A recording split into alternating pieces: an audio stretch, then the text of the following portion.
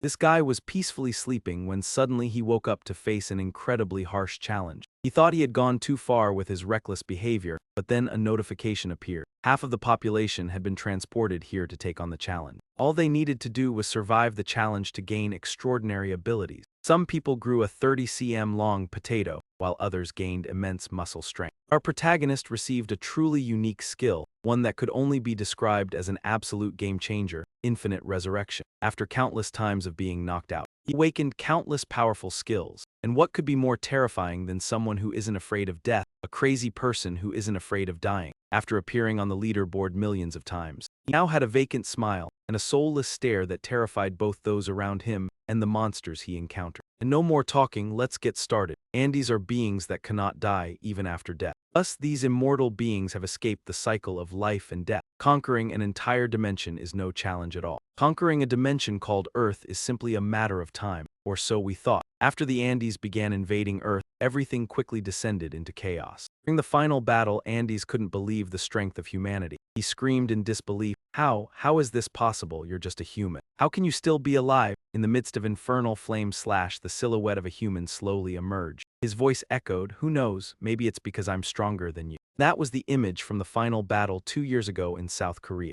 Girls' scream echoed, "I can't stand it anymore. I let you stay here because you said you were job hunting, but you waste every waking hour drinking and playing games. If you keep doing this, just go back to your parents' house." And facing the girl was her older brother. He was too drunk to respond properly, muttering, "No, I can't rely on my parents at this age anymore." Hearing this, the girl immediately yelled, "So, you want to rely on your younger sister now? You're pathetic. We even have an allowance. Tomorrow is the new year, so go find a part-time job or something." He refused to listen and walked into his bedroom. Fine, let's talk about this tomorrow." Even after he went into his room, her voice still echoed, shouting at him over and over. "Why do you keep?" He sighed tiredly. Then he jumped onto his bed, buried his head in his pillow, and blamed himself. "You're pathetic. What are you doing with your life? The only thing you've achieved since coming to Seoul is an internship at a big company. You should have found a regular job by now." Suddenly, the light from his computer caught his attention. He muttered to himself, "I forgot to close the game before logging out.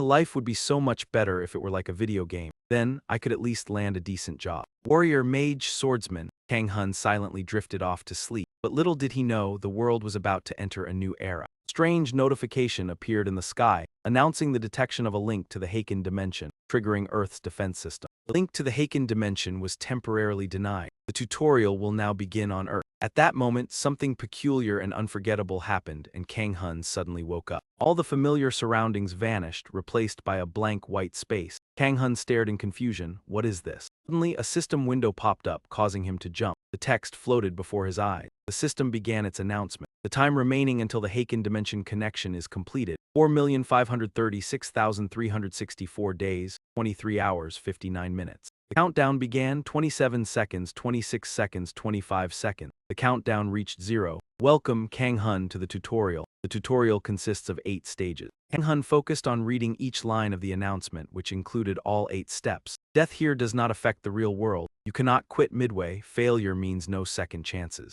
Upon completing the tutorial, you will awaken and be rewarded. He paused for a moment, trying to process the information. A cute girl's image suddenly appeared, reminding him, "Master, you've logged in today too." Kang Hun, embarrassed, covered his face and apologized. This is the kind of dream only heavy gamers in need of treatment would have. "Mom, I'm sorry. Ahun, I'll go find a job right away." However, his attitude immediately changed. "But who cares? It's just a dream. Maybe this is a sign from God telling me to play my best one last time." Kang Hun was originally a person with a forward-thinking mindset. The system interface also updated with new information. "We are entering Phase 1. We pray that your courage will save the Earth." Kang Hun, confused, shouted, "What's going on?" The system interface suddenly appeared, announcing Phase 1. Prove your courage by defeating your greatest fear. Completion requirement: reach the goal at the end of the bridge. Failure condition: death. A question follows another. Kang Hun, apart from being confused and bewildered, couldn't understand anything else. Which one? As soon as he finished speaking, he was instantly transported to another space. In Kang Hun's eyes, it was clear that this was a hellish prison, and he wasn't the only one there. Many others shared his condition. Kang Hun choked at his throat. "What the hell is this?" He looked down in shock. "What lava?" Then he looked around. "What's with this heat? Who are these people? What's going on? I was definitely at home. What kind of stupid dream is this?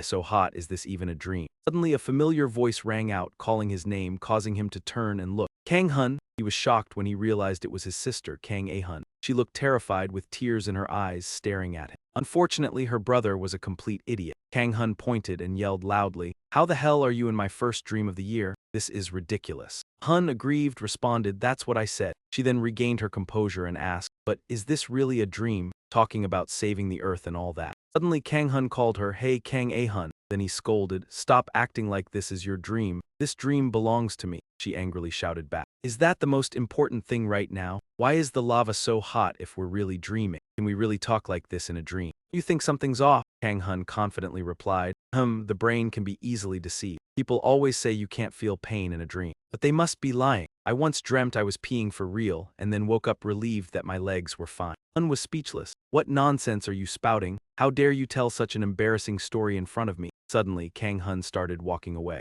"Anyway, I'm off." Ahun jumped in surprise. "Where are you going?" Kang Hun repeated. "It says to go to the end of the bridge. Completion requirement, reach the goal at the end of the bridge." "Failure condition, death, didn't you see that?" "Well, since this is my dream, an NPC like you wouldn't understand." Ahun glared at her brother. "NPC, huh? I can see it too," she said worriedly. "Aren't you afraid of falling?" Kang Hun shrugged it off and responded, Are you slow? This is a dream. If we die, I'll just wake up." But before he could finish, a man suddenly fell in front of them. Kang Hun stood frozen, watching him. They watched in horror as the man fell into the sea of lava. His screams echoed with despair and pain, cutting through the air. In the end, there was nothing left. The man completely vanished, unable to struggle. Kang Hun and Ahun froze in place. She spoke first, and as soon as she did, she saw her brother trembling, trying to act nonchalant. "That scream sounded kind of real. You're not scared at all, huh?" Ahun scolded him. "That's so disgusting." She sighed tiredly. Then she bent down, giving Kang Hun a serious reminder, "Don't do anything stupid. If you're going to move, don't walk. Crawling might be safer." Kang Hun, though terrified, still spoke with bravado. "Really, I'm not scared. But since you said that," Ahun thought to herself, "he's just like this." The lava below showed no signs of disappearing. The intense heat spread through the air.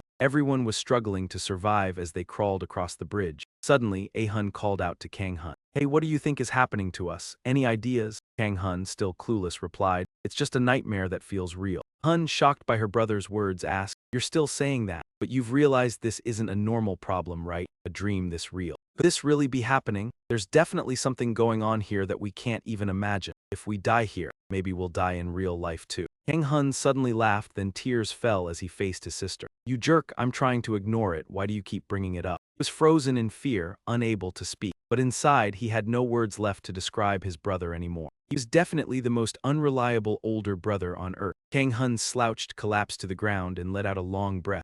Take a break and then let's continue." "I can't take any more." His limbs were trembling as if they would collapse at any moment. Ahun asked confusedly, "So, are you just going to stay there?" Kang Hun's gaze suddenly shifted as he looked at her. "You know, there's still a chance this might be a dream, right? Maybe if I stay like this. Wake up on my own." His words were still barely audible when the display suddenly appeared, notifying them that the designated time had passed since the start of the tutorial and the difficulty had increased. A shockwave hit. Kang Hun screamed in fear, "What now?" Everyone around them suddenly noticed. The bridge." A loud ringing sound followed Kang Hun's words. Then sections of the bridge that they had crossed began to collapse. Everyone screamed in terror. The bridge is collapsing, run." Hun hurriedly jumped up. "Now's not the time to stand still." She dashed ahead. Kang Hun frantically called after her, "Hey, wait for me." The bridge was collapsing faster. It was nearly at the spot where the two siblings were. Kang Hun put all his strength into running for his life. He reassured himself, "It's fine. The bridge isn't too narrow. As long as I don't slip, I'll make it. Just keep looking ahead on the path I've chosen." Both of them pushed their limits, running to the other side. In front of Kang Hun was a scene bathed in red. He silently rejoiced, "All right, almost there, great, I'm nearly there.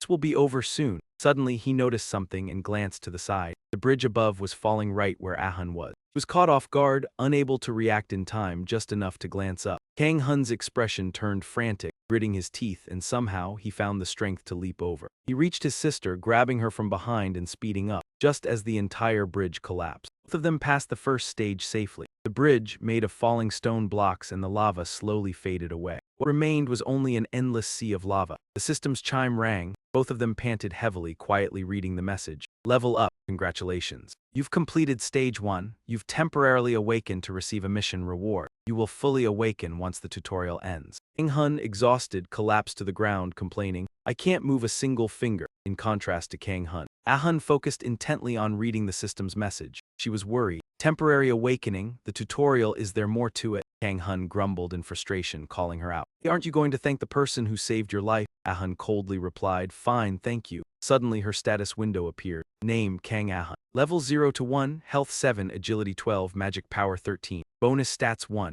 Innate ability, Calm, ability, unknown, skills, unknown. Ah-hun was puzzled. What is this? Level, Health, Agility. With her years of gaming experience, Kang Hun quickly realized what it was. It's the status window. Every man's dream gift on their birthday, he muttered. Ugh, forget it. Look at your status window, look at mine. I want to see it too. Status window, innate ability, revival abilities and skills, all unknown. I want to see it too. Immediately after, for some reason, Kang Hun suddenly regained consciousness. Sweating heavily, he sat up and screamed, but the scene had completely changed. Found himself back in his own room. Kang Hun looked up at the ceiling in confusion. That was a dream, right? The next morning, it seemed that the event had become a global sensation. Everyone was talking about it on social media. A post by someone named Seo Hanum. Did my whole family dream the same dream? Does dying in a dream mean something? Someone please explain. Even on TV, they broadcasted it. Our supreme leader survived even in hell. Social media was in an uproar. My mom always told me to stop reading novels, but now she's sitting carefully listening to me.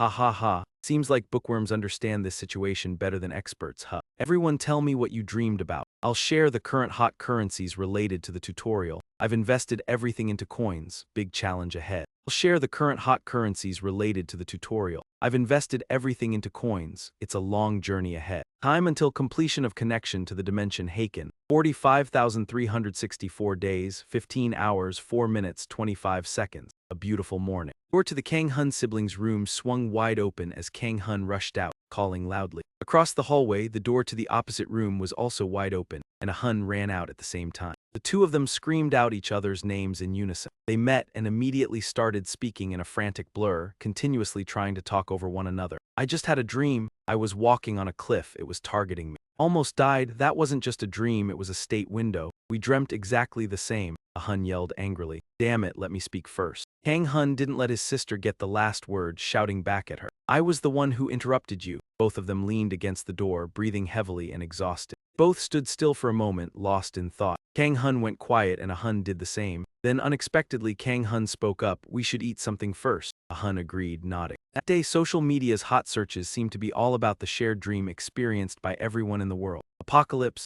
Lucy Dare Jim's collective dream, Apocalypse, the Haken dimension, temporary state window, Red Dog cultural, and many other related topics.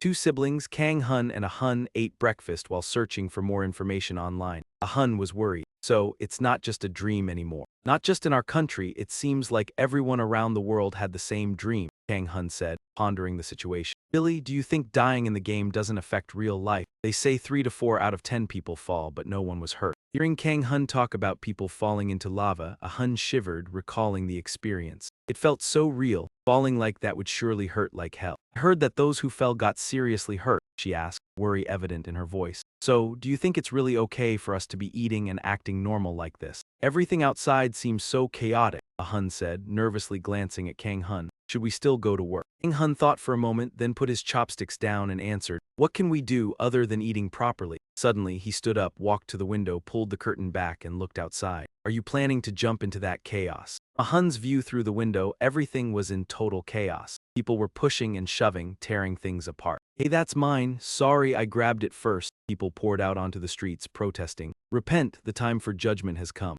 Others were taking advantage of the situation, stealing and causing trouble everywhere, destroying everything in their path. The siblings watched this frenzied scene below them. A sense of unease washed over them. A Hun anxiously looked at Kang Hun. We can't go out now, can we? Kang Hun hesitated, glancing at her. Don't ask. Going outside now would just get us hurt. Do you remember anything about the connection to the Haken dimension? A Hun asked, crossing her arms and staring directly at Kang Hun. You didn't properly check the state window, did you? It said that we should at least be able to check the remaining time while temporarily awake, she muttered as she pulled up the state window. Check. Time, Kang Hun mumbled, enviously eyeing the state window. Damn, I want to check it too. Anyway, we still have about 5 years left, he added as he looked at the crowd below. We even have time to prepare for that within 5 years. It's chaotic now, but it will calm down soon. It's better for us to stay inside. Hun thought for a moment, then suddenly said, that actually makes sense. Unlike the chaos earlier in the morning, nothing significant happened afterward. By evening, most of the citizens had returned to their daily routine. As a result, South Korea returned to stability within a single day. First day came to an end. Kang Hun closed his eyes tightly, then slowly opened them again. Right in front of him was a display screen.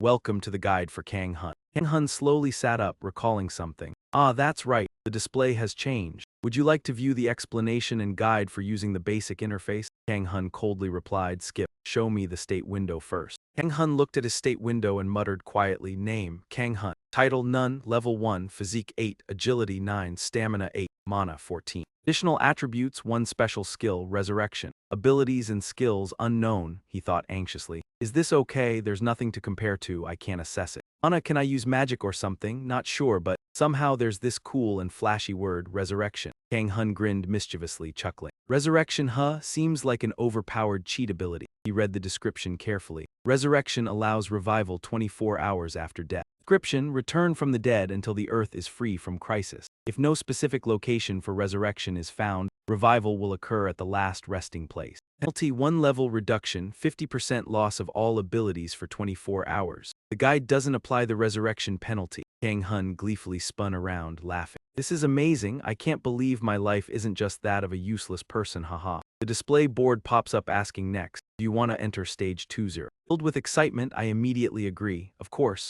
even if my stats are low, I can still level up and improve them. As a miraculous resurrectionist, there's nothing I can't do. Just moments after entering stage 2, I start to rethink things. Up until now, I was quite excited to have the resurrection skill. I didn't anticipate what would happen next. Now facing me is an enraged goblin, its face covered in blood, growling fiercely. I wield my weapon, struggling to strike. With one swing, I send it flying. Kang Hun recalls that the stage 2 task is to defeat enemies and demonstrate his skill. He charges forward, raising his weapon high. He then slashes down hard, thinking it would be a battle like a game. Surely, Kang Hun successfully defeats the goblin. Breathing heavily to calm himself, I reflect on my recent actions. I defeated it with a surprise attack using my roar. The feeling of killing a living creature makes my entire body tremble. I killed it. Damn it, I feel like I'm going to vomit. I only won because it was a goblin. Without the surprise attack, I would be the one lying there. Kang Hun sighs and drags his body. Suddenly, at a crossroads, the bloodthirsty gaze of another goblin catches his eye, so sharp that Kang Hun can feel it. He retreats, weapon pointed forward in fear. Goblin looks behind him in shock. It sees its fallen comrade on the ground. The goblin soldier becomes enraged, its face twisting in anger. Kang Hun mutters, what? There were 2 from the beginning. Isn't the goblin supposed to be a low-level creature for beginners? This one is twice the size of the last one and holds a sword longer than a meter. If it hits, it won't just knock me back. The goblin roars, then swings its sword, sending Kang Hun flying. As he falls, Kang Hun curses his life, having lived with a body accustomed to little movement due to prolonged unemployment, all because of the choice he made when starting the tutorial. The sword is too much for him to block, only 70 cm tall, unable to withstand a 1-meter blade. Kang Hun is struck by the goblin, his weapon knocked away, and the goblin brings down another blow directly on his shoulder. It doesn't stop there. The goblin angrily delivers several more strikes. In agony, Kang Hun cries out in pain. Eventually, he loses consciousness, his face soaked in blood. Dazed, he looks around, confused. Why is this happening to me? Damn it, why won't it just kill me already? When will I wake up from this nightmare? Whatever, someone, please save me. How much blood is there in the human body? I hadn't paid attention to that until I confirmed it with my own blood. The fear of death gradually overwhelmed my mind, and I endured the pain until I completely lost consciousness, tortured mercilessly by the 4 goblins. Hun, who was asleep, suddenly hears Kang Hun's blood-curdling scream and wakes up in alarm. She irritably throws open his door and shouts, "Why is this happening so early in the morning?" She suddenly freezes. Kang Hun, frightened, mutters to himself, "Goblin, I'm so scared, please." After a moment, he regains composure and recounts the situation to Hun. She quickly summarizes, asking, "So, you died from blood loss?" Kang Hun fearfully responds, "Yes, that's right. First, they pulled out my nails and crushed them, but that wasn't enough for them. They pulled out my teeth too." Hun shudders and covers her ears. "Stop or I'll die too." But Kang Hun continues, "But that really happened, I was crying." Kang Hun suddenly stands up from the chair. "If you experienced it, you'd understand. Even Guan Yu would cry and run to tell his mother." Hun, in fear, steps back. "Fine, whatever, who cares?" she asks him. "So you don't need to go to the hospital." Kang Hun freezes. "Hospital?" Hun picks up her phone and scrolls. "I heard that the number of patients being treated at the neurology department has doubled in the past 2 days. It seems that some people have experienced the same thing." Kang Hun silently reflects before shaking his head. "I don't think so, I don't have money." Ah Hun takes a sip of water and adds, but here's some good news. I think once you die, the tutorial will end. Kang Hun sighs in relief. People who die in the first stage won't dream about stage 2 anymore. I'm glad to hear that. Tonight, maybe I'll sleep a bit better. However, that night he once again enters this world. Kang Hun stared blankly at the dozens of instruction boards in front of him. Welcome to the tutorial. Kang Hun, stage 2, error occurred. Move immediately. Your bravery may save the earth. Tutorial stage 2, round 2 begins. Kang Hun gritted his teeth, grinding them with a creak. He cursed loudly, what the hell is this XXX, damn XXX. Display board showed another notification. You will not be able to respawn as you are in the tutorial. Kang Hun slumped down on a large rock, dazed. He fell asleep, only to wake up and drift off again an hour later. He thought if he could endure, he might escape this dream. But it seemed impossible. So in the end, he had to do what he wanted. Right, so hungry, he slowly stood up and walked toward a trapdoor. Last time he had chosen a trap. He chose it because it seemed strong and easy to use. However, close combat was quite terrifying, so using a bow would be better. Maybe a crossbow. In close combat, a spear seemed better than a sword. Alright, let me show you the crossbow skills of a South Korean reserve soldier. With that, Kang Hun grabbed a crossbow and marched toward the two goblins. He aimed directly and fired right through them. Kang Hun couldn't see clearly and doubted, wondering, are they even there? The goblin with a bruised cheek became enraged and turned to look. Kang Hun clicked his tongue, then charged at the two goblins with his spear. Damn it, no way it's going to be effective on my first try. He rushed forward with determination, ready to die for one of them. Kang Hun was pleased it worked. One down, now for the other. He tried to turn his spear around to attack, but suddenly froze. He looked down at his hands holding the spear. The spear, it won't come out. In that moment, his gaze shifted back to the goblin. The last thing he saw was the goblin raising its sword to strike. At the same time, Kang Hun also woke up from his dream. He clutched his chest in fear and screamed, I still died with one blow. Next time I need to try harder. Next time it was the same familiar displays. Welcome to the tutorial, Kang Hun, stage 2, error occurred, move immediately. Your bravery may save the earth. Kang Hun angrily flipped off the screen and cursed, damn monkey, this is a mess. Today's weapon is a sword and shield. Isn't it better to use a familiar weapon? No, today it has to be a sword. I've spent the whole day self-training on X to B. Alright, let's fight, you bastards. Kang Hun recklessly fought the two goblins. Once again, he woke up in defeat. Those bastards ganged up on me, huh? Kiki, let's try again, I'll kill all of you. Hun stood helplessly outside the door, watching his older brother go crazy. The display board reappeared, welcome to the tutorial. Kang Hun, stage 2, error occurred. Move immediately, he cursed angrily, shut up. The display continued, your bravery may save the earth. He kept cursing, bravery my ass. Tutorial stage 2, round 4. Kang Hun stood in the cave, practicing his swordplay continuously. At first I was just swinging my sword aimlessly. Why? Because I relied on the status window. This is the basics. Just then the display popped up. Your stamina increased by 1 due to pushing yourself to the limit. Kang Hun tiredly lowered his sword. The stats went up. Do I really have to swing 2 swords for 8 hours to level up? He opened the status window to check. Name, Kang Hun. Title, none, level 1, strength 8, agility 9, stamina 8, mana 14, additional stats 1, resurrection skill, abilities and skills unknown. He read the additional stats line and thought for a moment. He just remembered he got it after completing stage 1, but no matter how much he thought, he couldn't figure it out. He rushed towards the two goblins to fight again. I was so tired that I forgot. It's not because my memory is bad. Anyway, I put 1 point into strength. With the 2 stats boosted, I'm going for revenge on those goblins. But since I was exhausted from overtraining, I couldn't take down one of them and died immediately. Kang Hun woke up again, regretful. And so Kang Hun continued training through several more stages. Welcome to the tutorial. Kang Hun, stage 2, error occurred, move immediately. Bravery may save the earth. Tutorial stage 2, round 5. Increase stamina by 1 from sword training. Round 6. Increase strength by 1 after 10 hours of training. Now defeating the two goblins in front of me was easier, but since I lacked physical strength and combat skills, welcome to the tutorial, Kang Hun. Stage 2 has encountered an error. Move immediately, your bravery could save the world. Stage 2 guide, round 7. I simply swung my sword, swing it, swing. Swing again? Gained a point in stamina for pushing myself to the limit. The more I did, the louder I shouted. Then I collapsed onto the ground, lying down, panting, staring at the cave ceiling. A new display appeared. Basic swordsmanship has been formed. I trembled, my hand trembling as I touched the display. Basic swordsmanship F, a skill that helps adjust posture and reduces effort when swinging a sword, making attacks more effective. Description: this is a sword technique used by thugs, but it's still better than nothing. I clenched my teeth and tightened my grip. Overjoyed, I shouted, I did it, thank you. I stood up and grabbed my weapon. Damn those goblins, you're all dead today.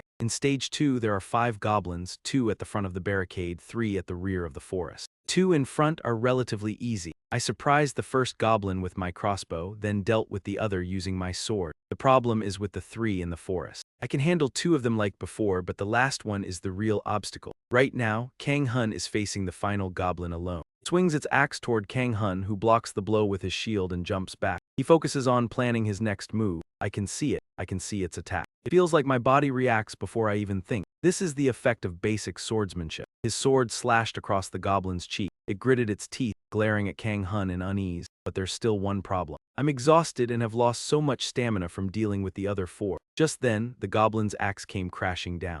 Kang Hun's sword flew far away. He quickly looked back. No, from this distance, the goblin is sure-handed, delivering another strike from below. Kang Hun nimbly leaned back, then grinned. He easily dodged the goblin's attack. It stared at him, astonished. Kang Hun smiled with satisfaction as he looked back at it. This dog really likes to torture, huh? That's why it hasn't killed me yet, but it's better to wear out the opponent first. Kang Hun planted one foot and then spun as if saying, "You're too predictable." He kicked it straight in the face, a handful of sand. The goblin screamed in pain, clutching its face as tears streamed down. Kang Hun picked up a large rock from the ground and immediately aimed at the goblin's knee, smashing it. "Take that!" the goblin screamed in agony, swinging its axe wildly. Kang Hun seized the opportunity to slip behind it, shouting loudly. By the time the goblin could open its eyes, it was too late. The goblin could feel the overwhelming pressure. Absolute pressure from Kang Hun. He decisively grabbed the rock and slammed it into the goblin, its eyes now filled with terror. Kang Hun struck it straight in the face. The goblin fell, blood pouring from its face. Kang Hun wiped the sweat from his brow. "Phew, I get it now. Your stage was so boring because you kept trying to die."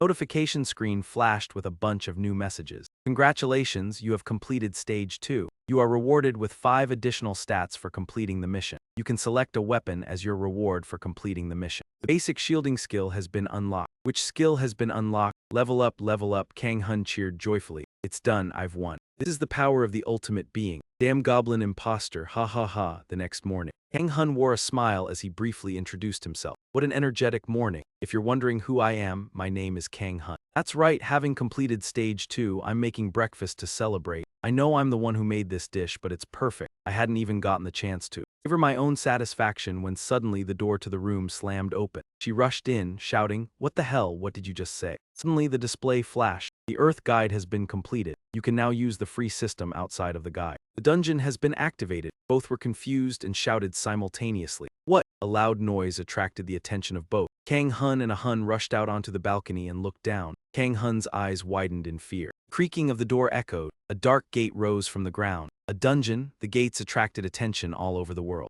A new notification appeared. "Only the awakened may enter the dungeon. You need to complete the dungeon within a fixed time. Time remaining to connect to the dimension: 45,357 days, 13 hours, 59 minutes, 51 seconds. After the dungeon appeared, the world was thrown into chaos. First, the two siblings, Kang Hun and a Hun, decided not to leave the house and instead consider organizing some information. Kang Hun made his prediction. "It seems the tutorial isn't completely finished yet. It seems that recently, people who are just 18 years old are also involved in completing the tutorial. So, the minimum age requirement is 18. Hun replied. The comments were chaotic due to the dungeon. People said it was a hasty decision to call those who completed the tutorial awakened and send them to finish the dungeon. Kang Hun checked his computer indifferently and responded. Although it wasn't a big issue after all, he raised his hand excitedly as he looked at the lake. The important thing was the benefit from the status window, but nothing appeared. He read the message and nodded. The tutorial is still in progress and you cannot use it, so it's still too early, huh? Kang Hun thought. There are 8 stages in the tutorial. It seems that while I struggled to complete Stage 2 with 7 attempts, others have already completed all the stages. There's no choice but to finish everything. Do you have any information on Stage 3? Ahun responded calmly. Haven't you heard? Patience is gold. Nothing at all, there's no information. Even Stage 2 had very little information. Kang Hun asked her seriously, should I fight again? Then he flexed his muscle. Now he's pretty strong. He wouldn't be defeated in such an embarrassing manner as before. He would complete Stage 3 in style. With precision. That evening, as he continued his tutorial in Stage 3, Kang Hun fell into an awkward situation. Right now, a monster had climbed onto him. He cursed silently. I'll kill you, I'll definitely kill you, you bastard. Stage 3, improve perseverance and patience in all situations. Completion condition, kill the leader Gu Ka. Failure condition, die. Tip, if you wait long enough, an opportunity will come. Kang Hun put on his camouflage suit. Yes, this suit must be really great. This is probably an infiltration or assassination mission, right? Killing the leader Guka, this monster, I've never heard of him. Well, first I need to find them, but I have to check the things I got from stage 2 first. Those bastards weren't kind at all, they didn't even give me time to check. He opened the status window. Name, Kang Hun, new level 4 title not yet available. Strength 10, Agility 10, Influence 11, Magic 14, Supplementary Stats 7, Revival Ability, Basic Swordsmanship, Shield Techniques, Basic Explosive Techniques. Skills unknown, Kang Hun cheered, this is a lot. The status window should look like this. The new skills are shield and crossbow techniques. As for the supplementary stats, I should increase strength and stamina since they're useful right now. Should I increase agility by 2 points just in case? What was the last one again? Remember there was something else. Suddenly the display changed. Do you want to check your inventory? He immediately remembered and clicked yes. That's right. Kang Hun touched the sword in his inventory and pulled out a sword. Kang Hun was delighted. This is the best thing I've gotten so far. Right inventory check is done. Now let's go find Guka or whatever his name is. Carlos H. was born on May 20, 1942 and died on February 22, 1999. He was a legendary sniper in the Navy who successfully assassinated a general after crawling 1.4 kilometers for more than 3 days. He is the person I respect the most. Starting today, Kang Hun immersed himself in nature, observing the enemy's movements. Have I been crawling for 10 hours? Almost there, 2 guards were on alert. Should I charge straight in? My pants are wet and soaked in my own urine from earlier. Grass is making me itch and there's a bunch of bugs crawling on my head. Suddenly, a shadow appeared. Kang Hun stopped and glanced up. One of the guards was standing right in front of him. Here it comes. A stream of warm water continued to pour onto Kang Hun's head, slowly dripping down into the muddy ground. Guard finished, shook off his crotch and tucked it back into his pants. Kang Hun gritted his teeth. I'll endure it. Didn't the system say I need to improve my perseverance and patience? Perseverance, patience, perseverance. However, his mental rope snapped. He couldn't take it anymore and charged. I'll chop your damn head off. With one strike, he pierced the man's stomach. Killed the man who had just urinated on his head. His comrades immediately noticed and went on the attack. Kang Hun sighed, chopped off something useless again. The monster growled, then howled. The pack inside immediately grabbed torches and rushed out, surrounding Kang Hun. He confidently surveyed his surroundings as everything became chaotic. He needed to say what he had been holding back for so long. Come here, you damn dogs. The skill Lion's Roar was activated. At night, Kang Hun reveled in battling a slew of enemies, laughing heartily. Ha ha ha ha ha. In the Stage 3 Round 2 tutorial, Kang Hun unleashed himself completely, burning with all his might, using what he had learned from crawling through Round 1 for 10 hours. It was the Lion's Roar, a skill that lowers the stats and morale of nearby enemies, removes D-rank or lower debuffs, and channels rage from deep within, striking at the foe's fears. It also swept away all negative effects on himself. That night, Kang Hun charged alone into the enemy plantation, shouting, "Kill every last one of you, you bastards." The Guka warriors seemed to have gone hunting and would only return at sunset, leaving only the weakest forces behind. Most were just foot soldiers. He charged straight to the chief's tent and burst in, yelling, "I'm here, you bastard," the leader of Guka. Purple light flashed. The chief sat between 2 other mages, who obeyed his cuckoo-like call to cast their spell. Kang Hun was caught in their low-level binding magic, frozen in terror. A tutorial that even includes magic. Focused and thought there must be a way. Kang Hun took a deep breath and activated Lion's Roar, unleashing it to sweep away the restrictions on him. The chief screamed in panic as Kang Hun lunged forward. Not bad, he thought, but only until you're slashed to death. Then he killed the Stage 2 final boss. A series of notifications appeared. Congratulations, you've completed Stage 3. You will receive Intermediate Physical Recovery B. Completed Stage 3 in record time, setting a new personal best. As an additional reward, you receive the temporary title Unyielding, which can level up. Unyielding is a title given to rebels who complete Stage 3, a test of endurance and patience. If the record is broken, the title will be transferred. It grants +1 to all stats. Kang Hun thought confidently, finishing Stage 3 in just 2 days, a huge improvement compared to taking a week for Stage 2. With this growth rate, he concluded, perhaps he really was a genius. At this pace, he could complete Stage 4 in mere minutes. That's what he imagined a month ago. 25 days had passed since launching a special pseudo-awakened force to conquer the dungeon. 30% of the discovered dungeon had been conquered, while the pseudo-awakened continued participating in dungeon raids. As a reward, the government considered offering incentives. Kang Hun shouted from inside the room, startling Ah Hun, who sighed, realizing he was at it again. Turned off the stove and asked, "If you keep this up, the neighbors will complain. Today an arrow even hit your head." Kang Hun, regaining vitality, stepped out of the room. "I've done it, those bastards, I just killed them all. I've gone so insane I can't control myself." Ah Hun was about to speak but froze. Zhu. It was just a dream. Ah Hun's face slackened as he asked Kang Hun, "Why have you been like this since morning?" Kang Hun's expression darkened. His brows knitted tightly, forming a single line. Every feature of his face tensed with frustration. He ground his teeth and said, "The tutorial is making me furious." Faced with Kang Hun's scowling face, Ah Hun felt too awkward to swallow. "Good luck, huh? Your face looks like a modern-day criminal." Kang Hun snapped angrily, "Hey, bastard, I'm older than you." Ah Hun ignored him and asked, "How's stage 4? So what, you're still my little brother." Kang Hun seriously explained every detail. "Basically, it's like a group project requiring leadership skills or something like that. Stage 4 demands. Prove your ability to lead and guide the team. Objective, destroy the dungeon's core. Failure penalty, death. After destruction, an exit portal opens automatically. Tip, proceed without leaving any team members behind. The mission requires leading the team to destroy the dungeon core. Like an RPG, team members behave like NPCs, performing assigned role. Argue whether to push forward or retreat. Lacking enough supplies, they cannot risk advancing, despite strong objections from 2 couples. The final decision is to continue." Ah Hun, curious, asked, what happened next?" Kang Hun began describing the campaign, noting he initially led them well. Boosted morale with roars of rage and led with superior healing power from intermediate-level body regeneration. He explained further. Ah Hun understood. Intermediate body regeneration is a skill obtained after completing level 3. It can restore and heal physical injuries using magic. Any wound, including cuts or second-degree burns, will automatically heal through magic. Intermediate body regeneration showcases the miracle of recovery, even mending broken bones within a day. Ah Hun chewed thoughtfully as he wondered. So everything is fine? What could have taken him an entire month? Suddenly, a sharp aura erupted, enveloping Kang Hun. Divination revealed that the incident occurred that night. Those bastards were supposed to take turns patrolling, but they planned to escape together. When discovered them, they ambushed and tried to kill him. Kang Hun recounted while chewing, realizing he had known it all along. Ever since they dared to flirt in that sacred dungeon, Kang Hun also realized his own handsome image was being tarnished. Pretending to cough, he returned to a normal state. He continued, noting that similar characters and scenarios kept repeating in each stage. Under those harsh conditions, he finally found a breakthrough with his super-intelligent mind. Ah Hun casually asked, "What was it?" Kang Hun gently set his chopsticks down, then smiled eerily. "Just eliminate all the pests and keep going." That night, Phase 4 of the guide, the final part, began.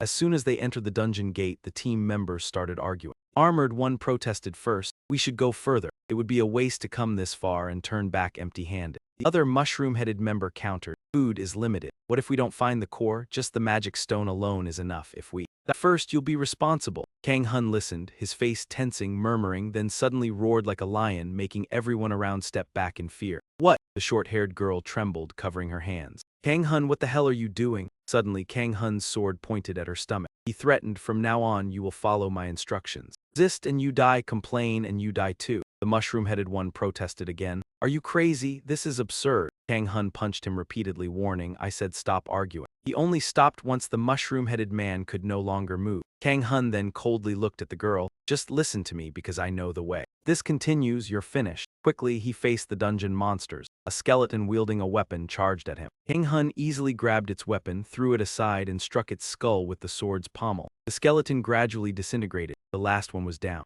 Everyone's eyes widened. Oh my god, he actually defeated them all. In the end, almost only they remained. Kang Hun approached a floating glowing orb and leaned in to inspect it.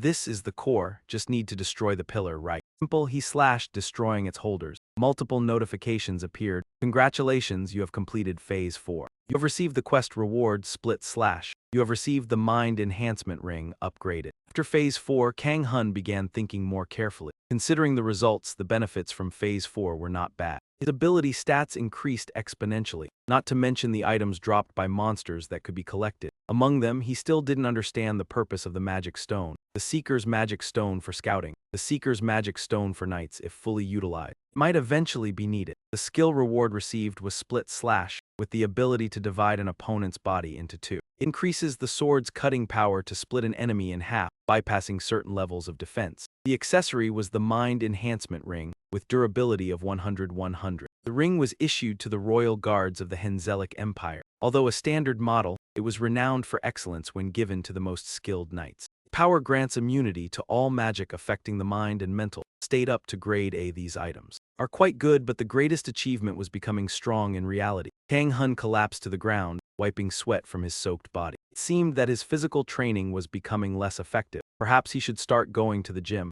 Suddenly, his phone notification rang. Kang Hun curiously picked up his phone. Was that an advertisement? What caught his eye was an urgent message. National Security Ministry dungeon has opened near Roman 20 on the Roman 20 day at Roman 20 hour. Advised locals to stay home and remain vigilant. Meanwhile, screams of distress echoed from outside the city. Everything descended into chaos. The goblins had broken out of the dungeon and attacked local shops. Many people were swiftly killed. A new alert flashed. If the dungeon was not cleared in time, the dungeon door would open. Kang Hun stood frozen at the balcony, staring down in shock. Was this happening today? I even sent a request to finish it. Then he suddenly remembered that his younger sister, Ahun, had gone to work that morning. Anxiety gripped him. Ahun could be in danger. He needed a weapon, something to defend himself. Damn, why is there no decent sword here? Kang Hun cursed as he frantically searched the house. Then something caught his attention. It was a kitchen knife lying in the sink. That afternoon, the sound of chopping echoed as Kang Hun took a deep breath and yelled, "Long time no see, you bastards." The goblins immediately turned to face him. Kang Hun tensed, realizing he couldn't yet use his abilities. That was enough to grab their attention. As the goblins rushed at him, Kang Hun mocked them. "What's that sound? Those low-tier goblins are so annoying." He wasn't sure if their level was as described in the guide, but somehow, he spun the knife in his hand and stabbed it through one goblin's head. He could still tell their level by their movements. The goblin fell dead. Kang Hun coldly pulled the knife out. "First, thanks for showing up. I'll make good use of this knife. It's a fine product." The scene shifted to Ahun's office. Everyone was doing their best to block the door with whatever they could to fend off the goblin attack. The air was tense, no one daring to breathe loudly. Ahun was lost in thought, staring at the message exchange between her and her brother. Suddenly, a louder noise from outside made Ahun's eyes widen in fear. Everyone in the room froze, listening to the horrifying screams outside. With a loud crash, the door flew open. A man wearing slippers stepped inside. It was Kang Hun. "Oh, I wasn't trying to break the glass," he said. "Your brother S here to save you, Kang Ahun." Everyone immediately turned to look at the siblings. Ahun muttered in shock, "What the hell? Who are you?" "Her brother." Ahun froze, stunned. "Brother, what's going on?" Then a voice called out, "Hey!" Kang Hun turned to see a middle-aged man trembling, asking, "I don't know who you are, but how did you break through the barricade? What do we do now with these monsters?" Ahun was in a difficult spot. "What's going on, Kang Hun?" Kang Hun scratched his head and explained, "It's my fault, sorry, I couldn't control my strength. Move aside for everyone." He looked out at the pile of dead goblins outside. "Don't worry about them anymore, they're done for." Everyone was shocked. Did he kill those monsters himself? Kang Hun pointed behind him. "Did you see the weapons the goblins were using? Pick one up. I don't know how long you can hold them off, but as long as you don't panic, we can defeat them." He turned and began to walk away. Ahun rushed to him, asking, "Where are you going?" Kang Hun slung a sword over his shoulder and walked off. "On my way here, I saw some goblins. They must be on the upper floors. We need to get some rest." While later, Ahun poured water over Kang Hun's wounds, tending to his injuries. Kang Hun complained, "Hey, is this much water really necessary?" "We don't know the situation," she said, sitting beside him, tending to his wounds. "Hey, is this how you always act, and how are you able to fight like that?"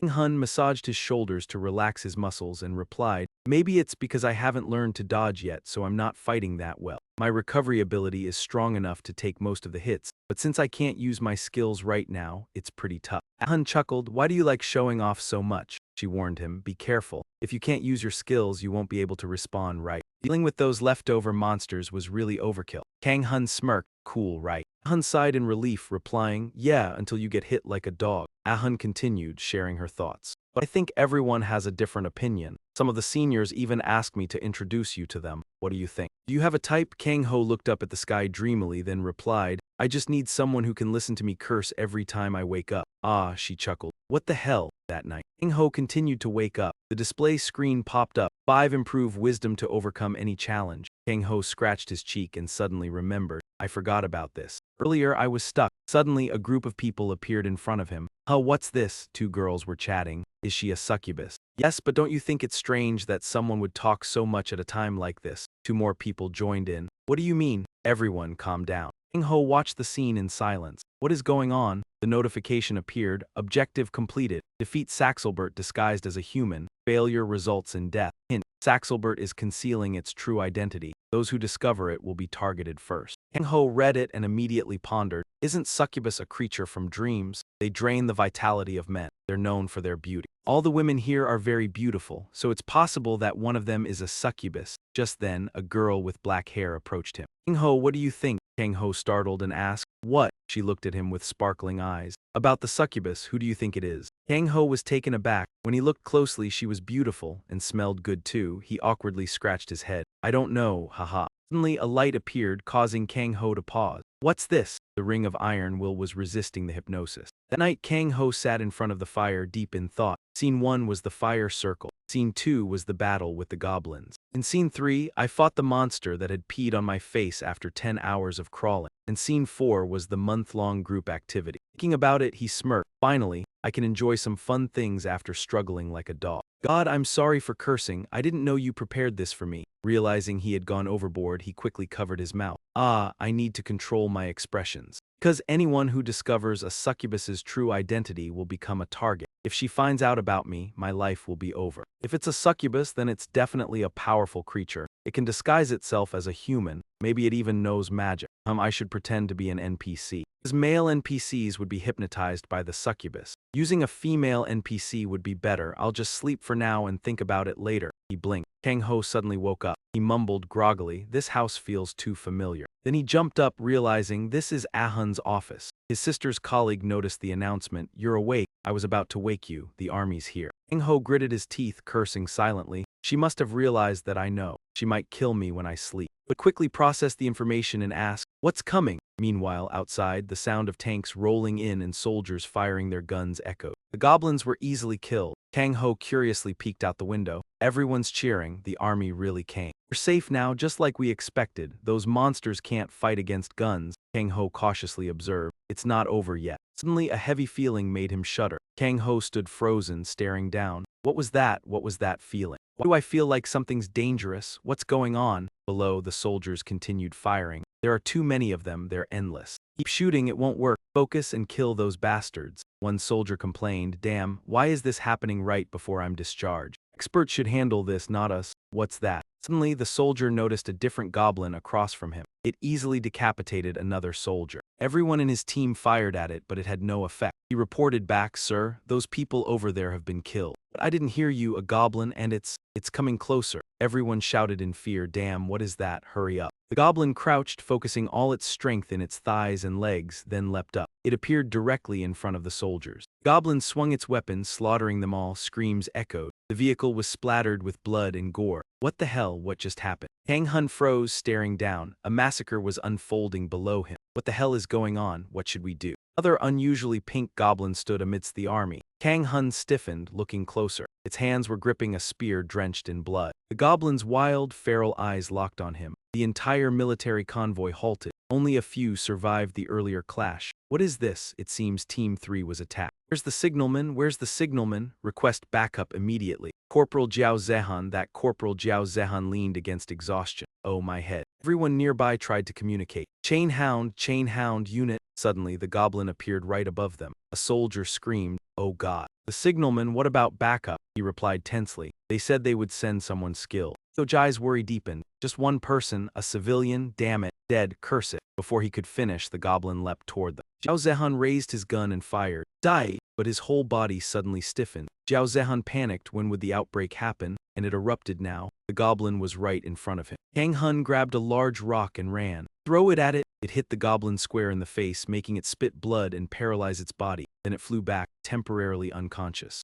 Jai stared in shock. What just happened? Kang Hun exhaled, jumped down, and asked Han, are you okay? You must be exhausted, right? You're a soldier. He gave a sly smile toward Jiao. In that moment, he saw something even more grotesque than the earlier goblin. Jiao recoiled, aiming his gun at Kang Hun's face. You monster! Kang Hun flinched, raising his hands in surprise and stepping back. Damn it, put the gun down. I'm not human. Jiao panted, repeating himself. You are human? Kang Hun was puzzled, asking twice in disbelief. He stared at Jiao. Could this be a volunteer? He was indeed quite strong. Then he lowered his head. Sorry, I lost my composure. Kang Hun didn't react sharply. It made sense. You just escaped death, he continued. Thank you for helping us. Kang Hun nodded politely. No need, I came for justice. He glanced back at the pink goblin. Again, that bastard clearly saw me. If the army was wiped out, those creatures would reach Ahun's company. He jumped down from the vehicle, instructing, don't fire. If you miss, we'll die. By the way, do you have something like pepper spray? Jiao nodded. We do. We have almost every kind of weapon. Kang Hun requested, then give me a canister. Zehan flinched.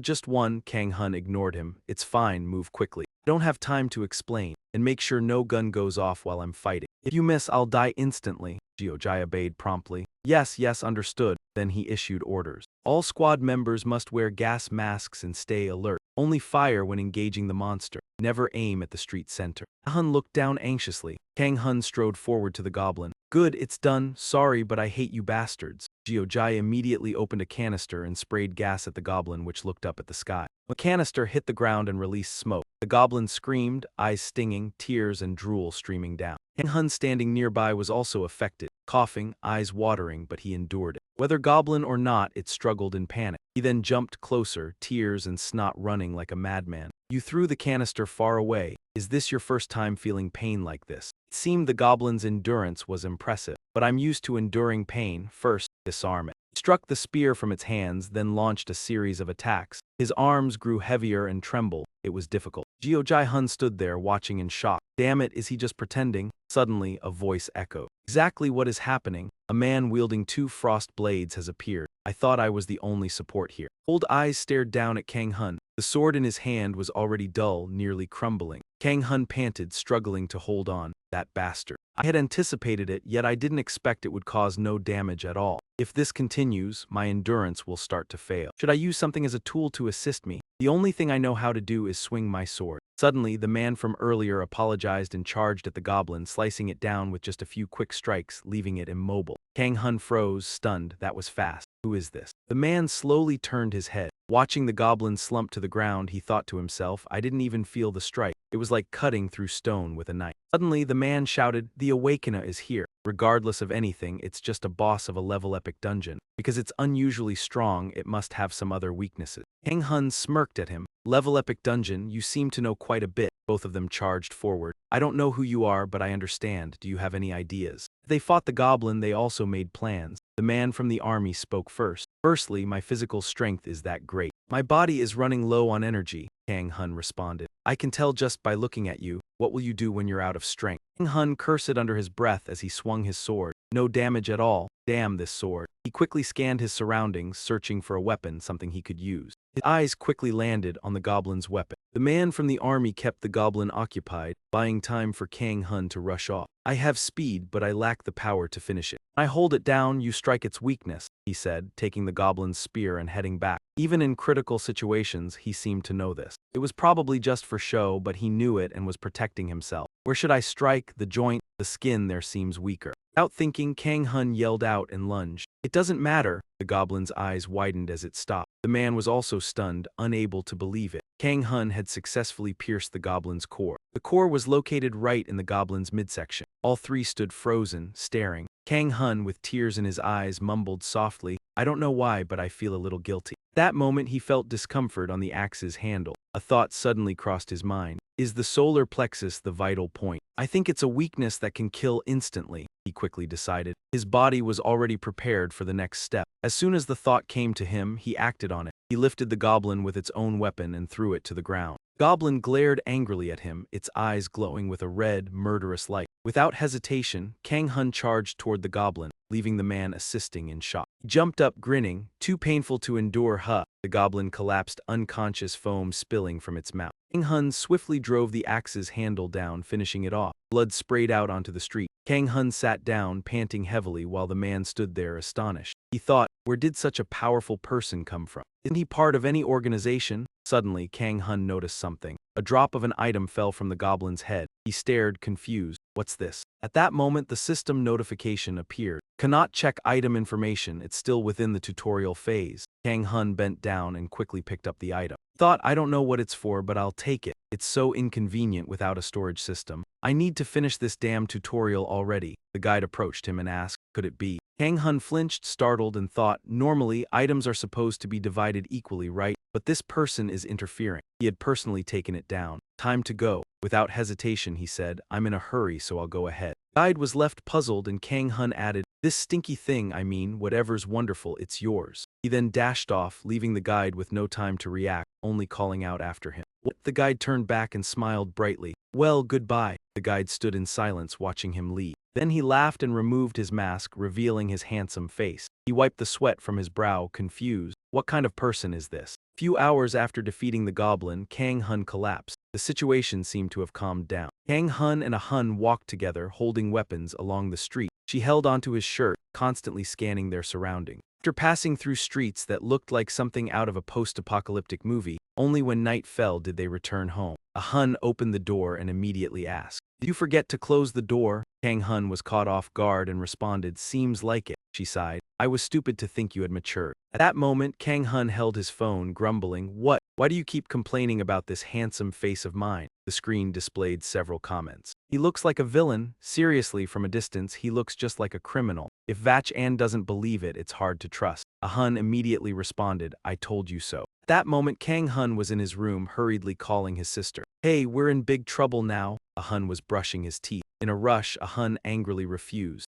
"No way." He insisted, "Please just do it." A Hun sighed and reluctantly agreed, then pointed the toothbrush at his face. Kang Hun reminded, "Don't scream early tomorrow, okay?" "Fine, I'm tired too," he said. Kang Hun winked and confidently replied, "Don't worry, it's easy. Tomorrow we'll drink beer and plan things out." He hesitated but said, "I'm not expecting much, but good luck." Kang Hun helplessly responded, "Really?" Kang Hun lay on his bed, staring at the ceiling, thinking, that person from earlier was pretty strong. He recalled when he and his support teammate cooperated to attack the goblin. He wondered how many rounds has he passed already. I should have been eliminated after round 2. He didn't want to dwell on it, letting the thought go. Well, stop thinking about it. I'll finish round 8 because I'll become stronger than anyone else. He closed his eyes and thought about the strange feeling from yesterday. Even though that monster could have killed me, I feel pretty excited to meet her again. Kang Hun then entered stage 5. He closed his eyes, enjoying the moment, and thought, God, you made me jump there. He slowly opened his eyes, his face still blushing but with a smile. At that moment, a grotesque goblin appeared in front of him, staring at him fiercely. He exhaled heavily. Kang Hun reacted instinctively, punching the goblin in the face while shouting, "What the hell is this?" The goblin was sent flying, knocked unconscious. He looked around in confusion. "Is this a goblin?" the system displayed. "Mission complete. Invade goblin lair and conquer the dungeon. Failure conditions, death. Tip: goblins in the cave have poor vision but excellent hearing. Use tactics to outsmart them." That moment, more goblins appeared around him, surrounding Kang Hun. He complained, "Why didn't you tell me about their hearing?" As they moved closer, he froze, thinking, this is more important, before shouting, "Why has the tutorial mission changed?" He yelled loudly in the forest, "It's changed." "Why did it change?" From the city, someone angrily shouted in reply, "Damn it." Meanwhile, at another company, a man was punched directly in the face. Blood sprayed from his nose as he was knocked over by a smaller man with blonde hair. Beside him, another person was severely injured, lying unconscious. He clutched his nose, falling down, asking in disbelief, How is someone who hasn't even completed the tutorial stronger than a fake ability user?" The man stomped down on the guy's head, casually replying, "Well, not much different, huh? If you don't know how to fight, what's the point of getting stronger?"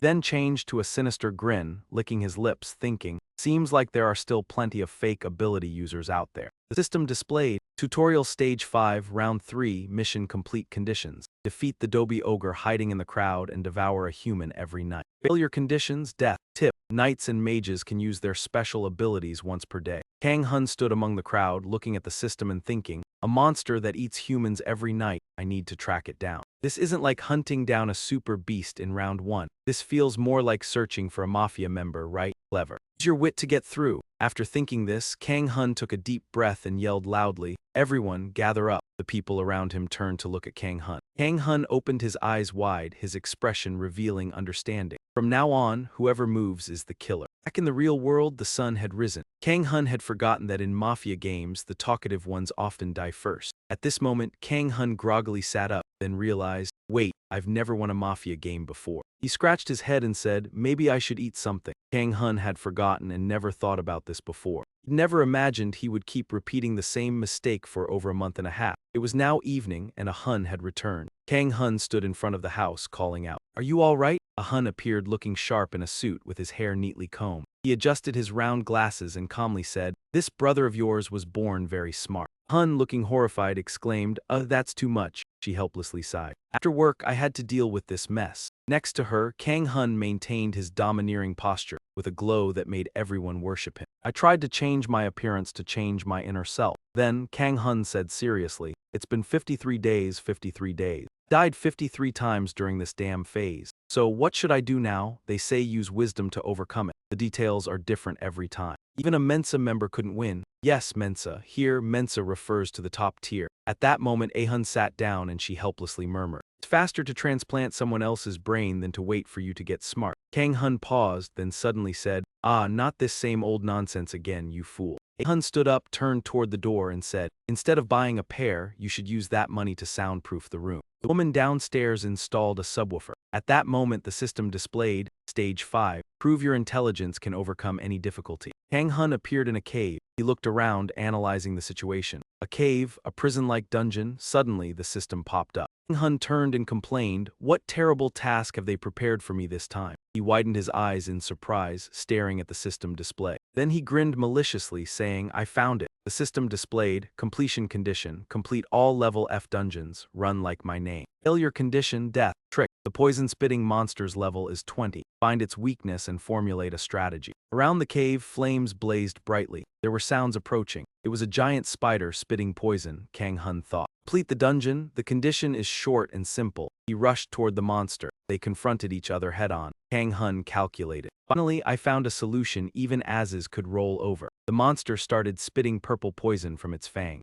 Kang Hun dodged and waved his hand, exclaiming, "What's this?" "A poison-spitting spider." Then Kang Hun looked down, horrified to see his left hand beginning to rot after being poisoned. Kang Hun raised his sword high, his eyes flashing with a determined purple light. "This is nothing." Kang Hun immediately swung down, severing his own hand. His hand flew off, blood splattering everywhere, then it shot toward the poison-spitting monster. He swiftly slid down beneath it. The monster was caught off guard, unable to react. Kang Hun, with his sword, smiled and teased, "HMPH, that hurt a bit." System displayed in front of the monster. Clue about the poison-spitting monster's weakness is hidden within the dungeon. One swift, decisive cut, splitting the monster's body in two. The monster's body was cleaved in half. Two halves of its body fell to the ground. Kang Hun collapsed in the center, but in the end, he chose to forcefully break through. Monster's essence turned into green light beams. Kang Hun stood, smiling smugly. "The weakness and the clue don't matter, as long as I kill them right. Instead of searching for the key, I'll crush it and move on." The system displayed the result. "Congratulations, you have completed Stage 5. You have earned the giant strength reward." Kang Hun raised his hand, which had been severed, and it fully regenerated. He smiled excitedly.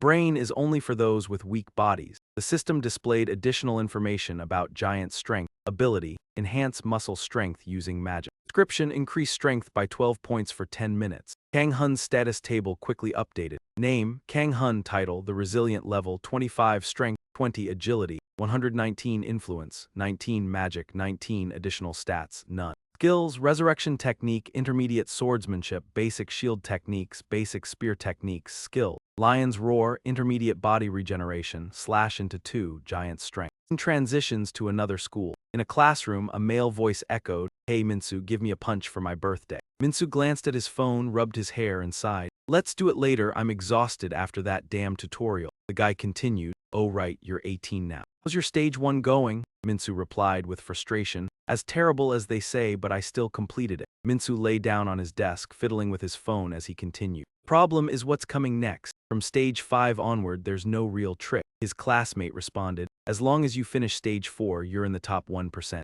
Perhaps those people keep valuable information tightly guarded." Su Min is focused on his phone. CH letter 1E80T suddenly speaks up, "Hey, there's new info. Someone completed Stage 7 yesterday and is about to challenge Stage 8. He walks closer to Minsu and crouches to look at his phone, asking, "Is this fake news?" Minsu continues reading. Stage 4's theme is leadership. Convince all members through strength. Stage 5's theme is intelligence. Muscle is the highest form of intellect. Increase your power. Stage 6, cruelty. Destroy both enemies and allies. Stage 7, sincerity. Only destroy the enemy. Minsu is surprised. What's this? Doesn't it smell? On the screen, some comments show up. "You're so dumb, you can't even attract attention properly. Are you kidding me? If you finish Stage 7, then I am Han Sezon." "Don't touch Han Sezon. Han Sezon is beautiful." On the other side of the screen, Kang Hun yells in anger. "These bastards, I tried my best to share some tips and you idiots can't even listen." A Hun, holding a bag, complains beside him, "Why are you yelling again? Kang Hun, more frustrated, explains, Tusk, listen up. I personally revealed advanced strategy tips, and yet these people don't believe it. Hun walks in, sighing, then sarcastically remarks, why are you always making a fuss about these things, old man? Kang Hun looks at him, grumbling. What did you say? Kang Hun confidently replies, wait and see. Once I complete stage 8, I'll be the third person to graduate this guy. In Republic of Korea, I'll be on the same level as Han Sezon, leader of the Dan Gun Guild, or Choi Dong-hu, president of the Ability User Alliance. A Hun turns back to him, suppressing a laugh, replying, on the same level as them. How can you compare someone who's struggling with this to the geniuses who finished in just one try? Kang Hun, frustrated, retorts, shut up. I completed stages 6 and 7 in just one attempt. By now it's evening, the system announces, welcome Kang Hun to the guide, you have completed stage 7. You like to enter the final stage 8. Stage 6 reward, B-rank weapon Bill Jen's greatsword. With a B500 rating, this greatsword has accompanied Bill Jen, a mercenary who made a name on the battlefield for 30 years. Initially, it was just a well-crafted sword, but after absorbing Bill Jen's blood, it became infused with dark energy. Abilities, Fury, Endurance, Enhancement. Stage 7 reward, Zonin armor with durability of 500. This armor was worn by Zonin throughout his life as a wandering knight of the Alat Kingdom. Has a self-repair function, restoring damaged parts after multiple destructions and repairs. Ability, Self-heal. Kang Hun thinks carefully. If I complete stage 8, I can use it in real life. I need to check the items from the Goblin King. The display appears again. Welcome Kang Hun to the guide, you have completed stage 7. Kang Hun slowly opens his eyes. I wasn't expecting to pass it in one try. As long as it doesn't take more than a week, I'm fine. The display changes rapidly. A new question appears, what is your belief? Kang Hun is stunned. Belief, he starts thinking. Suddenly, a deep tremor shakes the ground, startling him. Kang Hun looks around in worry. What the hell is going on? Suddenly, the ground beneath him cracks, causing Kang Hun to lose balance and fall into a deep pit. He screams in fear, Tusk. Falls freely through the air until light envelops him. Kang Hun wakes up, startled. Before him lies a bustling, peaceful city. Kang Hun looks around. This is... Suddenly, a girl walks right through him. He turns around, startled. Did I just get passed through? Am I invisible? This is the first time I've seen a city in the guide. Could this be Earth? Then he notices a couple ahead and realizes. These people, they're not human. It turns out everyone in this city looks like some kind of reptile. Kang Hun stands lost in the middle of the road. Suddenly, he senses something. He freezes when he sees a reptilian figure staring directly at him. Wait, he looked into my eyes. Staring at me like crazy. Can he see me? Kang Hun calmly stares back at him, then realizes, no, they can't see me. Immediately, a horde of mutated monsters surged toward the panicked reptiles, who scrambled in terror, but the sheer number and size of the creatures were overwhelming. They quickly seized control of the situation, leaving Kang Hun frozen in place, watching. Some of the monsters were familiar, others entirely new. This was a completely different level from the dungeon he had explored 2 months ago, like witnessing a vision of the apocalypse itself. Display suddenly appeared, showing the remaining time to complete the connection to the Haken dimension. 4 years, 278 days, 23 hours, 32 minutes, and 24 seconds. Kang Hun shuddered, imagining the Earth like this in 5 years. The sounds grew louder, and a massive shadow loomed over him. Startled, he spun around to see a gigantic, lumbering monster emerging. Kang Hun froze, unable to move. The creature was larger than 3 skyscrapers combined. Fear overtook him as it advanced, its massive hand about to strike him, and then they collided. Everything passed through Kang Hun's body, vanishing instantly, replaced by a blinding light that enveloped him within a vast white space. What just happened? Was that a monster? A soft voice suddenly spoke. Kang Hun looked down, startled. Who was it? He spoke, no, you can simply think of me as a dimensional administrator. Curiously, Kang Hun listened as he spread his hands, explaining that this was a personal exchange. Feel free to ask anything you wonder about. This is also a rare chance for me to ask you some things. Kang Hun thought for a moment before asking, what did I just witness? Will the Earth look like this in 5 years? He hesitated, replying vaguely, it depends on what you choose to do from now on. Kang Hun frowned, I don't understand. If it's such a powerful being, why not stop this yourself? He answered seriously. As I said, I am only an administrator, not a guardian deity. I maintain balance. The status windows and guidance are provided for you. That's the best I can do. Now may I ask you a question? Kang Hun jumped but nodded. Ah, yes. The administrator began. Kang Hun, what faith has guided you? And what has kept you alive until now? Kang Hun was confused. What kind of question is that? Why ask something so deep? He answered excitedly, after observing humanity throughout this event, I grew curious. All living beings are fascinating. Humans are especially intriguing, Kang Hun thought. Observing and curiosity, somehow this guy was driving him crazy. He forced a smile. Then I suppose you haven't observed enough. At least in my experience, no one spends their whole life pondering such triviality. From birth, we struggle merely to achieve a little happiness, trying to survive day by day. The administrator Hierukai asked Kang Hun. Is there someone or something you wish to protect? Kang Hun thumped his chest firmly, declaring, my rebellious little sister and my parents, I must protect my family. Questions continued. Have you ever wanted to be a hero? Kang Hun was startled. Another ridiculous question. He huffed and replied jokingly. After dying a few times, I realized my place. Cool jobs that drain your strength aren't for me. The administrator replied honestly. From observation, heroes must have innate talent. Kang Hun had almost no talent. He was furious. This bastard wants to provoke me, yet he folded his hands playfully and added, personally, I am a fan of yours, Kang Hun. Watching you follow guidance brings me joy and excitement beyond measure. Kang Hun blinked, slowly realizing something. He's joking. Is the administrator some kind of pervert? The Earth's future is at stake, could it be? He asked suspiciously. Hey, administrator, does stage 5 with the intelligence theme, does the mission change over time? Suddenly the administrator fell silent, ending the conversation. Time S up. I've enjoyed this. Kang Hun, congratulations, you've completed stage 8. Kang Hun was stunned. The administrator ignored his questions, saying the guidance was just a facade. Many challenges await you, and whether you like it or not, Kang Hun, I believe you will become the hero who saves the world. Kang Hun rushed toward him, shouting, wait, so stage 5 was your doing. The last words were spoken. Congratulations on graduating the guidance, Kang Hun fumed, his eyes blazing as he lunged to grab the administrator and curse. That worthless bastard. But before he could finish with a flick, Kang Hun had vanished. Only the administrator remained. I'm counting on you, Kang Hun. The display board announced, you are the 62nd to graduate the tutorial. You have earned the title of tutorial graduate. As he braced himself, he was instantly pulled back into the real world, just as expected. The chaos in level 5 was caused by her, wasn't it, you bastard? Suddenly, he realized something was shoved into his mouth.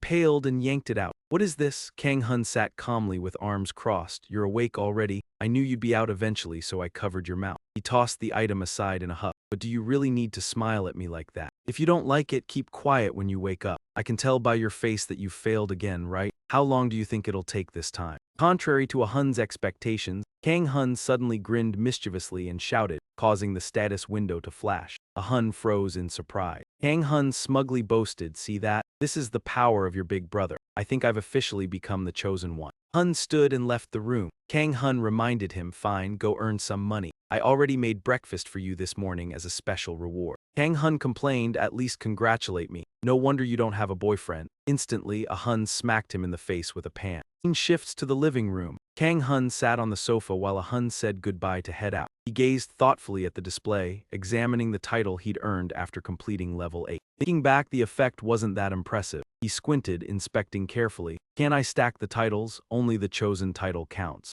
The others only provide 50% effectiveness. Of course, I should rely on completing the tutorial. Perfect, I've been waiting for this moment. Kang Hun gleefully pulled out a cardboard box and opened it, revealing the book he had taken from that pink goblin. Kang Hun held it up, smiling. The mysterious item obtained after defeating the goblin. Declare your identity. The display immediately announced. Magic Explosion is a skill book that teaches magic explosion, allowing you to launch a magic orb capable of creating an explosion. Indescribable thrill surged through Kang Hun. He buried his head in the book, trembling, then jumped up, shouting. After 4 months of silent shouting in the tutorial, Kang Hun finally reached the point of screaming freely. The display asked, do you want to learn the magic explosion skill? Kang Hun didn't hesitate to accept. Of course I do, damn it. The book vanished and the system announced that Kang Hun had learned magic explosion. He happily watched the book disappear from his hands. Excellent, the reward is claimed, now that the reward is collected. Should I apply to the Awakening Training School? Scene shifts to the Awakening Training School. A cheerful girl walked along, introducing herself. My name is Manhwa, a newly appointed government officer. First assignment is at the Awakening Training School, where only those who complete the tutorial can receive a certificate. Our nation's Awakening training system is said to have developed exceptionally, becoming one of the best systems in the world. They may be rookies, but they are the heroes of tomorrow. Isn't witnessing the start of their journey a wonderful thing? Or was that just my thought a few hours ago? Right now, my Inhong faced a crisis greater than ever before. She lowered her head and muttered an apology. Her teary eyes glanced up. Kang Hun glared at her with intense authority. My Inhong whispered fearfully. Must show me your ID. Kang Hun tilted his head unsure and asked, what? Immediately, my Inhong closed her eyes tightly and stammered, asking Kang Hun, Why are you doing this to me? Kang Hun waved his hands in bewilderment. Suddenly, a harsh voice rang out. What's going on here? What's happening? Is he making her cry? Is he threatening her? People began raising their phones to film him, looking at him with suspicion. Kang Hun tried to explain. Wait, hold on, I didn't do anything. Suddenly, someone approached and asked, is there a problem here? In Hung called out happily, Officer Kim Wai-hun. That Kim Wai-hun glanced around, seeming to handle the procedure slowly. What's going on? Suddenly his gaze met Yun Shen's, and Yun Shen also noticed him. Both instinctively shared the same thought. Looks so familiar, his voice too. Kim Yi-hun approached Mi En-han, extending his hand. Can I take a look at that? Mi En-han handed over the information sheet. This one? Kim Yi-hun took it eagerly. Kang Hun, you look completely different from your photo. Isn't that right? Kang Hun complained. Look, my appearance changed because of a skill, but this is me truly. I know it seems unfair. If you don't believe me, I can do a DNA test or hide my fingerprints. Suddenly, Kim Yi-hun studied Kang Hun's info sheet more closely and asked in astonishment. Already completed stage 5? Kang Hun nodded. That's right, he thought. I deliberately altered some details to avoid attention. Kim Yi-hun was curious. You're level 12. That's pretty high. Have you ever conquered illegal dungeons? Kang Hun was startled. I already reduced it by more than half, yet it's still too high. Lying, I did enter a few times before the law was enacted. Kim Yi-hun didn't suspect much and moved on to ask further. I see that mana power skill you listed in your abilities. What is it exactly? Kang Hun answered casually. It temporarily doubles my strength. Kim Yi-hun led Kang Hun aside to ask more. Thanks for your cooperation, just one more thing. He felt awkward. Kang Hun asked too many questions. He made a request. In stage 3, the fake forms receive a skill. Stage 4, it's an accessory. Stage 5. Another skill. I need to see all those rewards. Kang Hun pondered, then rolled up his sleeve. So meticulous. All right, here's the skill I got in stage 3. He bit his own hand immediately, right before Kim Yi-hun's horrified eyes. Blood dripped onto the floor. Kang Hun healed the wound he had just inflicted in front of Kim Yi-hun. In an instant, it closed and disappeared. Kim Yi-hun swallowed in astonishment. It's a healing skill. Kang Hun continued to show his rewards. Stage 4 was this ring, a manifest, and stage 5 he glanced at Kim Yi-hun. Alright, I recorded my skill as mana power instead of force. Let me confirm, it's a skill that spreads fear to nearby enemies through a roar. If I use it here, is that okay? Kim Yi-hun agreed, no problem, use it freely. Kang Hun received permission and shrugged. Okay, there's a familiar contestant here. He glanced at Kang Hun and Kim Yi-hun, then realized, wait, that guy, the goblin killer from the Gudong event. In that moment he understood. He quickly clenched his fists, confusing the person right behind him. A few moments later, Kang Hun's roar activated, and everyone covered their ears in fear. Even Kim Yi-hun was stunned by the sheer power of Kang Hun's roar. He asked again, is that enough? Kim Yi-hun quickly pushed up his glasses. That's sufficient. Now Kang Hun, go to the first floor of the Gunmo building next door. Pervert nearby witnessed Kang Hun's roar and couldn't hide his excitement. Kang Hun easily passed the elimination round and entered the class. Last time, I almost got rejected because I looked different from my ID photo. But after that terrifying roar, everyone in the class was talking about him. That's him, right? He scared the big singer girl so badly she went pale. Kang Hun, puzzled, ate a plate of meat while glancing at everyone. Looks like I made a bad impression. Something feels off, oh well. Pervert behind Kang Hun watched him closely. Then Kim Yi-hun led several people into the classroom and approached the podium. Thank you for waiting. I'm Kim Yi-hun. From now on, I will oversee training at the school's southern branch. Pleasure to meet you all. The entire class clapped enthusiastically. Kim Yi-hun began explaining the training overview. The course would last 10 days. Morning sessions would be theory, afternoons practical. Meals and lodging would be provided. Barring serious issues, everyone would safely complete the training and receive certification. As you all know, it's been nearly half a year since the world changed. Information about dungeons and monsters appears daily, so strategies are constantly evolving. In other words, what you're about to learn isn't entirely the correct answer. Kang Hun listened carefully. Even at the start, it can discourage others. Kim Yi-hun continued, misinformation may arise or information may quickly become useless, so I will focus on teaching the most essential points. To help you survive over the next 10 days, I hope we can cooperate together. This concludes this section. Take a 10-minute break and then we'll move on to the next part. After Kim Yi-hun left, the classroom erupted into chaos, everyone staring blankly at the ceiling. Bored as if in military training, he thought, this is going to go on for 10 more days. Suddenly, someone approached him. My name is Kwang So-yi, let's shake hands. Kang Hun stared at him in surprise, thinking, who is this fiery brat? He quickly returned the handshake and said, my name is Kang Hun. Suddenly, So-yi smiled mysteriously. Kang Hun immediately sensed So-yi's strength gathering in his hands. Smirking, he said, let's help each other. The sinister smile grew. Ah, got it. These kinds of guys need to be taught their place from the start. I've hated this guy ever since he caused that chaos before. He quickly noticed, damn, this guy is still holding on. Kang Hun whispered, activating his counterforce. The counterforce immediately engaged. Magic enhanced his muscles, increasing strength by 12 for 10 minutes, so you felt every muscle in his body tense up completely. What am I losing in a strength contest? I've poured all my stats into strength. Damn it, everyone's watching. I can't back down like a loser. Thinking this, so Yi exerted all his power. The veins on his arms turned purple and bulged. With a boom, his arm exploded. He was in shock, eyes wide. Kang Hun was equally surprised. Blood splattered across the classroom. The perverted man became more obsessed with Kang Hun, his heart torn apart. An ambulance arrived at the school and took So Yi away. Kang Hun struggled to explain, I swear that muscle brain guy came over and shook my hand first. Then suddenly, while he was flexing, it just exploded. Kim Yi Hun doubted him. Do you expect me to believe that? He ruffled his hair, muttering that it was insane. It's not a question of belief, it's the truth. Thanks to my unique ability, the strength of the strong, I can boost my own power by 1.5 times, which is why I avoided injury. If you don't believe me, you can test it. Kim Yi Hun froze and asked, your unique ability is called human strength? Kang Hun stammered, ah, why yes. Human strength? Kim Yi Hun suddenly found it interesting. It actually doubled his power, not just 1.5 times. Kang Hun laughed awkwardly and glanced away. Haha, I must have miscalculated. Hun stared at Kang Hun, then sighed and let it go. I understand, let's return to class. Scene shifted back to the classroom. Kang Hun exhaled wearily. You, first day and already exhausted. Suddenly, someone timidly sat next to him. Hello, may I sit here? Haha, Kang Hun didn't mind and replied. Or whatever, he thought to himself, from fiery brat to street punk, huh? They shook hands. I'm an NHU-Zio. I'm Kang Hun. An NHU-Zio said, may I call you brother? I just turned 18 and finished the orientation. I learned fast, so I graduated early. Just talk to me casually, Kang Hun observed. From appearances, he seemed older than him. Suddenly, an NHU-Zio asked, how did you do it before? Kang Hun was puzzled.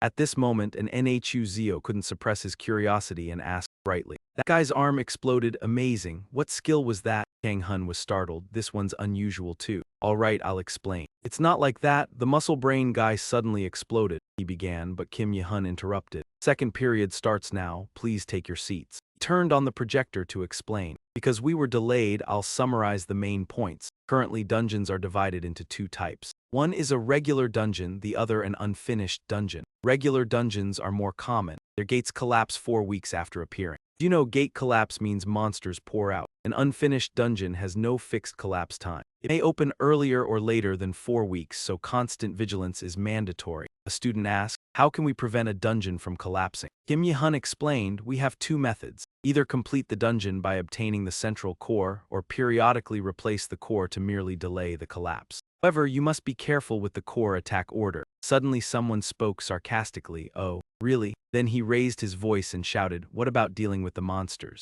You think I came here to listen to this useless theory? He sneered with disdain, another muscle-headed fool. These brainless muscle heads and the pig from earlier are the real problem. A supervisor spoke up, if you cause any more trouble, you'll be expelled. Kim Yi Hun raised his hand to stop him. It's fine. Then he called out to the big guy from earlier. Student, come down here. That man grunted. Kim Yi Hun repeated, I said come down here. He smirked, ha, you have some pride, huh? I'm down here, so what now? Kim Yi Hun took out his phone, challenging him. 1 minute. From now on, I'll only dodge and block your attacks for 1 minute. If you manage to injure me, you'll graduate immediately. If not, you'll be expelled. You want to play? At that moment, Kang Hun and an NHU-CO both thought the same thing. This arrogant demon lord is really annoying, but it's amusing to watch, so it's fine. Kim Yi Hun continued, on the other hand, if you fail, you'll be expelled. Do you want to try? The student replied seriously, do you think I'm someone to be messed with? At that moment, the system displayed the item frame. The student pulled out a sword from the system, smiling arrogantly. Are you sure you won't regret this?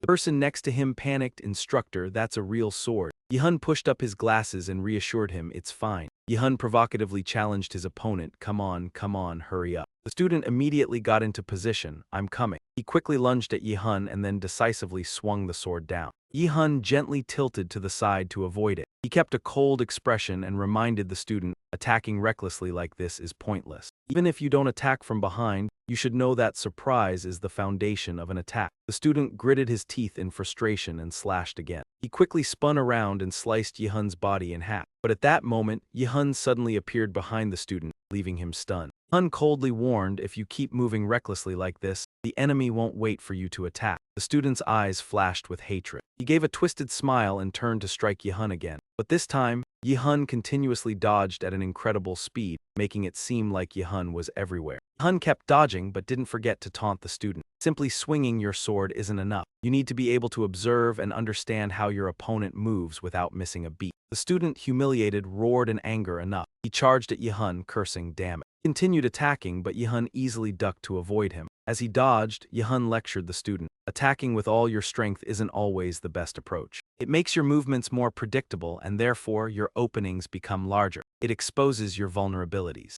More importantly, Yi-hun started to counterattack. Yi-hun gathered momentum and launched a kick. It struck the student's hand, sending the sword flying out of his grasp. The force of the kick was so strong that the sword shot up and pierced the ceiling. The student, terrified, fell to the ground. He was stunned by Yi-hun's incredible strength. Yi-hun didn't forget to remind him, "If you keep doing that, you'll wear yourself out quickly." He then took out his phone, showing the screen with 1 minute and 28 seconds left, then said, "1 minute, time up." Everyone in the class was stunned, unable to believe what they had just witnessed. They were speechless at the scene. Kang Hun recalled a video of a professional fighter dodging punches from an ordinary person by weaving through them. He had seen such a video before. Kang Hun sat silently, deep in thought. But could someone with skills really do that? Is there truly such a difference, even among superhumans? Kang Hun's face became serious as he speculated. The agility and reaction speed that he just showed, even I, someone who's enhanced my stats, would find it hard to keep up. If I faced him in a fight, he closed his eyes and thought seriously, if I faced him in a fight. He smiled excitedly. Who would win? I want to fight him. Kang Hun turned to the side and looked. At that moment, an NHU also gave a very twisted smile. He was even more excited than Kang Hun. He looked horrified, thinking, what's with that expression? What the hell? Did he just run away? Further, I pushed an NHU away. The more I could see his excited expression, which made me uncomfortable. I should have never let him sit next to me. I don't want people thinking we're the same. The scene changes to outdoors. Everyone is gathered in the courtyard, chatting loudly. Kim Yi-hun holds a list and points toward the weapon racks. The school's training program includes theoretical classes in the morning and practical training in the afternoon. Today's practice will focus on weapon techniques. Please receive your training weapons in turn. First, practice on your own and the instructors will correct you individually. Please understand that. We cannot provide one-on-one guidance due to a shortage of staff. Kang Hun picks a sword, sighing, feeling bored. At this moment, an NHU appears from behind. Tempts Kang Hun, "Hey, training with weapons sounds boring, doesn't it? Want to spar?" Kang Hun responds with enthusiasm, "Oh, that sounds interesting. Are you good at fighting?" But Kim Yi-hun suddenly speaks up from behind. Please note that sparring is prohibited until the 6th day of training. Everyone starts practicing diligently. Kang Hun remains still, observing the students who are diligently practicing. He thinks to himself, I'm not expecting much, but are they all like this? The average level is lower than I thought. He rubs his head thinking, I really don't need practice. Guess I'll just do a bit of exercise. Then Kang Hun grips the sword tightly. He begins swinging with decisive slashes at an incredibly fast pace. At this moment, Kim Yi-hun, standing in the distance, notices him and looks on in surprise. Suddenly a voice rings out, "Hey, you can't do that." Kang Hun stops, turning toward the direction of the voice. It's the instructor standing with his arms crossed, watching Kang Hun. He points out, in that stance you should narrow your feet a bit and adjust the angle of your sword. It looks like you're showing off, but training like that is pointless. Kang Hun looks at him with a confused expression. His eyes turn bright red and red sparks appear around him. He thinks, what is this guy talking about? In future dungeon fights, it'll be hard to apply sword skills like that in real combat. Then Kang Hun grabs the instructor's collar, yanking it hard. The sudden move catches the instructor off guard. Kang Hun pulls him closer, leaning his face in with a disdainful look and says, "Are you really that good at fighting? How about we give it a try?" Kang Hun releases the instructor and replies, all right, fine." He whispers to himself, I've got myself into trouble now. Kim Yi-hun speaks up, calling out, "Instructor Kim Song-han." Song-han turns to reply, "Instructor." Suddenly, Kim Yi-hun claps his hands and announces, "Everyone, please pay attention. From now on, there will be a sparring demonstration between this student here and instructor Song-han."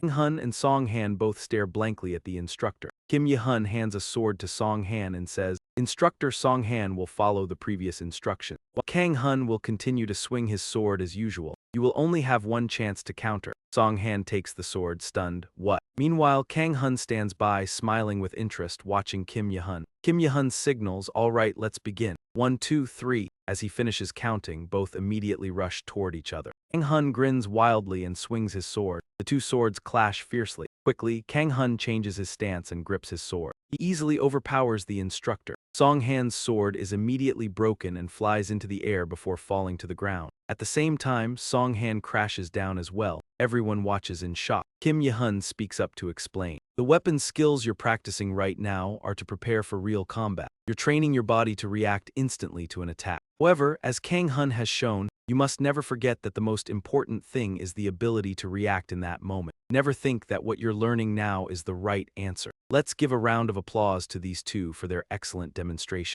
Kim Ye-hun walks over and extends his hand to help Song Han. I'm sorry, Instructor Song Han, that was a tough one for you. Song Han shakes his hand politely. I'm fine. Thanks to you, I've learned a lot. It was a bit of a surprise, but I'm truly sorry. Kim Ye-hun looks over at Kang Hun and an NHU-CO, both smiling and chatting. Then he speaks mysteriously, adjusting his glasses. I just wanted to check one thing, my precious training journal, Kang Hun S. Day 1, a big guy started trouble with me, so I taught him a lesson. His name is an NHU-CO. He keeps trying to act friendly with me, but he seems a bit crazy. The theoretical class was boring and the practical session wasn't very effective either. Day 2, it's not much different from yesterday. In the morning, we learned some tactics here and there. The afternoon, an NHU-CO seemed very excited about the weapon training. I should probably keep my distance from him. On day 3, the only person who spoke to me was still him. I asked how many stages of the training he had completed, but he kept it a secret. Day 4, I was bored. Day 5, utterly bored, I just wanted to go home. I was so unmotivated I flopped onto the training ground. The instructor approached and asked Kang Hun, "What are you doing, trainee?" He calmly replied, "Nam Thien." On day 6, Kang Hun couldn't take it anymore and complained about being bored. I asked an NHU-CO why he wasn't causing trouble, and he calmly replied, "Didn't you say before that we should quietly complete the course?"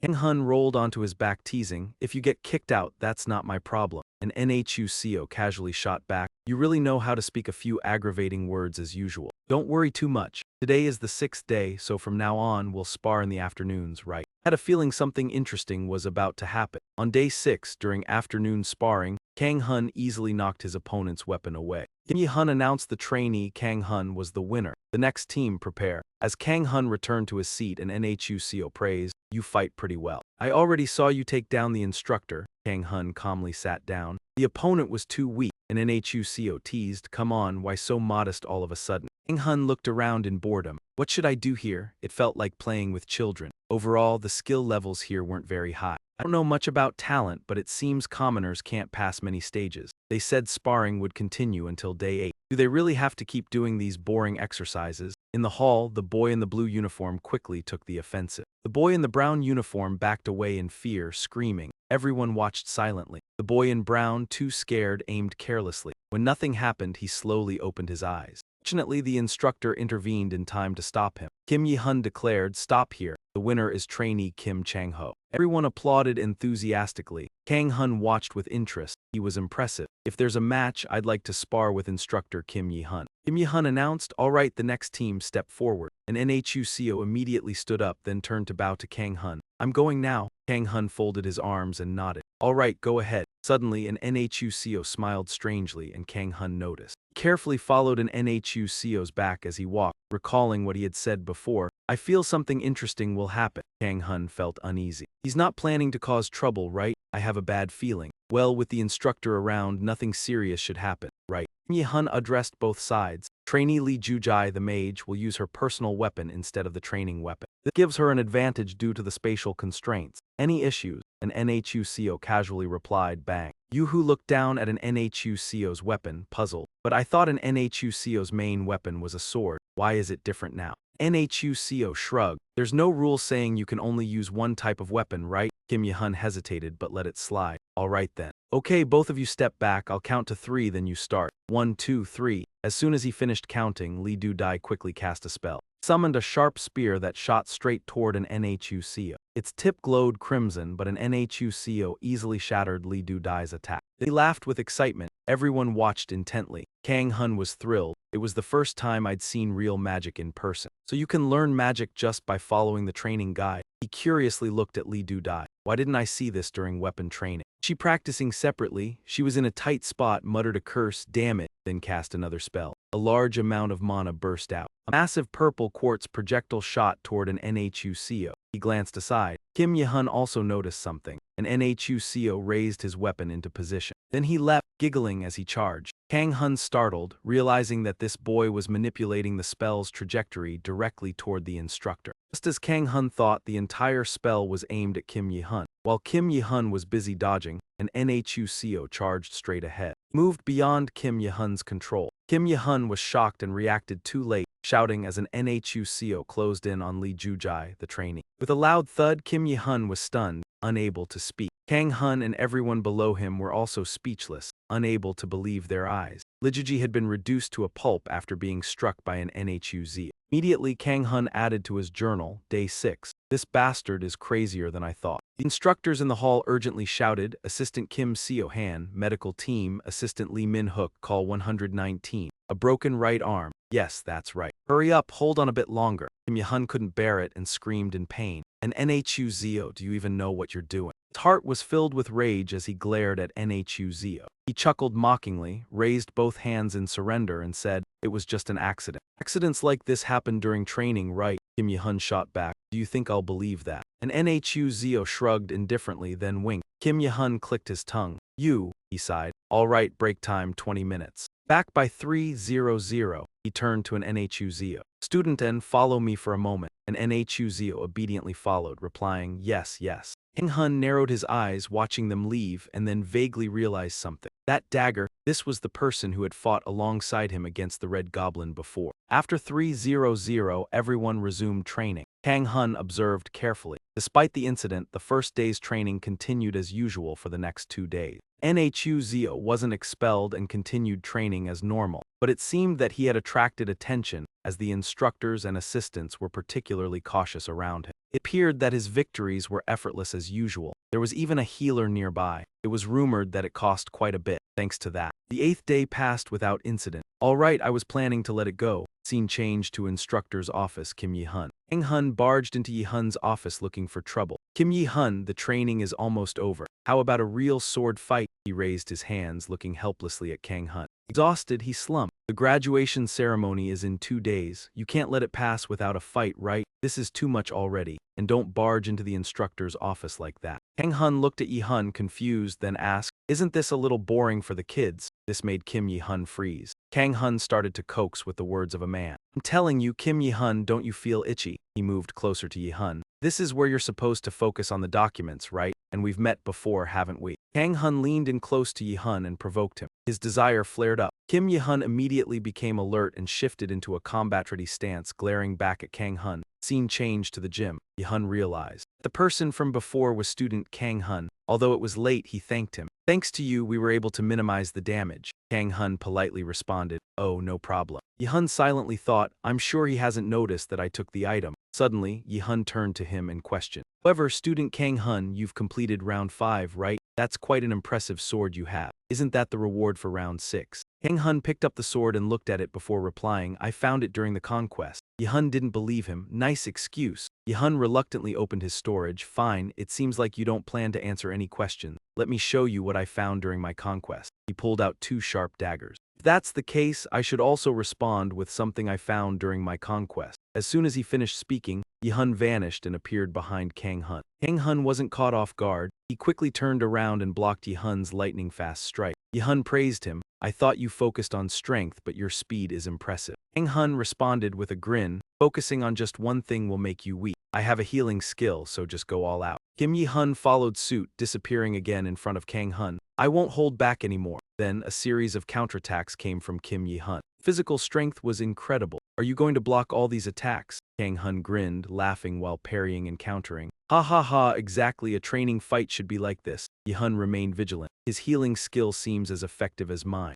If that's the case, I'll need to use more strength. He immediately changed the direction of his daggers and swung them toward Kang Hun's right side. I'll open with an unavoidable strike. The moment the strike was about to hit Kang Hun, he suddenly smiled in anger. Kang Hun raised his hand to block Yi-hun's dagger, leaving Yi-hun stunned. You stopped it with your hand and forearm. Kang Hun flashed a wicked grin. Gotcha. He pulled Yi-hun closer and slammed his forehead into Yi-hun's, sending him stumbling backwards in pain. The battle ended immediately. Yi-hun stared up at the ceiling in awe. I lost, he admitted. Kang Hun handed Yi-hun a stone and 2 cans of soda. He cracked open the drinks and began chatting. You're really strong, Yi-hun commented. Kang Hun modestly replied, well, you're not bad yourself. Sipping his drink, Kang Hun continued, actually, this training match was a bit of a mess. We agreed not to use skills, but I seem to have broken that rule. Hun shot him a playful look. Did you? Then I win. You could be disqualified for breaking the rules. Kang Hun was taken aback, unwilling to admit defeat. That's not fair. How was I supposed to turn off a passive skill?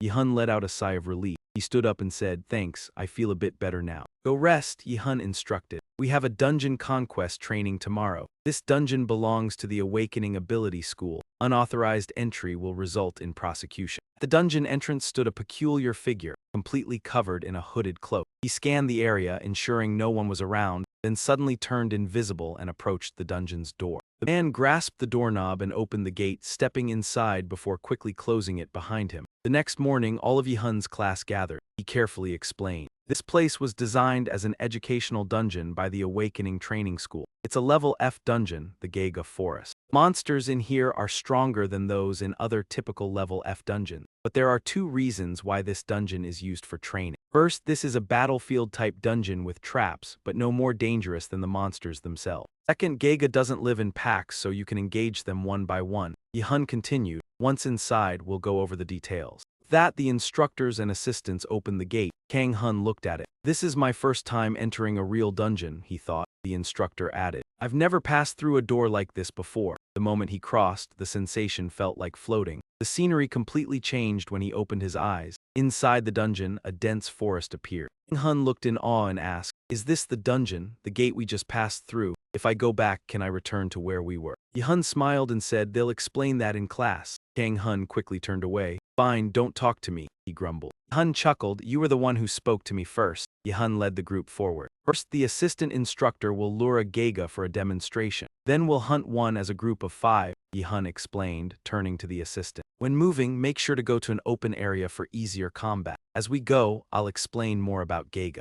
Yi-hun continued, Gega is a bird-type monster, standing just over 2 meters tall, resembling an ostrich. It has quick legs and a very strong beak. In fact, its beak is strong enough to break through armor. It's deadly, so be careful. Typical tactics involve surrounding it to tie down its legs. Just then, a notification appeared, interrupting the lesson. Dungeon's core has been eliminated. The gate to the outside has opened. All participants evacuate immediately. Everyone froze in shock. Yi-hun quickly regained his composure. Don't panic and exit one by one. There's still time, so move in order. Everyone murmured in confusion. What happened? Didn't the announcement say the core was eliminated? Wasn't the dungeon completed? Yi-hun counted the group. 2, 4, 6. Everyone's out, but who finished the dungeon? Suddenly, an assistant beside him called out in panic. Instructor, something's wrong. The dungeon is becoming chaotic. Yi-hun's face turned pale as he urgently commanded, no way. Assistant, call for backup. All trainees evacuate now. The dungeon is collapsing. Kang Hun rushed over, alarmed. Yi-hun, what's going on? Upon seeing him, Yi-hun urgently spoke. Kang Hun, you're here just in time. The dungeon's collapsing. I need the trainees to help at the front line. Kang Hun was suddenly caught off guard. Yun Shen reminded him, if you destroy or remove a dungeon core without killing the dungeon's master, when the dungeon collapses, the remaining monsters will spill out through the gate. This is called a dungeon breach. Didn't you cover this in theory class? Kang Hun flinched and dodged. I already learned it. Actually, I was just testing to see if Yi-hun knows about it. Yi-hun twitched his eye, glaring at Kang Hun. Not again, you pervert. Sorry, but I don't have time for jokes. The Kigas will overflow soon. You need to make a plan. I'll lead the trainees.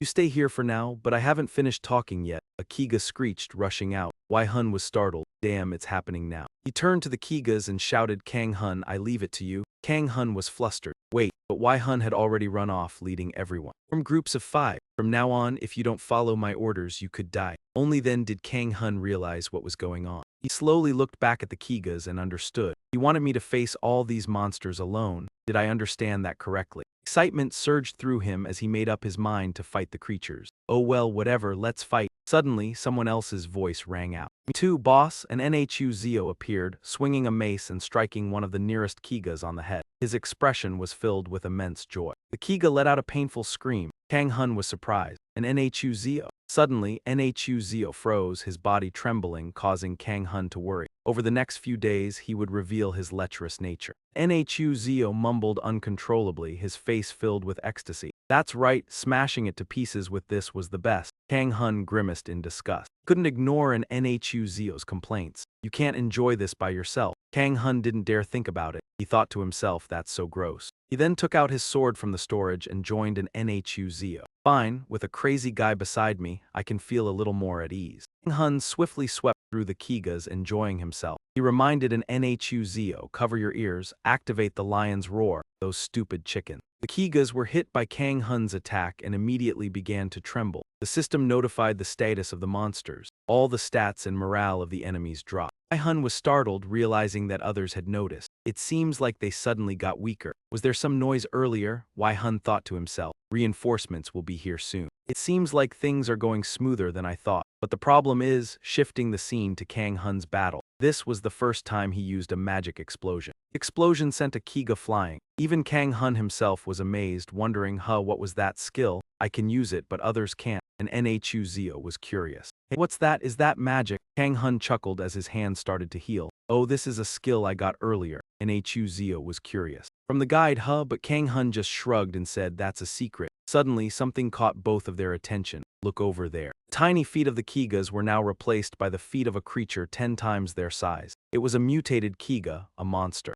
Kang Hun panicked. This is bad. The reinforcements haven't arrived yet. Even though Kang Hun had faced a leader before, the creature's massive body was a serious issue. Even if it's just the two of them, this is the first time they're fighting an actual monster. Contrary to Yi Hun's worries, NHU Zio was shaking. He said to Kang Hun, hey, that one's mine. Let me have it. Unfortunately, Kang Hun was just as excited. He flatly refused NHU Zio, it's mine. The next day, after the dungeon incident, in a room filled with weapons, a voice was heard. Tomorrow is graduation day, right? There was an incident during the dungeon conquest training earlier today, right? Kang Hun solemnly held the report. Yes, that's correct. Someone infiltrated the dungeon and intentionally set up a dungeon explosion. According to the report, it was a terrorist plot that had been going on for a month. The person facing Kang Hun was a woman. She was silent, thinking, then asked, any standout trainees? Kang Hun immediately nodded. Yes, 2 people. They were the ones who defeated the mutated boss Kiga. She smiled slightly, intrigued. Oh, tell me more. One is a trainee with exceptional physical strength,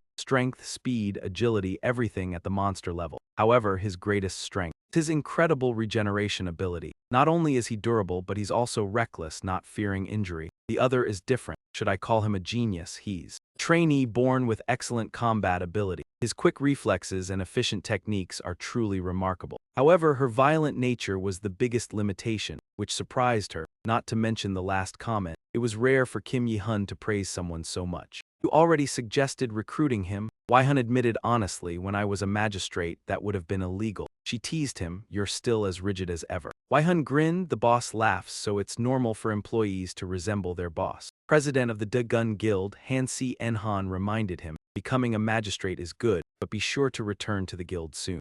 This incident, something felt off. The next morning, Kang Hun's graduation ceremony took place. Thank you all for your hard work over the past 10 years. I hope everyone becomes someone great. As the graduation ceremony concluded, applause erupted below while he looked up at the man who had spoken earlier. Is that the principal? It's the first time I've seen him. Because I met him so often, I assumed Kim Yi Hun held the highest position until graduation ended and Kang Hun and an NHU Zio stepped outside the gate. A man bowed respectfully, young master, please come in. Kang Hun was stunned, his expression blank. Born with a silver spoon, NHU Zio opened the door and gestured, come in, I'll take you home. Kang Hun chuckled, oh thanks. Then he climbed into the car. I've experienced cars like this before. Suddenly someone called Kang Hun. He turned in surprise. Kang Hun, realizing it was Kim Yi Hun, joked while waving, are you here to say goodbye? Didn't expect you to be such a sentimental type. Yi Hun awkwardly replied, not exactly, but let's just say so. But the dungeon incident yesterday, the reward for completing it, will be sent to both of you. Know that we'll contact you soon, both you and an NHU Zio. Goodbye. With that, he turned and walked away, leaving Kang Hun fuming.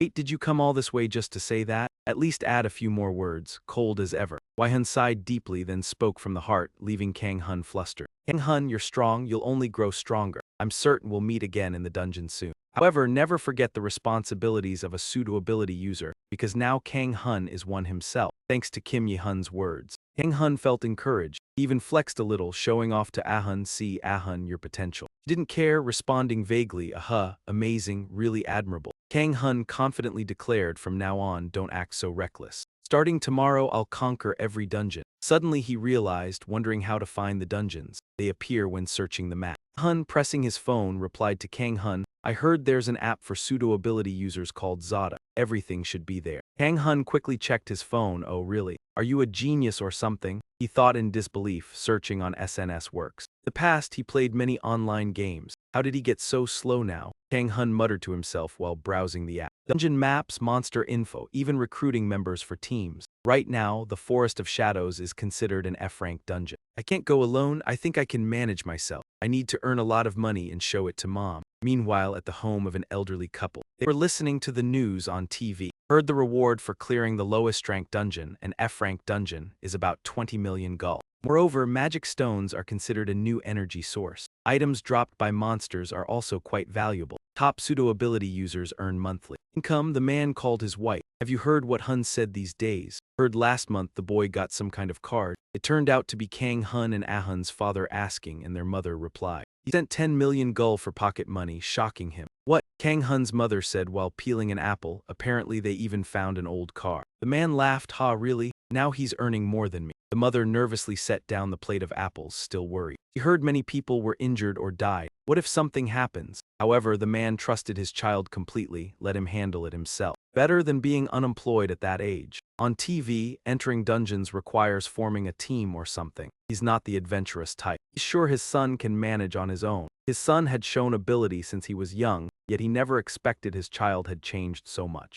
Ventured into the dungeon alone to hunt monsters, feeling quite exhilarated. There was nothing at all. You all rushed right in here. Kang Hun stood alone in the midst of the monsters, sweeping through them. The scene shifted to the outside near the dungeon. The sound of a phone ringing inside Kang Hun's car. Parents were calling him from the other end. His mother murmured, but he didn't pick up. His father, eating an apple while watching TV, said, "He's probably sleeping or something. Don't wake him up, just call him tomorrow." His wife agreed and reminded him, "You're right, I'll wash the dishes and then come back." "Then go clean his room," her husband reminded her. "If you call him tomorrow, make sure you tell him that." The woman became flustered. What do you mean?" "About the incident at the supermarket." After a brief argument between them, the husband repeated, "That matter." "That what for? The government will handle it," she questioned. "How long do we have to wait? If the beast has a team, I'd rather call him." "Ha, it's dangerous." At that time, they didn't know the real danger had already arrived. The dungeon was on the verge of losing control. The gates slowly opened. A horde of undead warriors surged forward like a tidal wave. At the back of the group was a larger and more ferocious leader. The sun set. The system notified that the core of the dungeon had been eliminated. A portal leading outside opened. Kang Hun murmured as he stepped out of the dungeon, "I still conquered it in one day, just a low-level dungeon.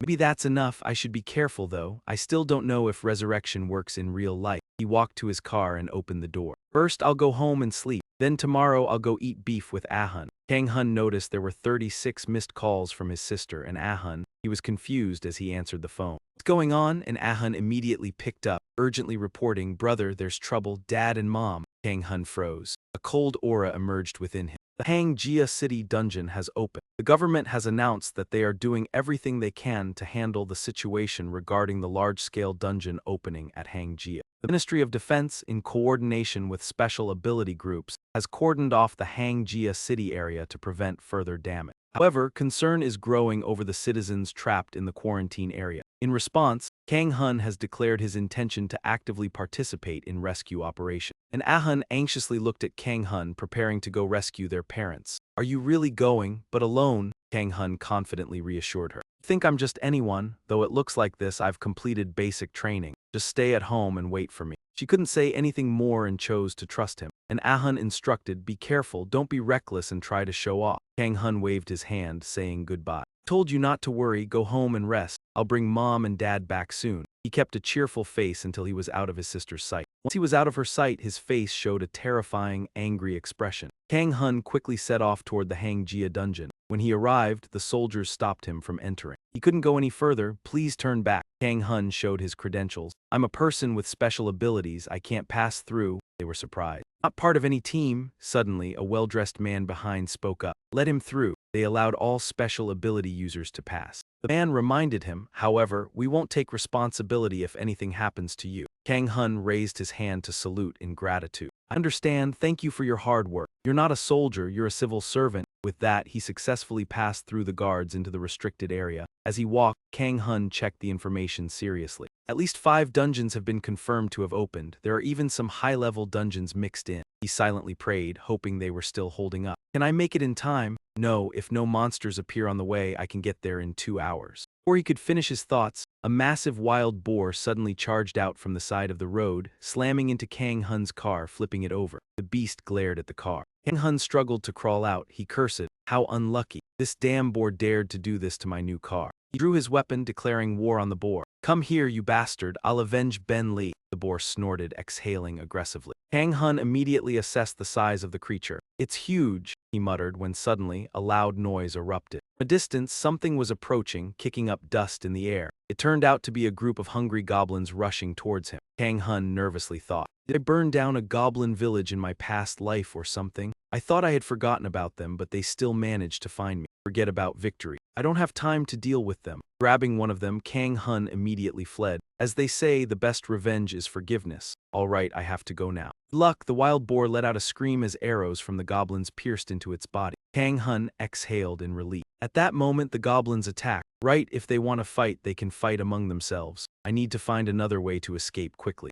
Bentley gone, I can't waste time on unnecessary things. That night, Kang Hun walked alone through the deep forest, checking the map. On his broken phone, it looked like it would be tough to reach his destination on foot. He couldn't turn on the flashlight to save battery. If I'd known, I would have taken the main road with streetlights. Trying to take shortcuts, suddenly, a howl echoed from afar. Something was coming toward him. And it quickly approached. He sensed their bloodthirst and spun around, instinctively slashing at it. It was a doduo. Kang Hun worried, so there are monsters that can turn invisible. Guess sleep won't come easily now, but it didn't stop there. Small tornadoes started to form around him and a group of doduo appeared. With no other choice, Kang Hun had to fight back, killing half of them with just a few quick strikes. The aggressive pack of wolves attacked relentlessly, blood splattering everywhere. Kang Hun panted, challenging them. Right, let's see what you can do, you bastards. The dawn began to break with doduo feathers scattered everywhere. Kang Hun groggily woke up in a tree. Unable to sleep well after fighting all night, the bed was also uncomfortable. Hurry up, he mumbled. The scene shifted to his parents' house. His mother anxiously read a message. Before turning to call her husband, honey, his father silenced her with a finger to his lips. She looked worried and asked, do you think it's safe for Hun to come here? He asked his wife anxiously, can we not contact him? She shook her head. The cell towers seemed to be down. Hearing this, his father's anxiety grew. I told you it would be fine, but is it really? He thought about the giant snail monster that appeared the day before. He believed they could handle such creatures. They said it was a monster from an F-rank dungeon. However, he stood up and gazed out the window, wondering if Kang Hun could defeat this monster. One that had killed all the snails. Where did such a terrifying creature come from? Little did he know, the fearsome creature he was speaking of was his own son. Kang Hun, covered in blood, laughed manically. Heh heh, that was just the warm-up. Mom and Dad, your lovable son is here. Standing among the pile of snail corpses, Kang Hun smirked. Haha, I'm the one who dared to single-handedly conquer an F-rank dungeon. Facing a bunch of snails is nothing. No matter how many come at me, I won't tire. Suddenly, he had a bad feeling and realized, are those 3 bots? Damn, this is an E-rank dungeon, not F-rank. Kang Hun yelled for his parents to hear, Mom, Dad, I'm coming to get you. Stay where you are and don't make any noise. Both of them jumped in shock. That voice, Hun. Peeked out the window looking. Is that really him? What has he been through these past few months? Kang Hun charged directly at the 3 snail warriors. They attacked fiercely and the 2 sides clashed in a bloody battle. One tried to impale him. Kang Hun nimbly saw the attack coming, ducking under it and barely avoiding death. At the same time, he used his magic explosion spell on his hand, landing an uppercut that shattered the snail's face, sending it crashing to the ground. Next one immediately leaped forward, slashing horizontally. Kang Hun ducked again to avoid the strike, but his forearm was cracked. He gritted his teeth, enduring the pain. He continued casting magic explosions with his uninjured arm, then mustered his strength to flip the snail and throw it into the other one. Both snails collided with each other. The surviving one struggled to free itself from the weight of its comrade, but Kang Hun quickly stepped up and reached into its mouth. He cast his explosive magic, causing the snail's head to explode. His hand, however, was badly injured in the process. Kang Hun sat on the corpses of the two snails, remaining vigilant as he was now surrounded by a new group of snails. "I can't believe this," he cursed. "Damn it." The group of slug warriors acted like they'd lost their minds, growling as if ready to tear him apart. Yun Shen immediately sensed a terrifying force rushing toward him. Among the slug warriors, the largest one appeared. It was the slug general. Yun Shen tensed, muscles straining as he got to his feet. "You're the leader, aren't you?" Its face was hideous. He calculated he had tried to preserve his healing magic, but then he had unleashed the power of the giant. Every muscle in his body reached its limit. Yun Shen drew a deep breath, activating the roar of a lion, and shouted, "See what you can do, you ugly mutt." But the outcome was far from favorable. Just seconds ago, he had been confident. A few moments later, the slug struck him, shattering him completely. It slammed him mercilessly and drew in the other two slugs nearby. They immediately forced him into the arms of the slug general. Yun Shen gasped, slowly realizing this creature was toying with him. He didn't know if his magic was depleted and his body could no longer heal. He wasn't even sure if he could survive. Yet despite having no strength left, Yun Shen forced himself to stand once more. He groggily lifted his weapon, face battered yet. His sense of family overshadowed everything. He roared with all his might, threatening, "My family is right behind me. Do you think you can make me back down?" Even the slugs felt the pressure. Yun Shen charged at the slug, hearing a faint voice behind him calling, "Mother." He watched the slugs climbing onto his parents' house, swords drenched in blood. Yun Shen's blood boiled. "Did I let you climb there, you mutts?" He flew into a rage and dashed toward his parents, cutting down the slugs that tried to block him. He hacked through them, pushing toward his family, but the giant slug would not relent. It grabbed him, extinguishing all hope. It smashed his head into the ground. Yun Shen couldn't move, trembling with fury. "You won't get past me, you woe."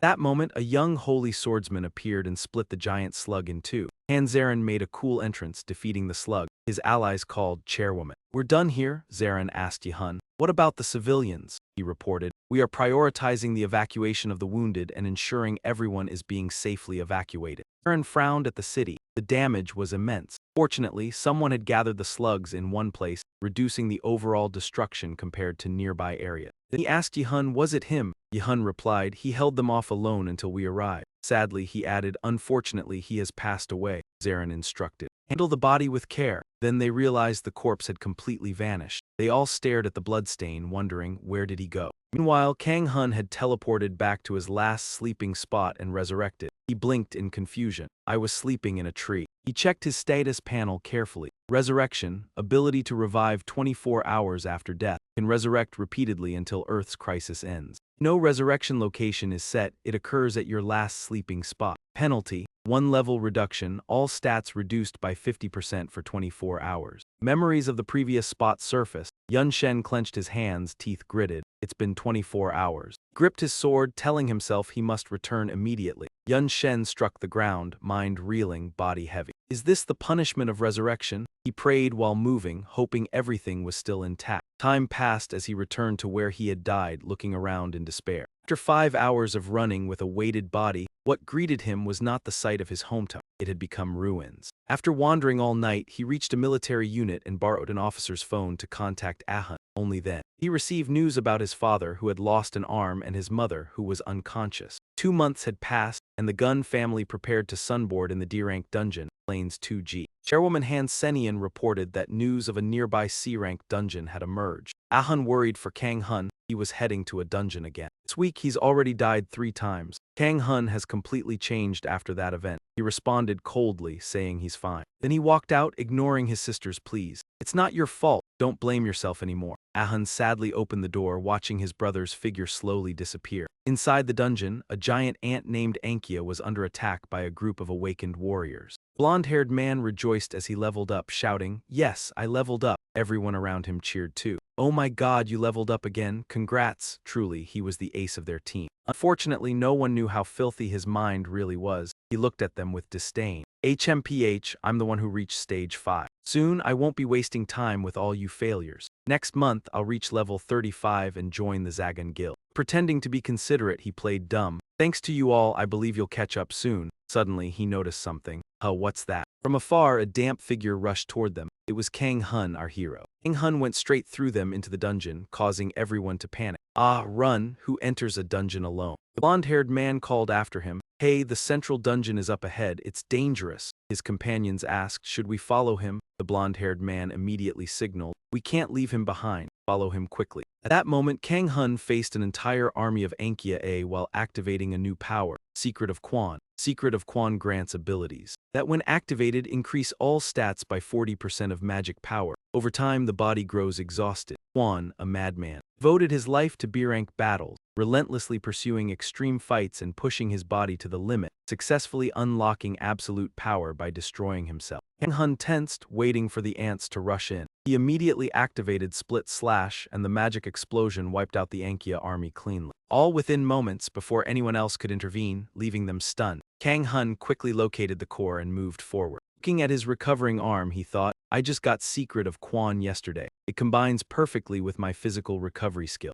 Without a higher level physical recovery skill, this would have been more troublesome. Intermediate physical recovery is the ability to heal and restore wounds using magic. Any injury, including lost limbs, burns, or frostbite, can be instantly healed with magic. Intermediate physical recovery demonstrates miraculous healing. Even broken bones can mend in a single day. The blonde-haired man approached him and asked, are you okay? Kang Hun replied cryptically, I'm fine. The man started to speak but froze when he studied Kang Hun's face closely. Kang Hun glanced back at him. Holding the dungeon core in his hand, Kang Hun said coldly, if there's nothing else, I'm leaving. Step aside. Seeing him leave, they asked, you're not going to pick up the mana stones from those corpses? He refused bluntly, no need, I'm leaving. The group immediately began calculating. Great, how much will this pile be worth? Ignoring Kang Hun's muttered words, no time to think, I want to grow stronger. The blonde-haired man noticed something and turned back. Once Kang Hun left, they began to gossip. Who was that just now? The blonde-haired man didn't care. Why does it matter? Just earned a fortune, that's what counts. The girl next to him worried, but he brushed it off. People are all different. The important thing is we made a lot of money today. It's thanks to him. Suddenly, the blonde-haired man spoke up. Maybe he's someone trying to conquer the dungeon alone. The blonde-haired man scoffed. Impossible. Even if the rumors are true, this isn't an F-rank dungeon, it's E-rank. Conquering an E-rank dungeon alone is impossible, even for Han Zi En Han or Choi Dong-go. Suddenly, a notification appeared. The main dungeon core had been taken, and the exit gate opened, startling everyone standing there. Kang Hun had cleared all the ants and obtained Ankia's armor. This is a skill book containing Ankia's armor. When activated, it can harden your skin. He thought to himself, Secret of Quan and physical recovery had already drained his magic. Using this too wouldn't make him stronger. Activating multiple skills doesn't always increase power. For example, abilities like the fighter S relying on Bill Jen's sword. No matter how powerful a skill is, it's useless if not used at the right moment, no matter how urgent the situation, as long as I don't lose my composure at that time. Using it won't bring regret. Right now, I only need to do one thing, become stronger at any cost. I will master this skill. After thinking it over, he decided to take the risk of learning this skill. Outside the dungeon, reporters swarmed the newly awakened group. One blonde reporter asked, heard recently that someone cleared a dungeon alone. That person came here today too. The blonde reporter waved his hand. Oh, it wasn't us, it's just... Then he pointed toward the gate. There he is. Kang Hun slowly stepped out of the dungeon, exhausted, exhaling deeply. He saw a crowd flashing cameras at him. Kang Hun, puzzled, wondered what was happening. Everyone surged forward to surround him. I'm from KTC. Are you the fake ability user from the recent rumors? Kang Hun annoyedly shoved them away. Rumors or not, I don't care, move aside. Blocking my way, he accidentally bumped into someone who immediately got angry. Hey, what's your problem? Did you just bump into me? Kang Hun, furious, grabbed his collar to threaten him. What if I bumped into you? The man dared not look at him, even tearing up. That's sorry that. Kang Hun ignored him and walked off, irritated. Everyone immediately whispered behind him. Did you see that? Is he trying to start a fight? Is he a thug? I think he has a criminal record. At the public parking lot, Kang Hun approached his car number 2, sighing, so crowded and annoying. Wasting my time. Suddenly someone called him. Kang Hun turned to ask, who are you? He reached into his shirt to greet. Don't need to be so cautious. I'm here to help you, Kang Hun. Then he pulled out a card and handed it to Kang Hun. He took it and examined it. A member of the Fake Ability Alliance, NHO, spoke. We've been watching you for a while. If you join, we'll provide you with all the support you need. You don't have to answer right away. Contact me anytime you wish. Whenever you want, goodbye. Saying that, NHO waved and left, leaving Kang Hun standing there talking to himself. So this is the Fake Ability Alliance. Unlike profit-driven organizations, this group was founded to protect the rights of ability users. That moment, Kang Hun sat slouched in a convenience store, thinking about what NHO had mentioned. I've never known an organization that offers this kind of support. He said I can contact them anytime. After a while, he finished 3 bowls of noodles in one meal. Kang Hun browsed the internet for new information. The biggest problem now is magic. Most of my magic is used for official arts and body regeneration, so I don't have time to focus on. Haven't fully utilized the new armor I received, and I can't even use proper offensive skills. Frustrating. I still need a few more items. HMPH, nothing useful in sight. The allocation effect covers up to 4 accessories of any type. Buy something cheap that can raise 1 or 2 stats. I want something better than what I already have. Suddenly, he discovered something. What's this? The next day, Kang Hun searched based on online comments. In Hanam City, there's a place called Goblin Village, an E-rank dungeon. If you catch the mages there, they're likely to drop a ring that increases 1 or 2 magic stats. Sometimes even a 4-stat ring. The dungeon boss is the Goblin Archmage. Catching it guarantees a ring with better stats. This place was originally a hidden gem known only to those aware of it, quietly gathering for profit. But recently, some people seized the land without approval, blocking others and claiming it as their own. The authorities don't care as long as the dungeon doesn't collapse. Damn it, I just hope after reading this, a major guild or similar group will come and clear this place. Kang Hun read the comments in confusion, then looked up at the firmly closed gate before him. No one's here, I thought there would be guards. It doesn't matter. He opened the gate and stepped inside, entering the dungeon. Suddenly a voice rang out. What's this? Still someone entering? 3 unfamiliar young men appeared in front of him. The one smoking teased, oh, what's this? Nice armor you're wearing, must be expensive, huh? Skinny man beside him also spoke up. Hey, weren't we supposed to get a big reward today? The girl smiled and immediately replied, I told you so. I dreamt of a pig, today will be a sure win, just wait and see. The skinny man walked up to him, warning, hey, didn't you hear the rumors? The place belongs to our Birch gang now. Kang Hun didn't care and asked indifferently, so they made demands. If you enter without permission, you must pay. If you hand over everything you have, we might spare you. Suddenly, with a swoosh, the skinny man was sent flying and fell unconscious, foam coming from his mouth. Just one punch, Kang Hun sent him flying. The other 2 immediately drew their weapons and charged. What the hell is going on? Scum, you want to die? One man with a sword rushed in, only to be caught by Kang Hun, who crushed the sword and punched him in the stomach. Like people like you, do you know why? Kang Hun kept pounding him, causing him to curl up on the ground. Because I can beat the hell out of scum like you without feeling guilty. Suddenly, a magic explosion shot toward his back. Kang Hun angrily turned around and saw a distant magic blast. It was a long-range skill. Girl trembled, begging him, stop, you crazy man.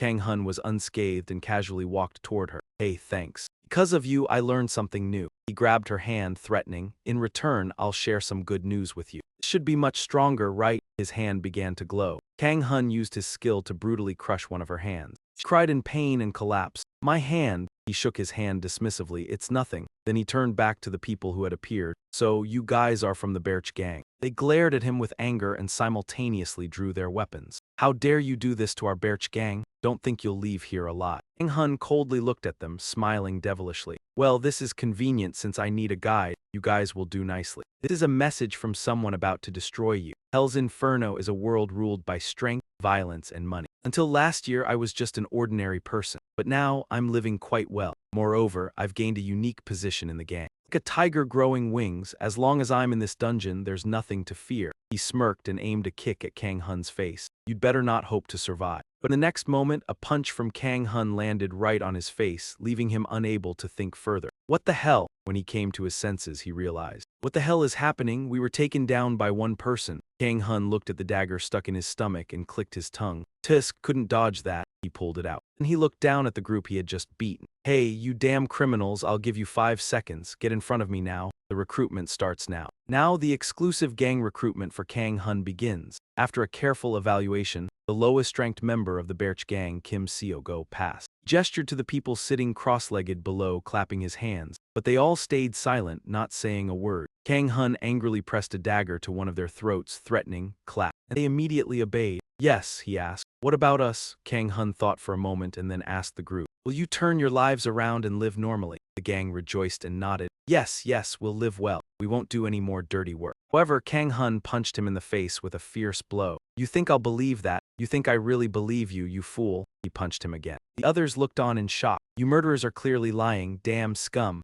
Go trembled, unable to move. He watched his comrades being beaten into a pulp. Kang Hun dragged the last surviving member and continued deeper into the dungeon. Let's go, Go. Go hesitated in fear but obeyed, yes, going deeper. Not all dungeons are like this, some are even bigger than cities, Kang Hun complained. This place is spacious, but are you planning to wander around? Go quickly explained. No, I'm just trying to avoid the paths with monsters. Kang Hun sighed, giving his orders. Just go towards the monsters, I'm bored now.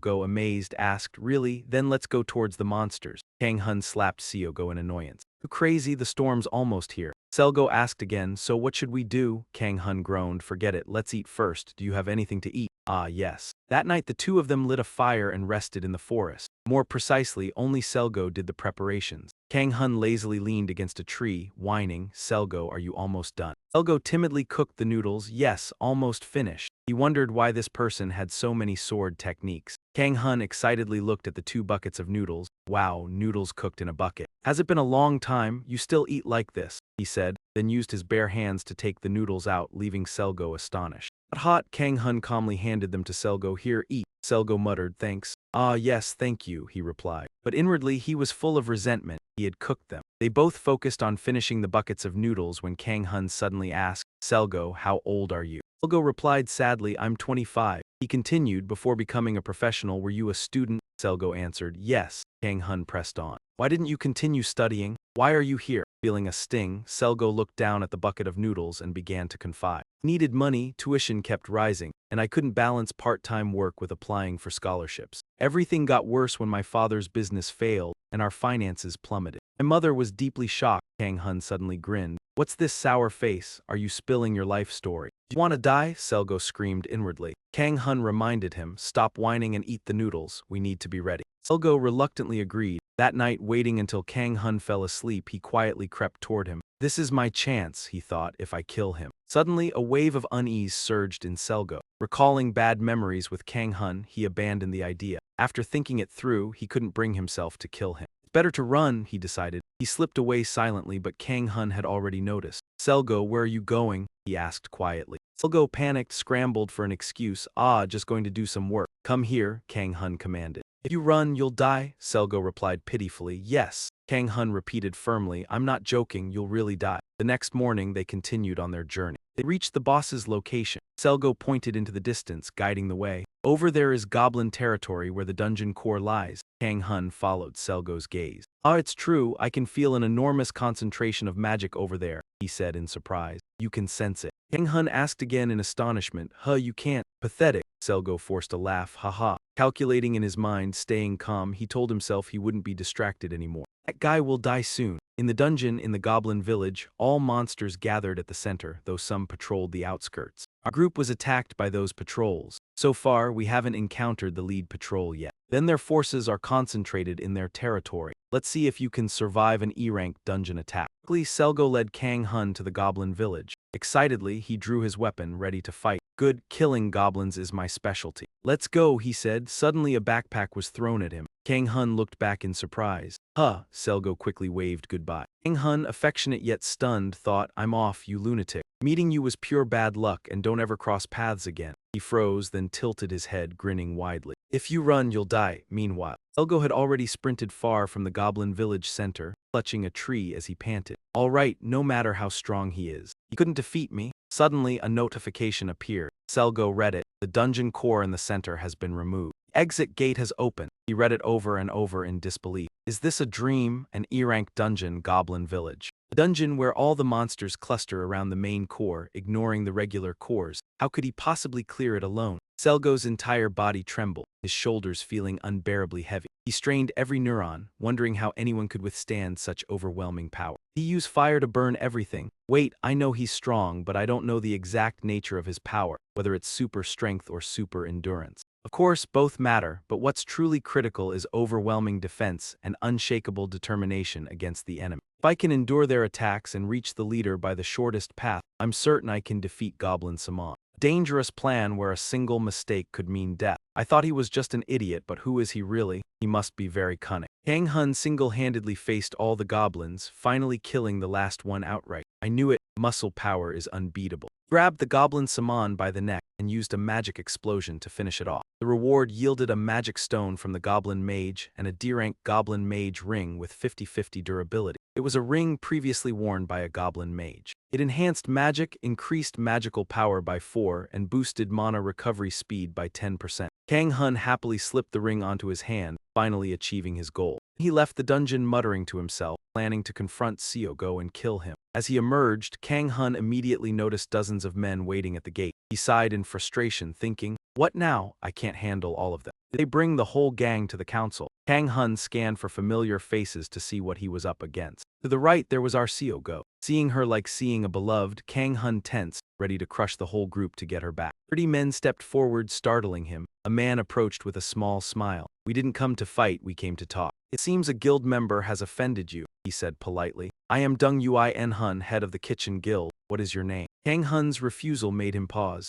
"What if I don't want to?" he asked bluntly. "Enough small talk, let's get to the point," Dung Ui En Hun replied, slightly annoyed. "Then let me be direct. Join my Kitchen Guild. We'll provide all the support and fame you need, even a position on the executive board," he boasted, thinking to himself that he must recruit this raw gem at any cost. "Putting him on the front line will make our guild one of the largest." Kang Hun took a deep breath, then declined. "No, I don't like it." Dung Ui En Hun reached into his coat and pulled out something, laughing. "Haha, I knew you wouldn't agree easily. Here's my card, think it over carefully." Kang Hun took the card and immediately tore it to pieces in front of the entire guild, declaring boldly, "I may be a scoundrel, but I don't act like low-class thugs like you. Who do you think you are? A bunch of third-rate hooligans boasting about recruiting." Dung Ui En Hun forced a smile. Sensing his murderous intent, Kang Hun immediately attacked with his demonic glare. Feeling hot-blooded, let's settle it right here." Dung Ui En Hun restrained himself. "No need, I'm only here to talk today. Let's discuss this another time." Kang Hun spat and walked away. "Get lost. There won't be a next time. Meeting you is pure annoyance. Why do you all keep swarming in like insects?" Seogo muttered, impressed by the madman. Suddenly, a shadow slowly approached him. Cut to the city outside. Kang Hun drove while grumbling. "There must be over 100 of them. With my current magic power, facing all of them, I'd be buried alive soon. I haven't even dealt with Seogo yet. That bastard Dung Ui En Hun, I'll deal with them soon." Back inside the secret chamber, the man Kang Hun had beaten earlier falsely accused Seogo. "Yes, Guild Master Kim Seogo told me he was guiding him." Ui En Hun asked Seogo, "Is that true?" He shook and kneeled, repeatedly denying. "No, sir." Ui En Hun ordered his subordinates to give him a sword. Seogo, terrified, grabbed it. "Please, Dung Ui En Hun, spare me. I'll do whatever you say," he begged. "Do you want to live?" Seogo trembled like a leaf. "Yes. I'll do everything you command." But before he could finish, a sword pierced his heart, ending his life. Dung Ui En Hun's face contorted with rage as he looked down at Seogo like a worthless insect. "How dare a traitor like you still live, pathetic wretch." He then kicked Selgo into the dungeon. Selgo could only whisper "Guild Master" before dying. The dungeon gate closed. Disappearing along with the chaos, Dung Ui En Hun ordered the vice president find his personal information. The assistant in front of the vice president nodded and reported back. "I've already had someone tail him," Dung Ui En Hun said angrily. "How dare you refuse my offer? That's right. You're probably as strong as your arrogant nature, aren't you? But can you keep that attitude if something happens to your loved ones? If he can't be tamed, the only way is to exploit his weakness. Let's see how long you can maintain that smug attitude." Scene shifts to a restaurant. 2 pieces of meat sizzle on the grill. Ahun picks up some meat, teasing his brother, a fresh graduate without a job, yet he eats beef so often. "Oh, have you found a job?" Kang Hun replied, flipping the meat. "If you have a little money, why not eat out?" "Eating is one of the most essential human needs," Ahun said, trying to snatch the tongs from him. "Give them to me, I'll grill it." He was immediately refused. "Fine, suit yourself," Kang Hun asked with concern. "Ahun, did you just come from the hospital? Is mom feeling any better?" Ahun calmly replied. "The doctor said she's much improved. Maybe she'll wake up soon." Kang Hun exhaled in relief. "That's good." Suddenly Ahun said, "Ha, you just smiled. It's been a while since I've seen you smile." "Lately you've been so serious, nothing like your old self," Kang Hun remarked with a puzzled look. "What are you talking about?" "You always seem cheerful," she insisted. Suddenly he felt a sharp pain in his stomach. Kang Hun jumped up, shouting, "I need to use the restroom." Ahun was surprised. "Right now the meat's fully cooked," Kang Hun shouted back. I know, but I'm in a hurry. Don't know how hard it is to use a restroom in a dungeon, Ah-hun warned. Watch your words, we're in a restaurant. Fine, I'll go quickly. In the men's restroom, Kang-hun washed his hands and shook them dry, muttering, this is as exhausting as exploring a dungeon. As he walked out, he saw someone talking to his sister. Seeing him, they both turned around. Kang-hun asked, what's going on? Man bowed politely in greeting and left before Kang-hun could approach. Kang-hun teased, Ah-hun, someone wants to get to know you. Ah-hun threw up her hands at her brother. Don't say that. Kang-hun was surprised. Looking for you. Ah-hun handed him a piece of paper. He asked me to give this letter to you. Kang-hun curiously took the paper, wondering why the man didn't just talk to him instead of running off. Many people had come to thank him before, but as soon as he opened this letter, he froze. The contents read, Hello, Kang-hun. This is the first and final warning I am sending to you from Dung-Ui En-hun, president of the guild. That night, before entering the house, Ah-hun scolded herself and asked her brother, I should have stopped by the convenience store to get some things. Do you want a beer? Kang-hun shook his head. No need. She hesitated before stepping outside. Fine, I'll drink it then. Suddenly Kang-hun changed his mind and offered, never mind, stay home, I'll go get it. She was surprised. Oh, you'll go. Scene shifts to a 24-hour convenience store. Kang-hun trudged out carrying a bag of beer, greeted as usual by the staff. Welcome, come again. Walking alone down the street, he thought, what is that bastard's plot? How dare they attack my family? Should I stop dungeon runs and stay home? But I still have much to do outside. They probably wouldn't dare attack her openly. Suddenly his phone rang. Kang-hun answered. It was someone named Phaser calling. Kang-hun greeted, and the voice on the other end asked immediately, Hey Hun, are you home?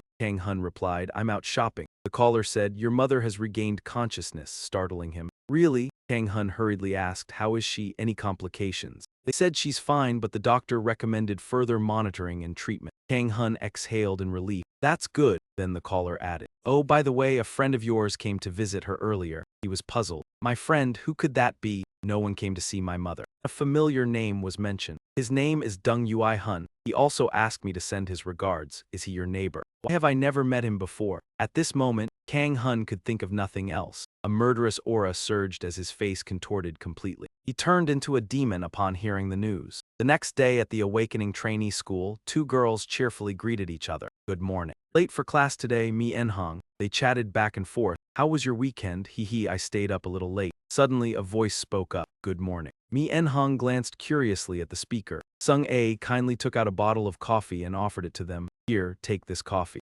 En-hong and her friend politely accepted. No need to give me a whole bottle. Thank you so much, Sung-A replied cheerfully. Just a bottle of water, it's nothing. I'm glad you accept it. Then Sung-A bowed lightly. I'm off now. She turned and left, leaving the two girls watching her go. The short-haired girl asked curiously, why is she wearing armor? Mi En-hong smiled and replied, yeah, she's a little unusual, but she's very kind. She opened the coffee and murmured, that's right, everyone has their own style. Sung-A really is a life-saving angel. The short-haired girl looked at Mi En-hong and jokingly said, you meet a lot of strange people too, huh? Mi En-hong frowned, recalling, yeah, they really are very odd. Just one sparring session and he broke his opponent's arm. They radiated killing intent from the moment the contract was signed. Even in my sleep, I dream of them. One of them looked like a love-struck demon. Suddenly, a familiar figure appeared behind her. Mi En-hong immediately felt that deadly aura again. She slowly turned her head. Kang-hun's pale face appeared. Mi En-hong's eyes widened in disbelief as she faced his cold-blooded gaze. Both girls froze in fear, clutching each other silently. Kang-hun reached out, intending to speak. Hey, the girls shrank back, shouting, Please call the police, help us. Suddenly, Kang-hun called out to Mi, causing her to pause and observe more calmly. Only then did she see Kang-hun trembling before her, his face pale with fear. He asked, Do you know where Kim Wai-hun is? I need to find her. Both were speechless for a moment, then replied to Kang-hun, if you're looking for Inspector Kim Yi-hun, she's not here right now. Meanwhile, in the meeting room, Yi-hun was reporting to her superiors about recent anomalies. According to statistics, the number of newly appearing dungeons is steadily rising. Therefore, the priority now is to locate the relevant individuals. Suddenly, a knock interrupted the meeting. Yi-hun approached, annoyed. What's the matter? Don't you see I'm in a meeting? Man across from her hesitated and reported, Vice President, there's a very strong man causing trouble in the main hall. He says he wants to meet you. Raising an eyebrow, Yi-hun frowned in puzzlement. At Jiang-un headquarters in a Zoom meeting, Yi-hun and Kang-hun sat facing each other. Hun began, indeed, I said we'd meet again soon, but I never expected it would be under these circumstances. What wind brought you here, Kang-hun? Unexpectedly, Kang-hun jumped straight to the point about Kim Wai-hun. I want to hire you. Yi-hun sipped water and asked in return, can we get straight to the point? Could you give me more details? Kang Hun explained, Vice President, they're targeting my family, so I need someone to protect them while I eliminate the threat. Hun asked sharply, protect them? What exactly happened? Vice President, we're well aware of their notorious reputation. However, given the current situation, we have no valid reason to eliminate them or protect your family. Kang Hun straightforwardly set the terms, so just protect my family and I'll handle eliminating them. That way both sides benefit, right? Hun hesitated. You never compromise, as always. Hun asked curiously, why me? It seems you didn't choose me because I'm from Jiang'an. Kang Hun replied innocently, you're the strongest awakening trainee I know. Hun was curious, then what about an NHU-Zio? Immediately after asking, Hun realized what she had said. Kang Hun looked incredulous. You want me to leave my family with him? I don't know his phone number. You gave a condition, 1 week. If you protect my family for a week, I will reward you handsomely. Hun skillfully declined. I don't want to brag, but I've made a lot of money already. Probably more than you think, Kang Hun. Furthermore, I'm holding the position of vice president in Jiang'an. So if you want me, you'll have to offer me something other than money. Kang Hun thought for a moment. Not money. He suddenly flinched, thinking he misunderstood. Don't tell me you want my body, right? He awkwardly hugged himself and twisted his body. Hun feared the vivid imagination of Kang Hun. Are you really here for negotiations? I have a feeling that talking to you longer will only make me frustrated. Let me suggest something first. It's not a big offer, but if successful, please meet with our president just once. I'll need to gain approval, but with this condition. Bodyguards are currently stationed inside and outside the area where your family is staying. I've also made excuses and arranged for 5 bodyguards at your sister's workplace. Kang Hun and Wai Hun were now sitting in the car. Kang Hun nodded in approval. Impressive, Wai Hun reminded him to be careful. It's best to do everything thoroughly. But are you sure it's okay to do this alone? It's quite a large organization. At this moment they were parking just a short distance from the Jiang'an headquarters. Kang Hun assessed the situation. Compared to your company, it doesn't look that big. Wai Hun reminded Kang Hun carefully. The size of an office building doesn't determine the size of an organization, especially when the number of dungeons they control is unusually large. I'm sure they're plotting something behind the scenes. Also, Kang Hun, you said you contacted me and arranged this meeting as soon as you received my letter, right? Then they must have already concentrated all their available forces beforehand. They might even ambush you. Kang Hun wasn't too concerned.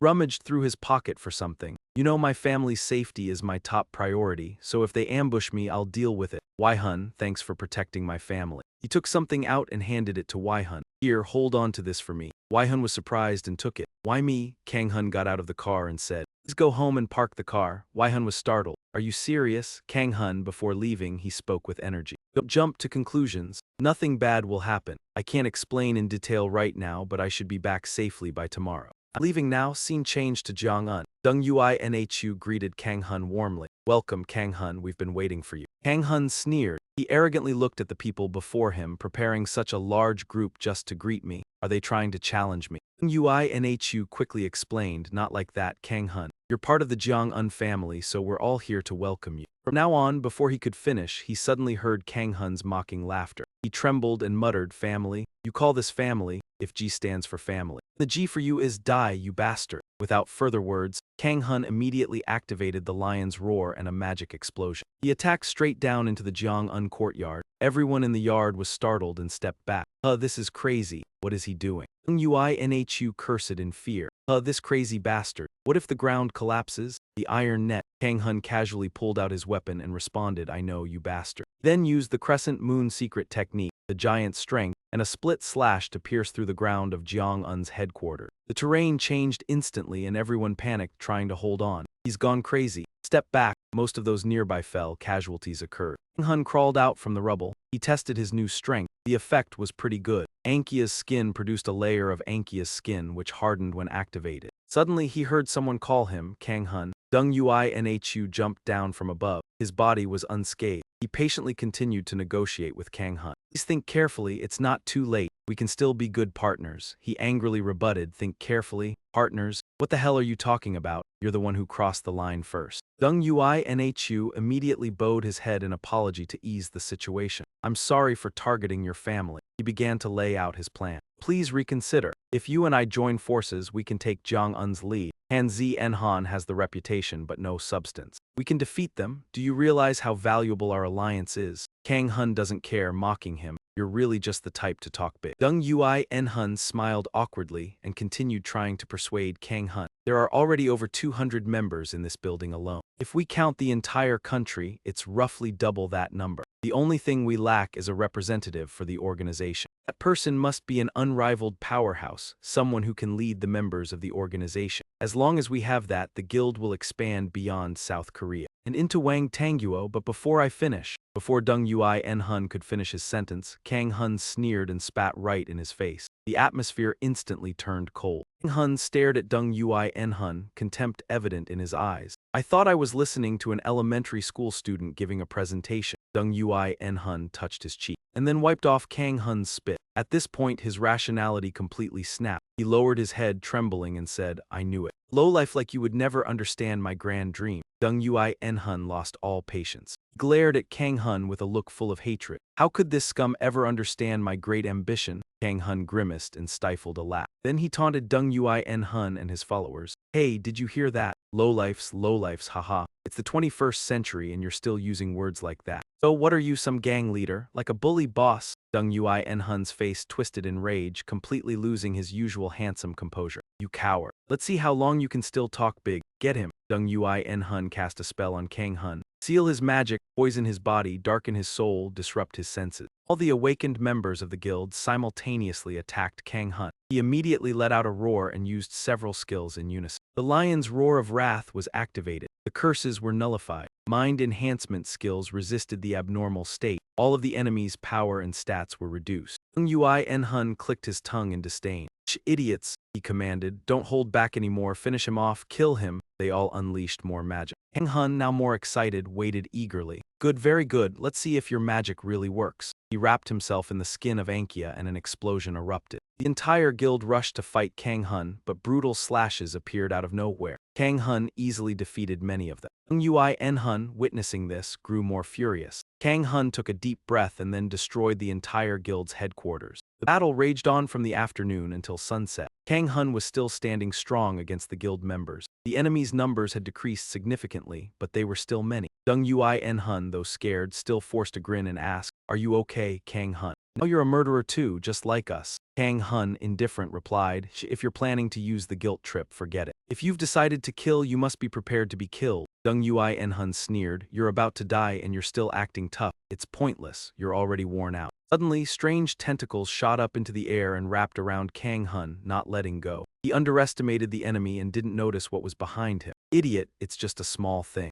Before he could finish his sentence, Kang Hun felt a sword pierce through his chest. He began to lose consciousness. Ah, it's over now, I coughed. Deng Yui En-hun calmly walked over. Well done, Vice Guild Leader, let me finish him off. The Vice Guild Leader obeyed. Yes, Guild Leader. Despite the near destruction of the guild headquarters by Kang Hun, Deng Yui En-hun had to admit, with that kind of injury and you're still holding out, your strength is truly impressive. It's to the point where I'd trade this whole worthless bunch for you. But a wild beast you can't control is nothing but trash. He smirked. Now, one last time, anything else you want to say? Kang Hun, not at all yielding, made one final attempt to provoke him. Every bowl of soup you eat will have hair in it. Deng Yui En-hun no longer cared. He raised his hand. Oh, you want to die in pain, huh? Then he grabbed Kang Hun's head and set his face on fire. Kang Hun screamed in agony. His body was ablaze, thrashing between life and death, while Deng Yui En-hun leisurely lit a cigarette. He turned to someone next to him and asked, What's the situation? The man immediately reported, The death toll has surpassed 30.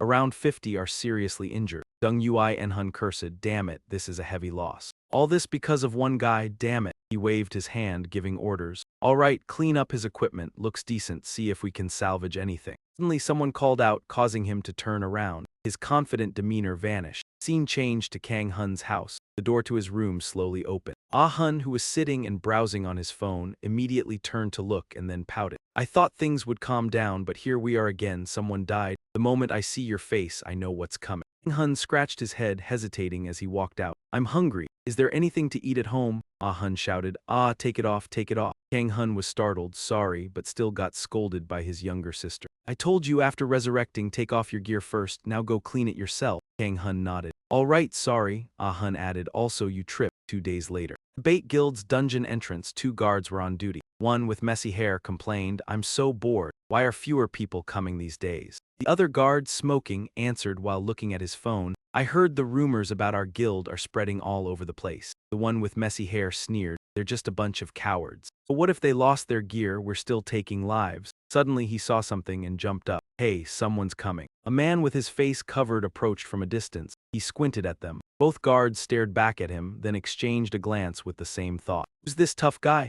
As for Kang Hun, after charging in recklessly, he realized one thing. Continuing like this was no different from fighting with stones. Of course, Kang Hun had countless lives, so it wasn't impossible. But he couldn't keep taking the punishment of resurrection. Therefore, he needed to proceed step by step. He stormed into each of the guild's dungeons, eliminating one person at a time, following his plan. Kang Hun had successfully wiped out another dungeon member. The blonde man was being strangled by Kang Hun, crying and pleading. Please, please, I'm sorry. Kang Hun glared at him. Sorry, what did you do wrong to apologize? The man trembled and stuttered.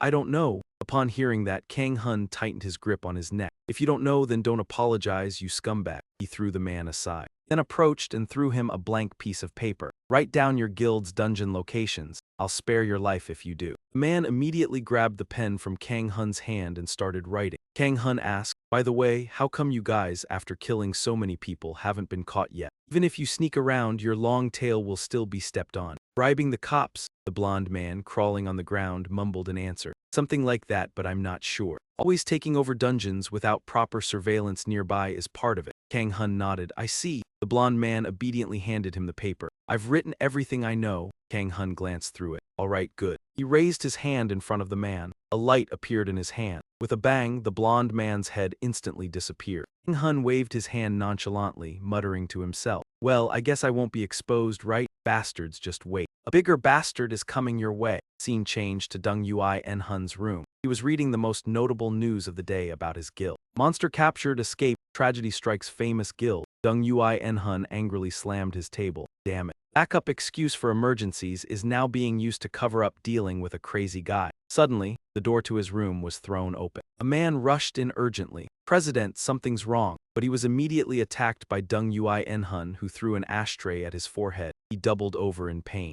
Stood up and threatened. How dare you barge in here, I'm already pissed off. The man bowed his head, terrified. Sorry, that guy's back again, Dung Yui En Hun asked. That guy, the madman, keeps targeting our dungeons, he hurriedly reported. Yes, he's attacked 7 dungeons already. Over 100 guild members have died. He thought to himself, damn it, who is this guy? Right when things are chaotic. The more people we mobilize, the more people die. He then ordered, from now on, everyone stays in the dungeons. No shifts, just rotating shifts, understood, then get out. Man with blood dripping from his head obediently replied, yes, and then hurriedly left the room. Only Dung Yui En Hun was left in the room. He sat silently, contemplating. 5 days ago, Kang Hun attacked us and then his presence disappeared. 2 days later, a madman keeps targeting our dungeon. Just as I suspected, I had my doubts, but with this evidence, it's clear. Kang Hun must have an accomplice. The disappearance of his presence is probably due to some skill. Without information, it's hard to come up with a counter plan. This won't do, though I don't want to, I have to. He suddenly took out his phone.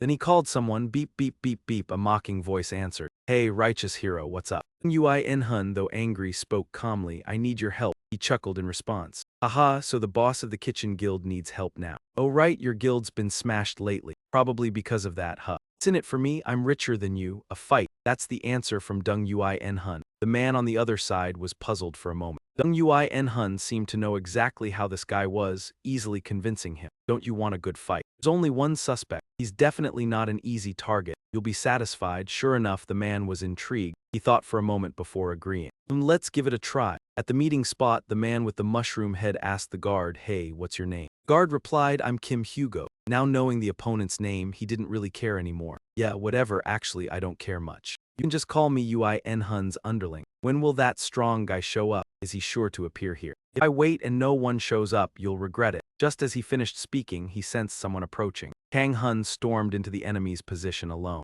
As the aura from the man with the mushroom head rose, he became highly alert. This is crazy. This is the first time my sixth sense has reacted this strongly. It's usually just a vague feeling, but now it's ringing loudly in my head. He thought while pulling out his weapon. If I don't want to die, I need to run from that monster immediately. Suddenly, Kang Hun froze and asked, what are you doing here? An NHU Zio also recognized the voice Kang Hun. and Nhu was stunned. Kang Hun, what are you doing here? He then understood and tilted his head, grinning devilishly. Oh, so it's you who goes to that place? Aha, you always do such interesting things. Kang Hun looked at Nhu Song suspiciously, sure that someone was backing him up. Thinking about it, he was quite wealthy. Could the one behind the guild be? He pressed his sword against Nhu Song's neck and asked, who exactly are you? You're also from the guild, aren't you? Nhu Song smiled and answered without paying attention to the look on his face. This guy. I feel bad when you say I'm with those people down there. What will people think of me? Kang Hun still didn't trust him, raising his guard. Why are you here? Nhu Song honestly confessed. Do you know Dung Uin Hun, the guild leader? That arrogant guy who asked me for help. Interesting, right? After hearing the answer, Kang Hun remembered what kind of person he was. Oh, I see. He patted his shoulder and walked off. Never mind. I don't have anything to say to you. Don't block my way. Maybe we can have a meal together when I have time. Kang Hun put his finger in his nose, thinking as he walked. We don't even have each other's number, but you're already making plans. Just then, an Nhu Song grinned and attacked from behind. Just as his mace was about to strike Kang Hun's head, Kang Hun instinctively turned and blocked the blow with his sword. He was furious, veins popping, glaring at an Nhu Song. What? Nhu Song smirked and replied. Leaving makes me sad, so, he said as he jumped and attacked Kang Hun. Their sharp weapons clashed, sending sparks flying. Kang Hun, grinning, said, even though we know each other, I won't go easy on you. Get lost, you bastard. And Nhu Song felt an immense pressure from Kang Hun and shivered. That's exactly what I'm looking for. Let's fight. Kang Hun activated his giant strength and his battle chi. He thrust a powerful blow. Nhu Song quickly dodged the lethal strike but still took a slight wound on his cheek. He grinned with delight, preparing to counter. Finally, who has turned into such a monster over time? Not bad. The sound of metal clashing echoed continuously. Their monitor exploded violently, and Nhu Song couldn't stop smiling as he fought Kang Hun. Kang Hun gritted his teeth, counterattacking. This fight was obstructing his plans. He had to finish it quickly, but it's been so long since I had such an interesting fight. He couldn't help but laugh with joy. Nhu Song understood that feeling all too well. He too was thrilled, shouting that expression, you really do love this fight. Suddenly, Hugo took the opportunity to charge in.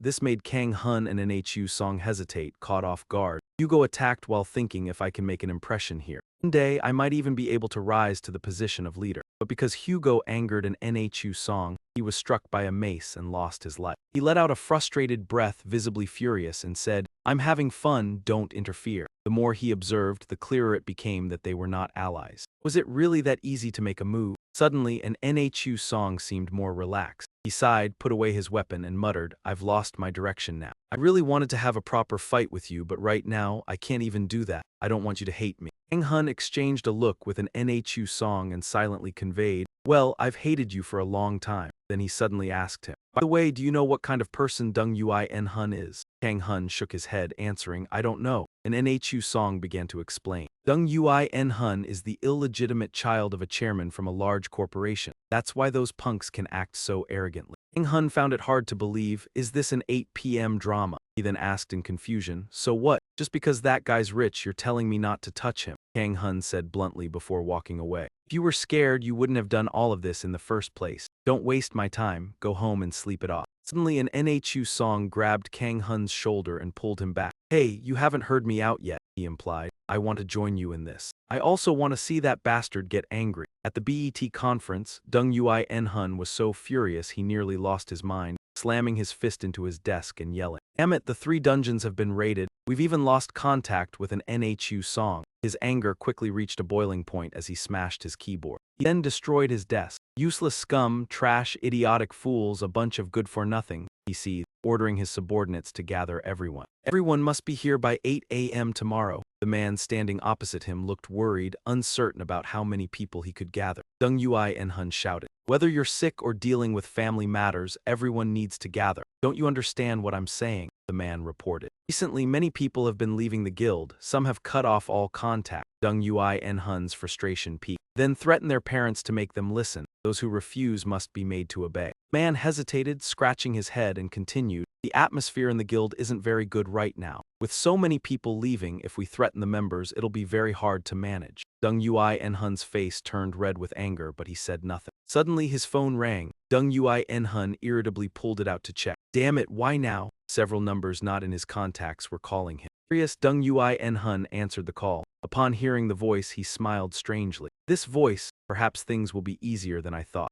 Meanwhile, Kang Hun and NHU Song were already putting their plan into action. Kang Hun read through comments on his phone as NHU Song smirked and said, "Looks like it's working. We just need to keep hitting the dungeons for a week." Kang Hun nodded absent-mindedly as he walked away. Yeah, it's almost over. One of the guild's dungeons slowly began to disappear, and NHU Song shrugged, asking, "So how do you plan to end this?" Kang Hun looked at him, trusting, and said, "Don't worry, it'll be fine." He leaned in and whispered into an NHU Song's ear. Buh. An NHU Song, still perplexed, asked, "Wait, are you even sober right now?" Just then, Dung Ui En Hun received a note with the following message. "If you want to save the guild now, meet me tomorrow at 6 p.m. at the dungeon on Mount Zhou Zio in an Enhong forest. DXB signed, Ghost Sword." After reading it, Dung Ui En Hun immediately crumpled the paper in his hand, cursing, "That arrogant bastard. He wants to fight, huh? Fine, I'll go and see that cocky face today, then break his bones and skin him." Behind him, the remaining members of the guild murmured. None of them were happy about it, whispering among themselves, "Damn it, I wasn't planning to show up. How could I have known? If I don't go, who knows what will happen? It's better to just go along with it." Dung Ui En Hun glared at them with disdain, silently cursing under his breath. "Damn it, why did I have to bring these useless idiots with me?" He recalled the events from yesterday when the unknown number had called him. "I've noticed you've been looking a bit tired recently." Dung Ui En Hun jumped in surprise. The voice on the other end of the line said mysteriously, "Yes, it's me. I called you to offer help because I saw you were in trouble." Seeing that the other side intended to assist, Dung Ui En Hun couldn't help but laugh, dismissing it, since there was no way to make contact, so we could only rely on people like an NHU Zio. Yet now he was establishing contact himself. That man smiled politely at the other. "Aha, you called at the perfect time. If you help, I won't let you suffer any loss. My father will assist as well." Suddenly displeased, the tone of that man changed. "What did you say? Who is supporting whom? It seems you don't understand the situation. I've changed my mind, I won't help anymore. Just cling to that arrogant father of yours." After saying this, he hung up. Dung Ui En Hun was shocked. Wait, why did he suddenly? Dung Ui En Hun fumed with anger. He was furious. That bastard was even more despicable than an NHU. Let's see how long those arrogant fools can keep their airs. Scene shifts to a house. Two men sit facing each other, conversing. The blonde man spoke casually, so that's how it is. "The Chef's Guild has summoned all members. It seems Dung Ui En Hun is cornered." The other, showing some humanity, asked, "After all, we are still in alliance. Are you really not sending support, Choi Min-jun?" The man named Choi Min-jun replied coldly, "Whether it's necessary or not doesn't matter. Supporting those low-level disciples would be pointless." The blonde man nervously reminded, "If he dies, Chairman Dung Sang-zo won't forgive." Suddenly, Choi Min-jun's eyes flashed. From somewhere, red threads shot out. They tightened around the blonde man's neck, causing him to struggle in pain. More red threads appeared behind Choi Min-jun like tiger tails. Slightly agitated, he asked, "What now? Must I rely on that old man to live?" The blonde man gasped in fear. "No, I was wrong." Choi Min-jun, calming down, exhaled, "Release him." The man clutched his neck, coughing violently. Choi Min-jun lost interest and walked away, but before leaving, he ordered, "Continue with what you were doing. Investigate the source of the new fund." He obediently followed the order. Scene shifts to a forest-level dungeon, Dixu Fin. All guild members followed Dung Ui En Hun inside. He asked the vice president, "What time is it now?" He checked his watch and replied, 6:03. Dung Ui En Hun cursed. "Damn, the signal's already sent, yet there's no sign. Could we have lost?" He reminded everyone to prepare for battle. "Don't know the enemy's numbers or if there's an ambush." Everyone shouted in unison, "Formation." Suddenly, someone pointed to the distance. Guild leader. Over there, a huge cloud of smoke appeared before them. They stared, then saw someone being chased by a pack of Dixu Fin. Familiar face was the terror of Dung Ui En Hun. He shouted, "Kang Hun twins, he's still alive." Kang Hun cheerfully asked,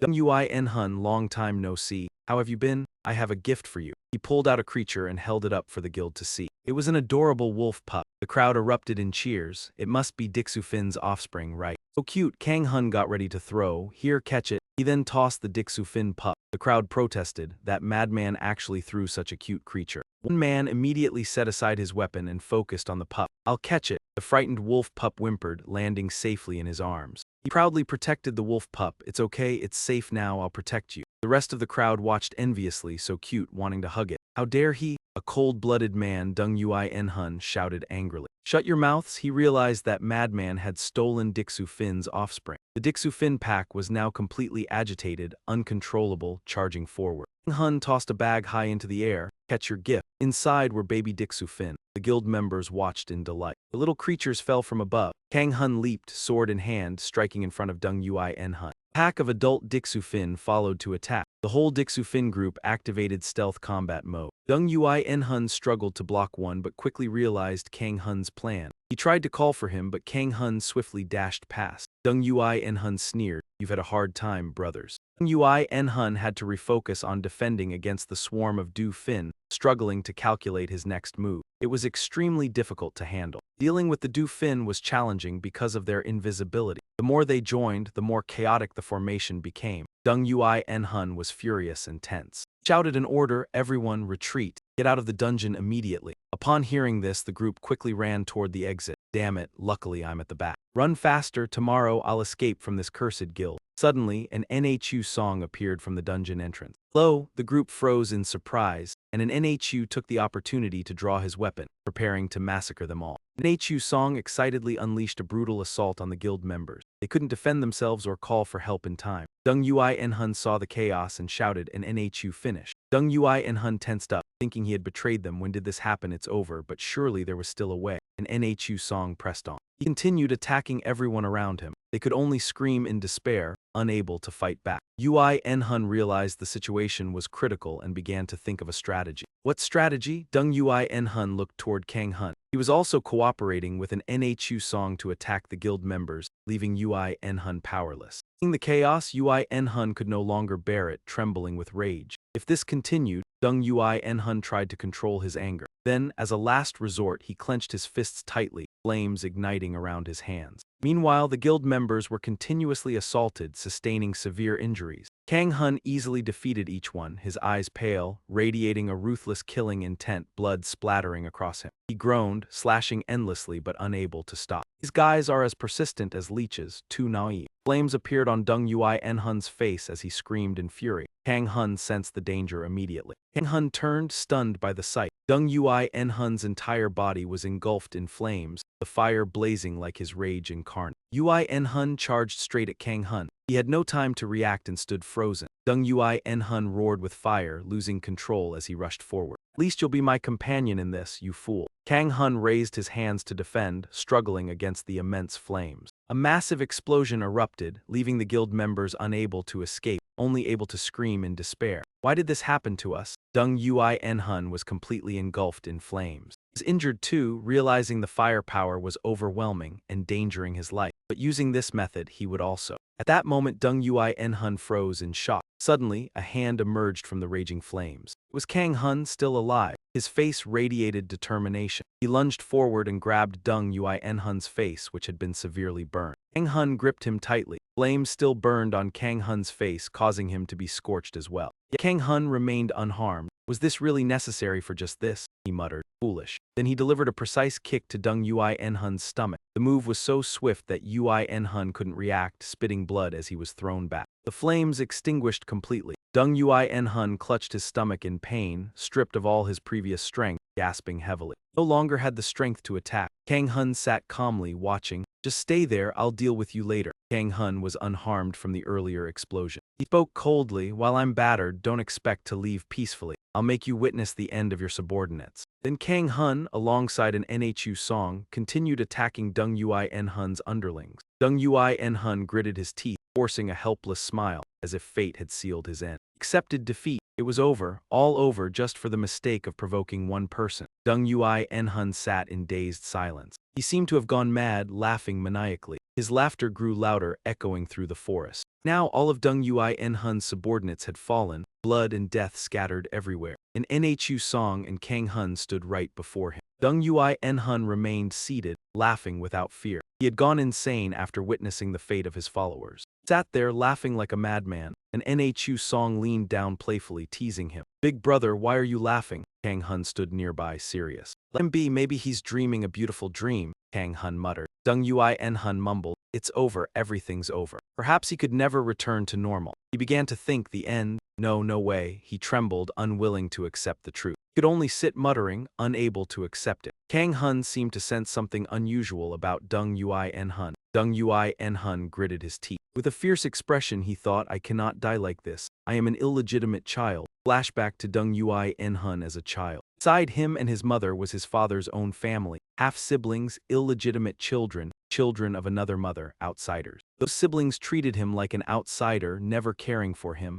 They despised him. He was dragged into power struggles he had never cared about. They controlled him at will. His father provided for him fully, but that was merely an excuse for them to attack him. Then one day, the world changed. Tutorial phase began with the emergence of dungeons and awakeners. The world returned to the logic of primal power. At that moment, he had a premonition. This was his chance to turn the table. He recounted his memories to Kang Hun and an NHU song, and just as he finished speaking, a slash struck his neck. He blinked in shock, unable to react. Dung Yui and Hun's head fell, rolling to the ground. Kang Hun held his weapon, feeling the relief of shedding a burden. Kang Hun wondered why they talked so much. An NHU song smiled and said, "At least one should hear the final words of the dying." Kang Hun replied bluntly, "Why should I listen?" He stored his weapon in the system and said, "Well, it's been tough anyway, and it's none of your concern." An NHU song politely said, "It's nothing, it's enjoyable." She smiled and curiously asked Kang Hun, "So, how does it feel to settle such a long-standing grudge?" Before them lay the mangled bodies, blood everywhere. Kang Hun scratched his head, answering, "I don't know." An NHU song continued cheerfully, "The end of revenge is emptiness, right?" Kang Hun replied, "The one who deserved death is dead, if I compare it to something. It's like cleaning out the wax from a large ear canal. Not dramatic, but it feels relieving." As he spoke, Kang Hun pointed to his ear as evidence. An NHU song teased, "Stop comparing."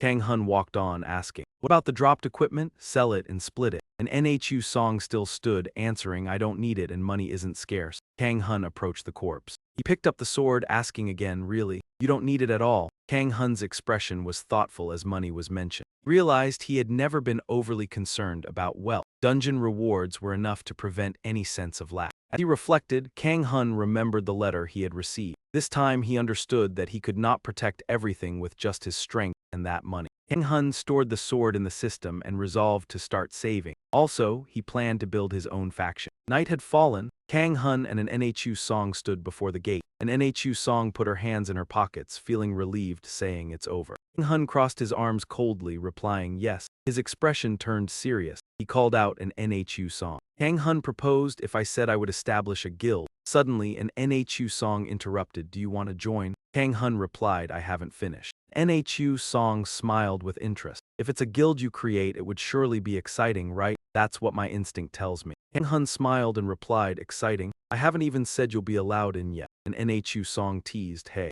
I knew you were recruiting me just now and I knew everything." Kang Hun bluntly said, "Go away." At that time, no one knew a small guild started as a joke by two men. Become the most famous guild in Korea, though in a negative way. Meanwhile, in the chairman's office, a voice demanded, "Hasn't the story already changed? This is Han Suk-young Sang-soo, chairman. You said you would be responsible for and take care of Dung Ui and Hun. You've breached the contract." And Suk-dung called out to the calm man seated before him. Choi Min-jun turned, smiling leisurely. Min-jun responded, "Violation? You're joking, I have no idea what you're talking about." The irritated chairman asked, "Are you still pretending not to know?" Choi Min-jun smiled. "A week had passed since my son and the guild members went missing. In the current situation, it's clear that. So, what exactly do you want me to do?" Suk-dong asked, looking startled. "What?" Min-jun crossed his legs calmly. He asked back, "Did I support a useless, incapable person to become the leader of a guild? Was I wrong in doing so, having fulfilled my part for the agreed money?" This infuriated the chairman. He gritted his teeth and said, You. Suk-dong immediately ordered all the staff to attack him, kill him. At the chairman's command, the henchmen charged towards Choi Min-jun, who was calmly sitting. Choi Min-jun remained unfazed. His face grew serious. From nowhere, tendrils appeared, quickly wrapping around the necks of all the henchmen, leaving them no time to react. The tendrils squeezed tightly, making it impossible for the henchmen to breathe. That was the power of T-1ED9I Min Run. Tendrils appeared around him, strangling the henchmen. Choi Min-jun stood up and called, "Chairman Suk-dong." He slowly walked towards Suk-dong, causing him to stumble backward in fear. "Clearly, we signed a contract. I fulfilled my part as agreed. Why are you pulling tricks on me?" Min-jun's face was filled with coldness. It was as if he could kill Chairman Suk-dong at any moment. Suk-dong stammered in fear. You, Min-jun sternly warned, "If something like this happens again, I won't let it slide. You understand?" Witnessing his subordinates being controlled by Min-jun's tendrils, the chairman could only panic and obediently respond, I understand. Min-jun smiled with satisfaction upon hearing the answer. He withdrew his tendrils and the henchmen, as if revived, could only gasp for air. Min-jun turned and left, not forgetting to remind, "I'm glad you understand. Transfer the promised amount into my account by today." he said with interest. I'm really curious. Who exactly was behind the downfall of the Gongyun Guild? The sudden disappearance of such a large guild has sparked numerous rumors and ghost stories. Media also made a lot of noise for a while. Articles started to appear on free forums. Is it true that the Gongyun Guild has collapsed? Politics, foreign affairs, and the collapse of the Gongyun Guild. The number of missing persons has increased, and there are also opinions suggesting that this is the result of a power struggle between guilds. Breaking news: crime in the underground is at stake. Currently, it's a time of turmoil. The Guild Alliance leader, Choi Dong-gu, has demanded policies favorable for power users. The frequency of underground terror attacks is rising. Criminal organizations are also increasing. The interview with the power users from this month was conducted by the guild leader, Huo Longpark Huzong. Exclusive news about Gobinsire. Summarizing the general context, many new guilds and power users are emerging daily, and the Gongyun Guild is gradually being forgotten. At this point, the scene shifts to another location. It's all good now. There's no way we got cornered. There won't be any consequences left. I've dealt with all the troublemakers. Inside, Kang Hun and an NHU Song were sitting, eating and talking. Now we can level up after the battle. The items we've picked up have been dealt with, and we even got a nice meal. An NHU thought to himself and then smiled, asking, "Isn't everything fine now? What are you still upset about?" Kang Hun lowered his head and muttered, trembling, "It's the new title I got, that's the problem." The system displayed the title, Ruthless Family Destroyer. Description: those who have destroyed many families in horrific ways. Effect: increases strength, raises hostility. The owner of this title will instill a sense of fear in others. Kang Hun slammed his chopsticks on the table and thought, the title isn't equipped, but it still has some effect. He recalled when the system displayed it. All effects except for the selected title only have 50% effect. He sighed and said, "Lately, I've been so stressed because of this, and it's making things worse. People misunderstand me even more." An NHU Song comforted him in a domineering manner. "You don't need to worry about being misunderstood. You're already cruel. It doesn't make much of a difference, so don't stress about it." Suddenly, Kang Hun's phone rang. It was instructor Kim Wai-jun calling. Kang Hun picked up. Ui Hun. On the other end of the line, Kim Wai-jun replied, "It's me, Kim Wai-jun. I hope you won't call me like that. Do you still remember our promise?" Kang Hun responded, confused. "What promise?" Wai-jun sighed, running his hand through his hair in frustration. "I thought you knew. Come meet our guild leader. It's urgent, so please come right away. When are you free?" Scene changes to the Dagun Guild on the 12th floor. Kang Hun anxiously asked, "Is it okay?" He pointed towards an NHU Zong who was standing beside him with a smile. "Can I bring him along?" Yijun replied seriously. "This has been approved by the guild leader." An NHU Zong smiled and reassured him, "There's no need to worry." "No, Han Si Jonger, it's strange hearing you call her sister. How do you two know each other?" An NHU Zong then began to explain. "I met her at a social gathering." Kang Hun looked confused and asked, "Who is she?" He sighed. "A social gathering, the guild leader must be wealthy too. Plus, she graduated from Chu Tiu Diu. This world is truly unfair." In the reception room, Yizun knocked on the door and politely called, "Guild leader." A voice responded from inside, "Come in." Receiving permission, Yizun opened the door and Kang Hun and an NHU Zong stepped inside. A woman with a polite smile greeted them. "Please come in. I am guild leader Dangun Han Sinayan." Kang Hun extended his hand to shake. Sinayan introduced herself. "Ah, yes, I am Kang Hun." Sinayan shook his hand and replied, "Nice to meet you. I've heard Yehun mention you a lot." Yehun excused himself. "I'll step out." An NHU Zong smiled and waved at Sinayan. "It's been a while." An NHU Zong. Sinayan gestured to the chair. "Please sit." Kang Hun replied politely, "Ah, thank you." As he sat down, Kang Hun turned serious and said, "Thank you for your help. I don't know how to repay you." Sinayan smiled politely and replied, "It's nothing, it's not difficult, don't worry about it." Kang Hun then got straight to the point. "But I don't want to be in debt. Why did you call me here?" Sinayan replied seriously, "I'll be straightforward." Kang Hun responded without hesitation, "You know everyone is busy." Sinayan smiled at Kang Hun's response and said, "I originally wanted to have a conversation, but since you said it, I won't be polite either." Sinayan then proposed, "Kang Hun, would you like to join the Dan Gun Guild?" Kang Hun immediately replied without hesitation, "I don't want to." Kang Hun's firm response caused an awkward silence to fall over the room. Sinayan awkwardly broke the silence. "Ah, well," and Sinayan curiously asked him, "Kang Hun, why don't you want to join our guild?" Kang Hun replied nonchalantly, "I just don't like it." The atmosphere froze. And Sinayan could only say, "Ah, I see." An NHU Zong exaggerated the situation with a humorous gesture. "My brother's quite sharp, watch out for him." Kang Hun looked puzzled. "Huh, what do you mean?" And Sinayan smiled and said, "It's fine. Actually, hearing your clear answer makes it easier for me to give up." Kang Hun nodded. "That's good then." He continued, "Anyway, I will repay this favor in another way. If you need help, just call me." And Sinayan continued the conversation casually. "Don't mind it. Being connected to someone as strong as you will be beneficial for us too. We'll reach out when needed. Kang Hun asked, but honestly, does the #1 guild in the country really need my help? Of course, if there's something I can help with, I will. Suddenly, Han Sinayan asked him. Kang Hun, how long do you think the current peace will last? Kang Hun thought calmly. Peace. With infernal flames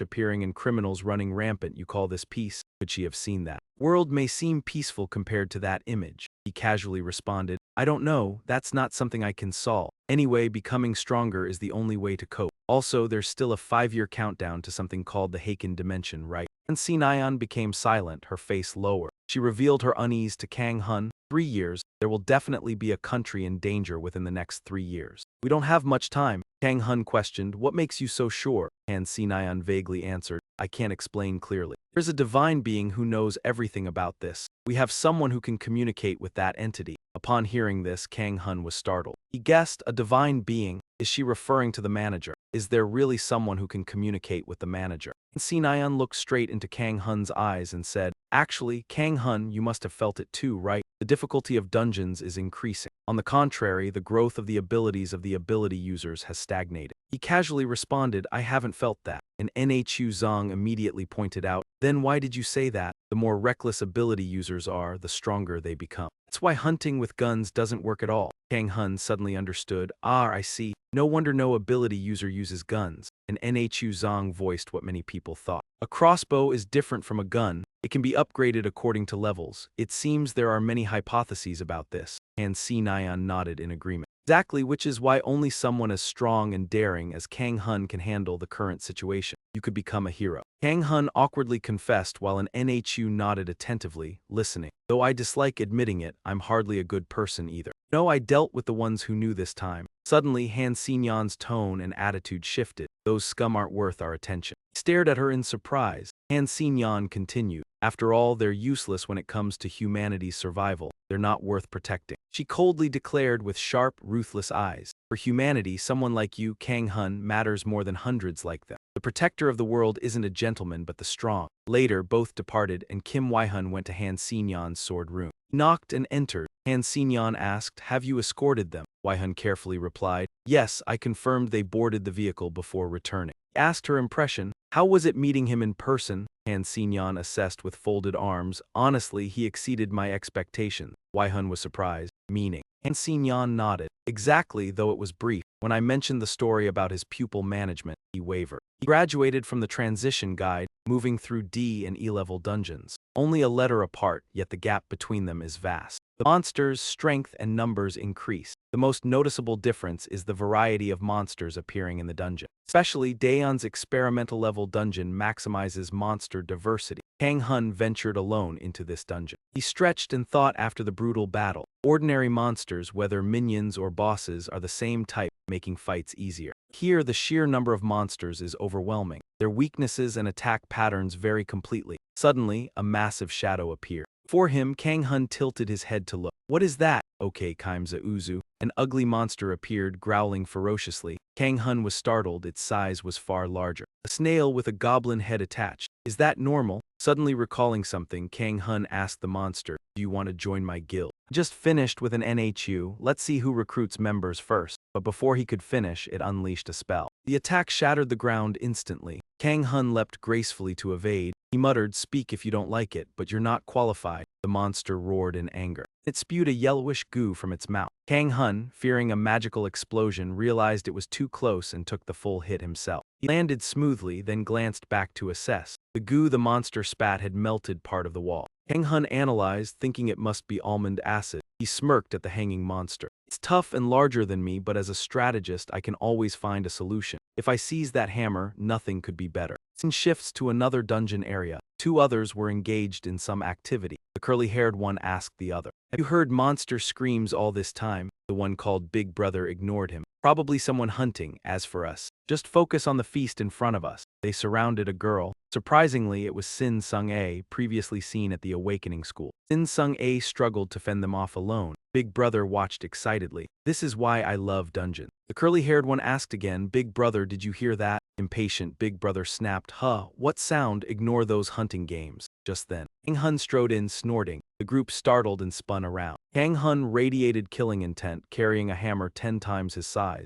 He taunted the group, "You stink. This is the smell of trash. Low-level criminals beaten by me, right?" They panicked seeing Kang Hun approach. "What the hell? What's that hammer he's holding?" He flexed and slammed the massive hammer down, but it got stuck on the ceiling. Rocks fell immediately, and the group scrambled to shield themselves. Damn it, Kang Hun froze right in front of them. The big boss seemed slightly relieved, thinking he must have lost his mind in such a cramped space. Even if he swung, the hammer moved slowly. He anxiously looked up, and in an instant, Kang Hun managed to slam the hammer down, shattering the ground. They continued to tremble in fear. Damn it. Everyone stood rooted in a defensive stance, eyes fixed on Kang Hun. He exhaled deeply, then waved his hand and muttered to himself, "Just as I thought, it's heavy. There's no way this can serve as a main weapon. Better put it away." The group watched silently as he stored the hammer. Big Boss sneered, showing off his strength, making me wonder who he thought he was. But it seemed he didn't understand the situation. He charged forward, aiming all his attacks at Kang Hun. "Dare to drop your weapon in front of me? Die!" Before he could rejoice, a bright light suddenly struck his cheek. That was Kang Hun's affectionate punch. With just a light touch, the big boss's face was twisted and crushed. He collapsed to the ground.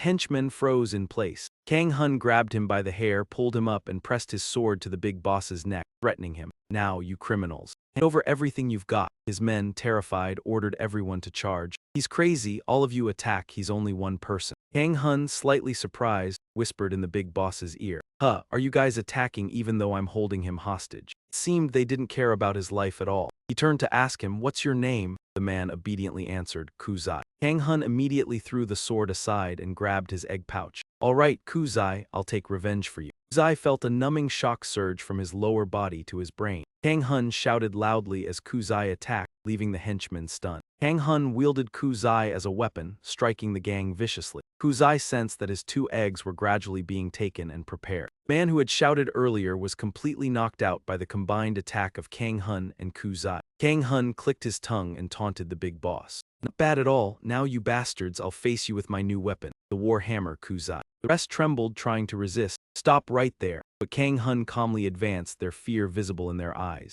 Kang Hun casually slashed through them all. They screamed helplessly, unable to escape his hand. "Damn it," our lips touched. "Spare me, help!" Sunga stared wide-eyed. In the end, only the 2 of them remained amidst the corpses. Kang Hun bent the necks, thinking as expected from a low-rank dungeon hunting team. It took slightly longer than he anticipated. Now he remembered there was one more person. Sung A bowed 90 degrees to thank Kang Hun. "Thank you for saving me." Kang Hun waved his hand casually. "Ah, it's nothing. Honestly, taking them down was pretty satisfying. Stand up." Sung A lifted her head and started a conversation. "I'm Zin Sung A. May I ask your name?" Kang Hun, embarrassed, replied. "Ah, you can speak freely with me." "I'm Kang Hun." Surprised by her formal address, he froze. Sung A asked directly, "How so?" "I want to become strong like you, Kang Hun." Her eyes were resolute, staring straight at Kang Hun's face. This was a historic moment when the 3 most troublesome people in Korea gathered. Later, Kang Hun felt awkward, scratching his cheek. "You want to know how to get stronger?" "Be diligent," he said. Sung A blinked in surprise. "Just diligence is enough." She patted her chest to speak. Kang Hun immediately interrupted to clarify. "Not all effort is equal. You have to work until death." He emphasized the word death. Sung A mumbled, pondering. "Until death," Kang Hun, slightly embarrassed after saying it, admitted. "Well, a resurrection like me isn't exactly reasonable." Wanting to prolong the moment, he said goodbye. "Be careful, Sung A, spare or kill them as you wish." Sung A watched Kang Hun's back until he reached the bend. Kang Hun, feeling slightly uneasy, turned back and asked, "Can you go alone?" Sung A frankly replied, "No." He looked at her in confusion. "Isn't it typical for people to ask for help?" Kang Hun hesitated slightly and said, "I really want to help you, but it's not possible right now. I have to hurry." Sung A, hearing this, suggested, "In that case, can I go with you?" Kang Hun was taken aback, trying to explain. "Did you believe me when I said you'd die earlier?" "Forget about it. If you really die, then..." Sung A shook her head and expressed, "No, I understand my limits. I'll accompany you to mine the demon crystals." "I won't get in your way," she added confidently. "Of course, all the demon crystals will belong to you," Kang Hun warned. "It's dangerous." Sung A confidently replied, "I know how to protect myself." Upon hearing this, Kang Hun immediately agreed. "All right, let's go together." They ventured deeper into the dungeon, where piles of monster corpses were stacked. Sung A obediently followed behind him. "You've worked hard," she noted. "Now I'll mine the demon crystals." Sung A aimed at the core of the monsters and slashed through. A crystal appeared instantly. Kang Hun observed with relief. Looks like she can protect herself as promised. Wondered if she had an invisibility skill because every time a fight started, she would quickly retreat and occasionally assist with archery. She didn't cause any hindrance. Moreover, she helped him gather all the troublesome demon crystals. Indeed, the strategy had become much easier. King Hun spoke up to remind Sung-A, let's keep moving. Based on the aura ahead seems like a stronghold. From now on, it could be very dangerous. Sung-A gripped her dagger tightly and looked him straight in the eyes without fear. I'm determined, I'll go with you. Suddenly, a notification appeared. The core of the dungeon has been destroyed. The exit gate is now open. Both were surprised. Kang Hun incredulously asked, it's cleared already? Someone else went ahead. Suddenly, he sensed a frightening presence. Wait, I still sense the boss. He quickly turned around to check and saw a crack. TV also reported on the crack with the headline, the third large-scale dungeon crack event, suspected terrorist attack. For the first time in South Korea, a level D dungeon crack occurred. Dozens of dungeons near Seoul opened simultaneously, creating a phenomenon called the monster wave. Dungeon crack incident is the third since the Hangjia military lockdown. However, this wave is different from the previous two. Experts analyzed that this was a deliberate act of terrorism. The incident has caused chaos throughout South Korea. A man rushed somewhere in haste. He burst through the door, shouting urgently, Guild Master. A calm man stood inside the room and gently asked, are we there? The dungeon cracked. Is everything ready? That was Guild Master Choi Dongo of the Esper Guild. The man who rushed in, looking anxious, reported. According to the latest report, one of the dungeons affected is a level D dungeon. Choi Dongo frowned deeply. Quickly inquired, where is it located? The man replied, the Daein Lab at Sugan Isto. Upon hearing this, Choi Dongo grew uneasy. Why there? Because the dungeon is too complex, the breach has been delayed, and now this happened. As they exchanged information while rushing, the man asked, is there a large guild nearby?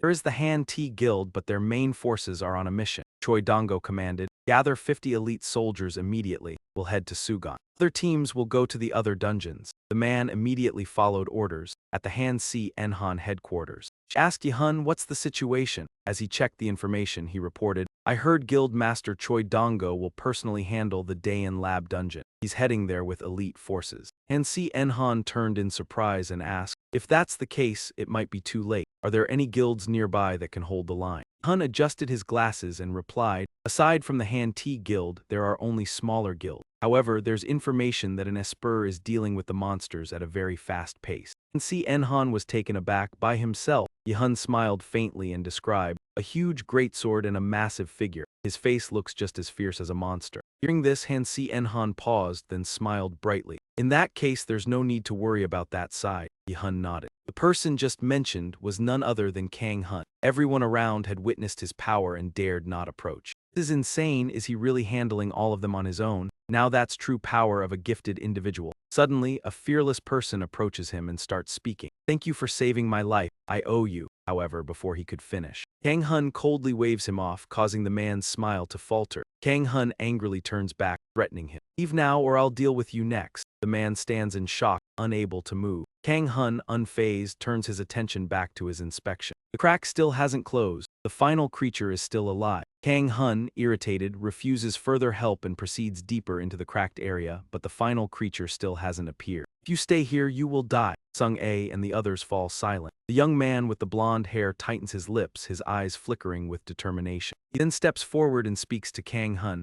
Hold on, after all, we're all gifted individuals. Even a little help can make a difference. Before he could finish, Kang Hun glares at him, calling out, you. The young man freezes in surprise. Huh. Kang Hun tilts his head and asks him, you caught how many Kaimeza earlier? He then steps forward, putting pressure on the young man. Did you catch one? You're just a hindrance here. Understood, then retreat and help evacuate the civilians. The young man and the others, intimidated by Kang Hun's presence, involuntarily step back. What? They murmur, still in disbelief. They can't believe it, starting to whisper. What's wrong with him? Why is he speaking like that? No matter how strong he is, this. Suddenly, one person turns and looks back at Kang Hun, only to meet the face of a man who resembles a demonic king holding back his rage. Instinctively, he looks away in fear. Let's just go. Yeah, let's go. With that, they all leave to evacuate the civilians. Kang Hun finally relaxes his face slightly, leaving only Sung-A behind. She timidly calls out to him, her unspoken words hanging in the air. I. Sung-A, too afraid to face Kang Hun, keeps her eyes elsewhere. Unexpectedly, Kang Hun gently asks her, startling her into looking back at him. Can you do it? He asks. Sung-A, confused, responds with, huh. Seeing this, Kang Hun points to himself and continues, guard me. Find a place to hide. Can you do that? Sung A immediately understands and nods without hesitation. All right. The crack widens slowly, and with a heavy thud, the footsteps approach. Three massive creatures emerge from the crack, and Kang Hun stands fearless, facing them head-on. He tilts his head, assessing them. What is this? The four heavenly kings? No, you're not them. He squints, vigilant, estimating their strength. They're on par with the monster I fought earlier. Moreover, suddenly, the sound of cracking echoes. Withered, bony hand appears, bringing a chilling aura of death. The final creature steps forward. The crack begins to close again. Suddenly, the boss speaks. These buildings have such unique architecture. Kang Hun is stunned. The monster can talk. He looks down at him and asks, HMPH, human, do you plan to defeat me alone? Without hesitation, Kang Hun responds, drawing his weapon. Yes. A loud thud follows. Massive hammer, the same one he took from the earlier creature, materializes in his hand. Kang Hun excitedly declares, I'll crush your skull and put it back together like a puzzle. The boss looks down at him dismissively. Arrogant humans, but your body seems useful. I'll handle it personally. Kang Hun suddenly interrupts, enough. Surprises the boss, who halts. Kang Hun, wide-eyed, makes a request. You and I, let's settle this fairly. Eliminate the minions first. Only the two of us remain, like proper men. The boss immediately rejects. Kang Hun, without hesitation, spits on his hand. Fine, I didn't expect anything else. He tightens his grip on the hammer and lifts it, taunting, come at me. Three Kaimeza scream and rush at him. Kang Hun, not backing down, charges straight at all three at once. He takes a deep breath, activating his Lion's Wrath soul, roaring to deal massive damage. Aw's roar reverberates and they can feel the souls of the three Kaimeza trembling in fear. With a powerful leap, Kang Hun attacks the first Kaimeza. First this one, die! A loud thud echoes as Kang Hun takes down one of the Kaimeza generals. The boss watches in intrigue. Oh, I can't sense any mana. Could that be the pure power of that person? If he dies, that would be such a shame. I won't control you and turn you into a slave, but after thinking for a moment, he raised his hand, preparing to cast some kind of magic. The helmet on the beast's head slowly cracked and then shattered, revealing its bloodied face. It slowly collapsed and lost consciousness at the same time. As Kang Hun landed, Jun struggled to hold onto the hammer. It was too heavy. Meanwhile, the boss had started casting his spell. No mental technique. A burst of red mana shot toward Kang Hun. He immediately felt something, but it was already too late. Kang Hun's pupils fully dilated and changed. The boss smugly looked down at him. Take this. With this move, you are completely under my control. Thinking his plan had succeeded, he rejoiced and even shed a tear. Welcome, my slave. Now bow your head and show your loyalty. Suddenly, Kang Hun muttered something and reached out. The boss was stunned. He saw that Kang Hun wasn't affected by his control and even flipped him off, insulting him as a bastard. The boss realized that. He protected himself with an item. He had intended to capture him in perfect condition, but what a pity. The tiger beast quickly launched an attack, aiming for a quick win. Kang Hun was startled and immediately wrapped Ankia's skin around himself, but was still thrown back a short distance. He crashed into a building by the side of the road with dust and debris flying up. He was now surrounded by the other two beast tigers. Suddenly, the beast tiger was struck in the head by an arrow. It let out a painful growl. The boss was startled. Does he have allies?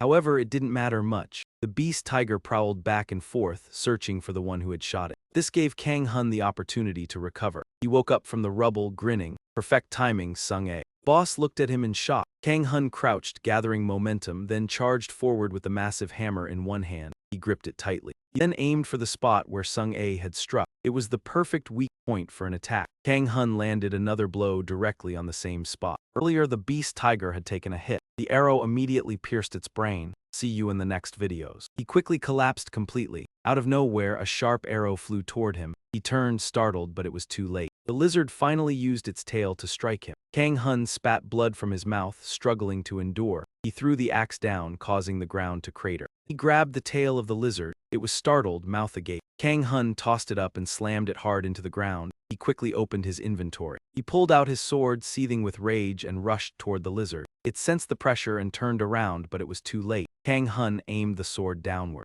Killed it. Before long, his sword was drenched in blood, dripping in small drops. The bot silently observed the situation. Kang Hun stood victorious after slaying all three lizards. He wiped the blood from his mouth and began to provoke the boss. Now, there's only one left, right? The boss, a tall man, mocked him arrogantly. A weakling like you with so little mana left, how could you dare face me? Kang Hun was startled but didn't let it show on his face. He realized it. His mana was running low, his body was reaching its limits, and he no longer had the strength to fight him in the air. He couldn't jump or float anymore. Only he could use the power of a giant. Suddenly his heart tightened. Kang Hun felt dizzy and froze. He suddenly screamed in agony, clutching his chest. Kang Hun stepped on the body of the lizard, then collapsed to the ground. He muttered in confusion, cursing under his breath. Bot spoke, explaining, "Now you finally understand. The attack earlier wasn't just a normal strike. It was difficult to strike at your internal organs. There's no reason not to use poison. You don't have a chance to win anymore. I'll give you the antidote, surrender and become my slave." Kang Hun struggled to get up. He was not afraid. Instead, he spoke more defiantly, "Damn it. What did I just say? I'll smash your skull. I'll make a 3D model of you." His eyes blazed with fury. His entire body was enveloped by a dense mana aura.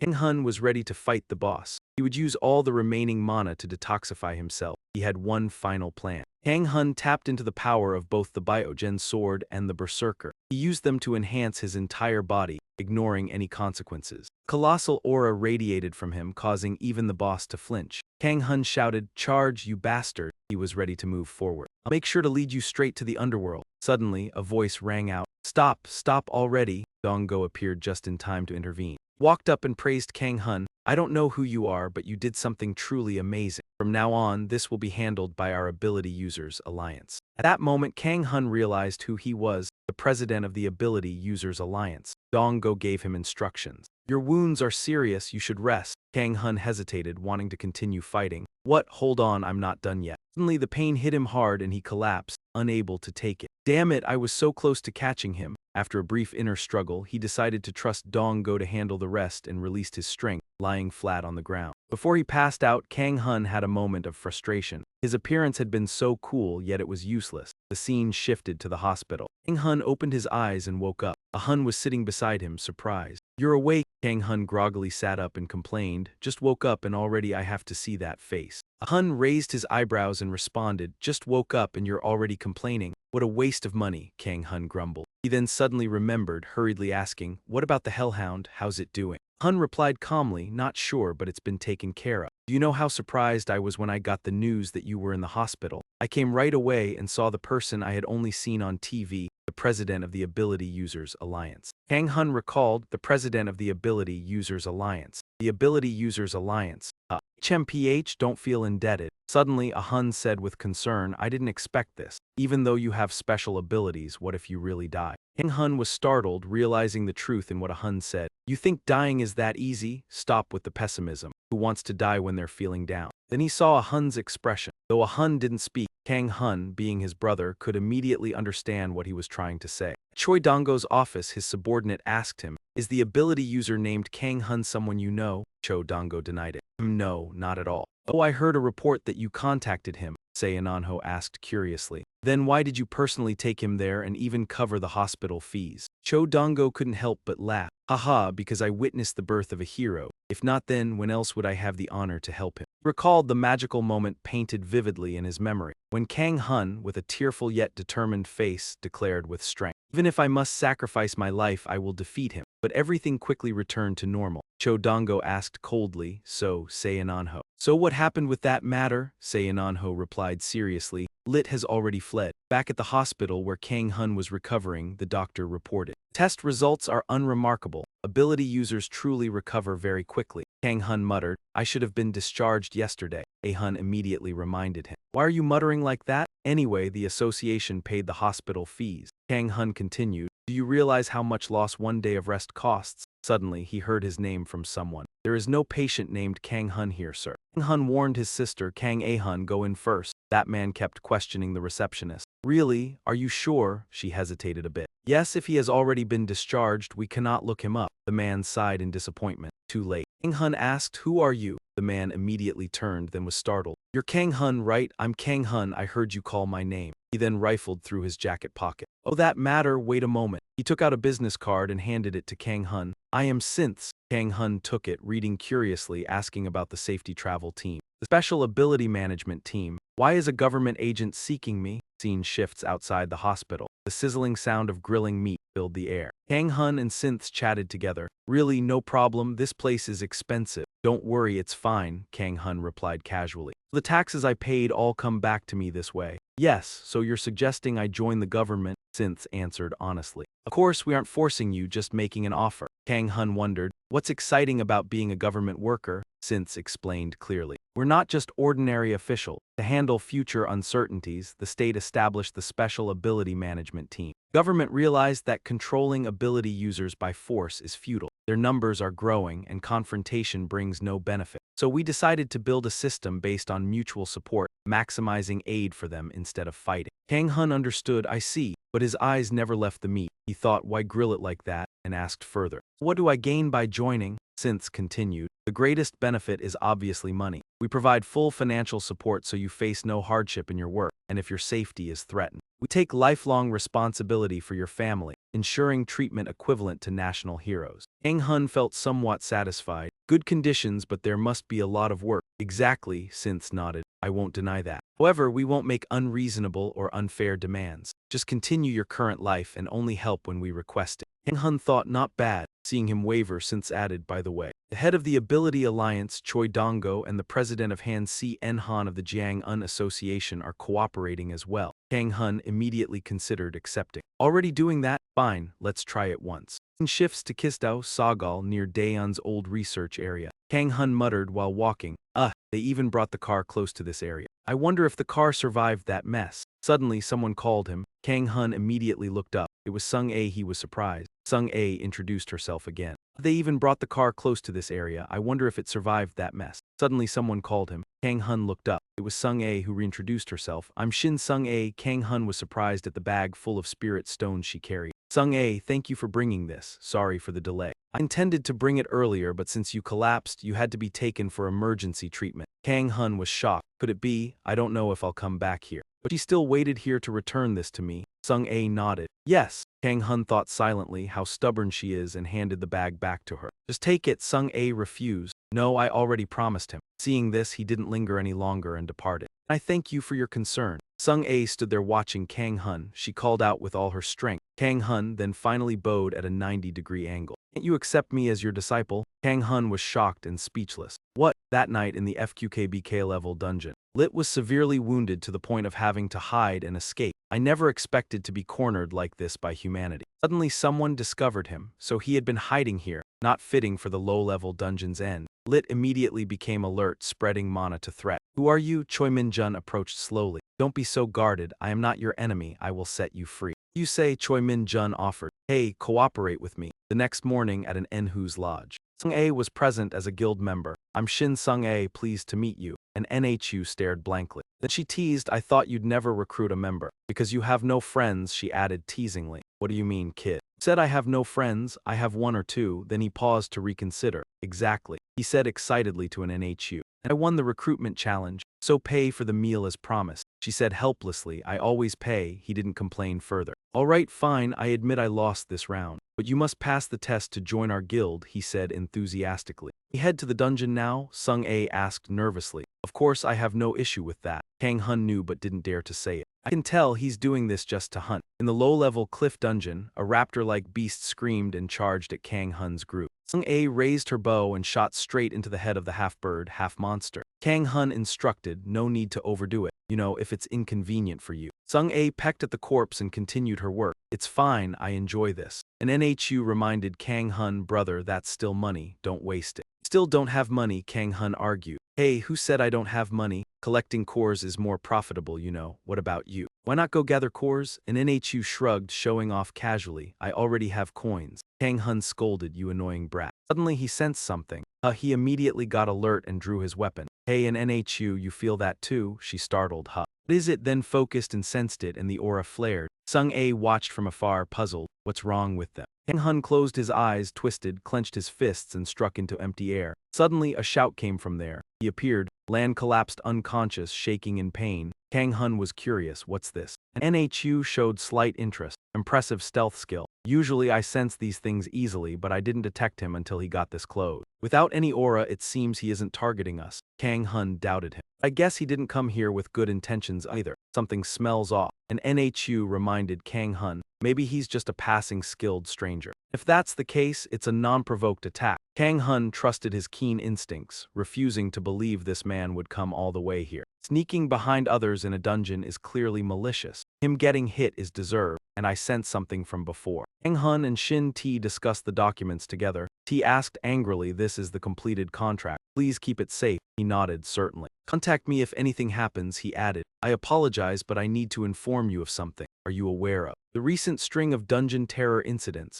Kang Hun thought for a moment and vaguely replied, "Ah, that's the case of someone intentionally causing a prison breach." Other explained, "Yes, we caught the tail of that force and are now tracking its head. Soon, a large-scale attack will be carried out under the government's orders. I need your help, Kang Hun. Transfer the scene to the Habai dungeon." Invisible Man earlier had yellow liquid poured onto his face by Kang Hun. He woke up in a panic. "What's this?" Kang Hun grinned excitedly at him. "You're awake, huh?" He wondered, "Where am I? Why am I tied up so tightly?" He yelled out, "Who are you? What is this madness?" Suddenly, he noticed a strange smell coming from his own body. Unable to bear it, his head spun. "What is this foul smell?" Kang Hun recognized it and spoke up. "Ah, sorry about that. At first, we planned to wake you up with water, but we didn't have much drinking water left, so we used the urine in Habai's bladder." He stared at him. "Unbelievable, what?" The Invisible Man looked at Kang Hun in fury. "You insane freak, pouring urine on someone else." He couldn't stand it and vomited. Kang Hun didn't want to waste any more time and got back to the main topic. "Now, it's time to answer." He squatted down in front of him, exuding an aura of sharpness, and asked, "It's terrorism, right?" The man suddenly regained his composure and sneered. "Terrorism? Yeah, they call us that. They don't understand the noble cause behind our action." Kang Hun didn't care and flicked his ears. "Ah, I don't care about your noble cause, just spit it out and I'll let you go." From then on, all we could hear were his screams. The sky turned dark. Synthes rushed in anxiously. "Kang Hun, you caught the terrorists. You're handing over the Invisible Man to the government?" "Yeah, here they are." For some reason, his face was swollen and his mind seemed to be in chaos, muttering the same phrases repeatedly. "Please arrest me."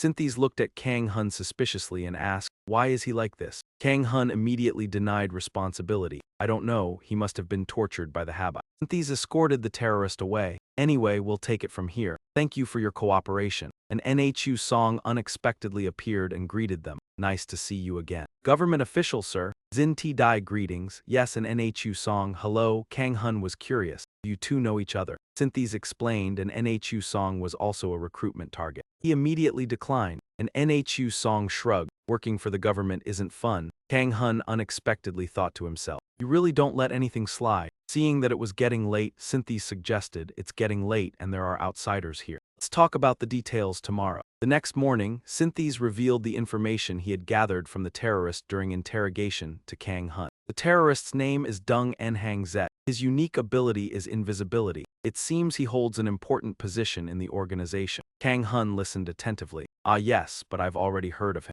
Synthes continued, "Because of this, we discovered their base. As I mentioned, we plan to launch a large-scale attack in 2 weeks from today." Kang Hun was puzzled. 2 weeks? Why does it take 2 weeks to prepare? "Can't we attack right away?" Synthes suddenly asked him. "You know China recently completed the world's first level one-vehicle portal, right?" Kang Hun nodded. "Yeah, I think I saw it on the news." He continued, "This will be fast. The danger level of the dungeon increases exponentially. About 1,200 people have been deployed for the hunt. More than half of them have lost their lives." Kang Hun paused upon hearing this. Synthes continued. "Kang Hun, since you entered a Class D dungeon alone, you should know. Obviously, if we move up one rank, the number of people required should double." Kang Hun felt a bit pleased inside. Finally, he could level up. They said the number of people needed should double. Since I always go alone, I never understood. Synthes explained the detailed plan. China's strategy is to use overwhelming numbers, but that's their downfall. The numbers are significant. Their average ability is low. So, we are selecting an elite team to hunt the sea-level portal appearing in the Venandi jungle. Kang Hun, after hearing this, felt a bit uncomfortable. He asked Synthes, "Do we really need to hunt it? China has already claimed the first title. As long as we destroy the regular core periodically, we can stop the dungeon from opening, right? Why hunt it now?" Synthes remained silent for a moment before responding. "Your analysis is surprisingly accurate." He took a sip of tea to clear his throat and continued. "You think I'm someone else? The issue is we've never succeeded in hunting a regular core. At this rate, in 2 days, the dungeon will open. There are 12 days left to prevent the Venandi DC from opening. 9 hours, 26 minutes, and 37 seconds. Dungeon monsters can handle hundreds of fake abilities. It will be unleashed amid a crowded convoy. Of course, we are preparing meticulously, considering the dungeon's special location and danger level. Experts believe the losses will exceed those of the first dungeon opening. The more I understand Synthese's intentions, the more urgent it seems. Since you took the time to speak with me despite your busy schedule, you're inviting me to join, right? Synthese nodded without denying it. Yes, but I don't fully understand all the rules. However, participating individually in this hunt is not allowed. You pleaded with Kang Hun, so I am asking you, Kang Hun. You form a guild. I know you usually prefer to go solo, but could you make an exception once and help for the sake of the nation? Of course, we will handle all the bureaucratic procedures and spare no effort in supporting. Kang Hun sighed. This time I'll let it slide. Inside, I'm elated, practically floating, since I was planning to form a guild anyway. This is truly rewarding. Good deeds are always repaid. At a cafe, after months of isolation, Kang Hun finally made a wise decision in his life. Alright, now we need to decide our guild's name. Sung A and Nhu Song froze, processing the news. So fast, but there are only 3 of us. Kang Hun explained briefly. That matter has already been settled. You remember the other day we met that government guy? After recounting everything, everyone understood the situation. Nhu Song was amazed. Really? A strategy for a C-rank dungeon? Sounds intriguing. Sung A had no intention of idolizing Kang Hun. Indeed, Kang Hun lives up to his reputation. You're manipulating the government behind the scenes, aren't you? Kang Hun was at a loss with these two. No, it's not like that. Sung A said formally to Kang Hun, you can speak freely with me. Kang Hun, I'm just a disciple here. Helpless, what disciple? Drop the formalities. Anyway, this is a crucial moment to decide the guild's future. We've agreed on the immediate policy. Kang Hun began. First, we will avoid unnecessary conflicts. The first rule also pointed directly at Nhu Song. After the warning, he looked confused. Why are you staring at me? Kang Hun didn't elaborate. You should understand this better than anyone. Second, we return all that we have received. Nhu Song continued, both favors and grievances, right? Kang Hun nodded. Exactly. I dislike being a villain, but I hate being exploited even more. Finally, third, we will become stronger than anyone. How about that? Kang Hun's words inspired the brothers to rise. Nhu Song was completely moved and followed along. Sounds good, though I'm a bit hesitant about the first rule. And for someone who already sees Kang Hun as a saint, no matter what he says, Sung A still feels everything Kang Hun speaks is the absolute truth. He agreed wholeheartedly. I think it's fine, I'll remember it well. Kang Hun moved on to the next step. Good, next is the guild's name. You two have any suggestions? Nhu Song, who had been holding back, proposed. How about Crazy Guild? Kang Hun rejected it instantly. No, stop joking, be serious. He then suggested a new English name, Luna Flag. The name seemed to appeal to Kang Hun. He asked with interest. Oh, that sounds cool. What does it mean? Nhu Song replied nonchalantly, it means crazy. Kang Hun scolded, you're the one who's crazy. He then looked at Sung A. Sung A, do you have any ideas? Sung A was surprised me, then carefully considered. Finally, she decided on, how about Kang Hun and the Mighty Friends? Of course, Kang Hun immediately dismissed that name. It's not good at all. He sighed deeply. I'll decide myself. Then he grabbed paper and pen, eagerly writing. Nhu Song watched, smiling, haha, but just because you're older doesn't mean your decision will be better. Got it. Finally, the name Kang Hun came up with was presented. He asked for their opinions. What do you think? Nhu Song and Sung A glanced at each other. Both were surprisingly satisfied with the name. I think it's fine, not bad at all. Scene shifts to a bar. The news of a captured terrorist had reached others. Dung En Hang Zet was captured, a woman reported. Yes, Choi Min Jun. Min Jun sipped his drink thoughtfully. Dung En Hang Zet isn't strong in combat, but his stealth skills are indispensable. It seems the Cyberland project Phase 2 has failed. He asked her who captured Dung En Hang Zet, who is responsible for this. She immediately reported, according to the investigation, it was a capable individual named Kang Hun. Min Jun memorized the name, furious. Kang Hun. Last April, he confronted the mutated Kaika monster at the power training school, enduring a large-scale sabotage. He single-handedly stopped Day on S laboratory. Truly an annoying person, he asked her. How are the drugs coming along? The girl answered honestly. We still need more time. The search for test subjects has been delayed. Apparently her answer did not satisfy Min Jun. This won't do at all. No matter what, we must speed things up. He radiated killing intent to warn her. Unless you want to become a test subject yourself. The girl instantly panicked. Ah, I understand. After the last time Kang Hu spoke with Synthesor, the plan slowly unfolded. Continuous updates appeared online. The dungeon strategy team for C-rank dungeons in Benandi Forest was established. The strategy meeting was held. The newly announced guild list drew attention. One of them was a guild under review. 2. The Ability Users Alliance 3. The Ha-Line Guild 4. The Immortal Guild 5. The Guardian Guild 6. The Black Knight's comments exploded across social media.